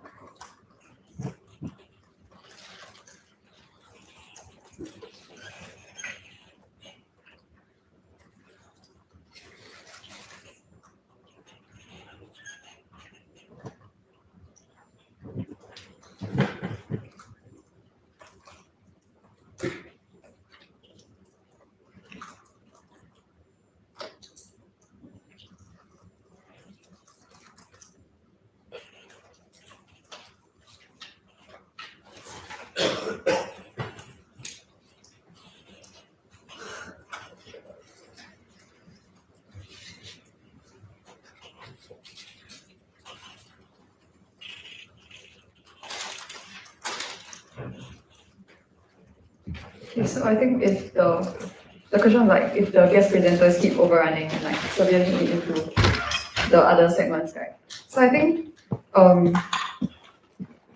like while the presenters are still presenting, if I see that like it's going to overshoot by quite a bit, then like if it's too much, then at some point we'll just need to like step in and say like we're running out of time and like we still need time for the other segments after that.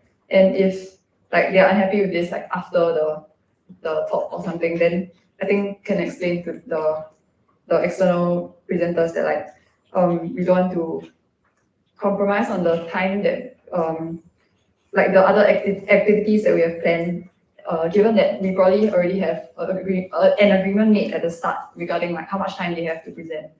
And so but if like it's really like it has extended too much and we have to cut something somewhere else, then I'll probably have to discuss with the programs heads to see like if there's any like buffer time that we can like make use of to like push things back, or like if we have to like cut around or like games or something. Yeah. But I think to like try and prevent this is like before the person starts presenting here, so like give them a reminder of how much time they have.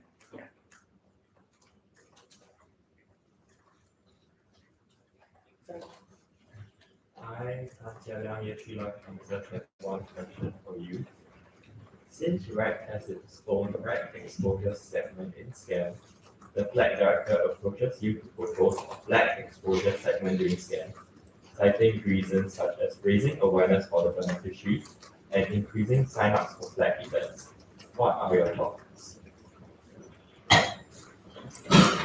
Wait, sorry, can you repeat the question? Since REC has its own REC exposure segment, the flag director approaches you to propose a flag exposure segment during SCAN, citing reasons such as raising awareness for the beneficiary and increasing sign-ups for flag events. What are your thoughts?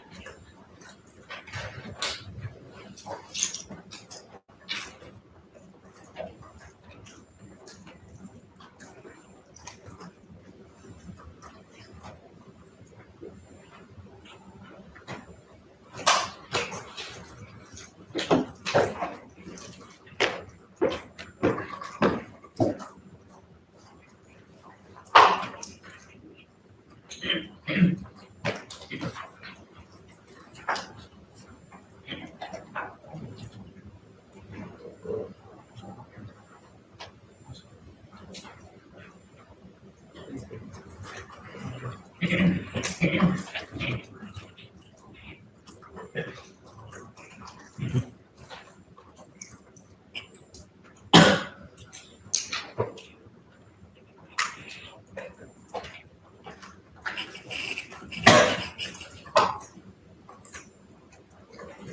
I think for this, I think the reason why REC has a REC exposure segment is because I guess REC needs signups and like to recruit people like more urgently. And I guess REC is also like a bigger commitment. So because it will take up like most of their summer. So it's also to help the freshmen gain a better understanding of like what exactly they might be signing up for. And I think in terms of having a flag exposure segment, this would probably need to be discussed with like program heads and like to see if it's possible to slot one in anywhere. But I think if like this would also mean like possibly having to take something else out. And so if I cannot make that slot, then I would explain to the flag director that like we also have the SCMC games segment. So one of the games is for the flag subcommittee, and after that game there'll be like a short like paragraph to explain to the freshmen what flag is about. And so in this paragraph, we can include stuff about the beneficiaries and the flag events, as well as there's also the SCMC talk where the flag director can introduce these things. And I think we can also include a SCMC segment in the freshman guide so that the freshmen are able to like see like information about the different like subcommittees in science club, including flag.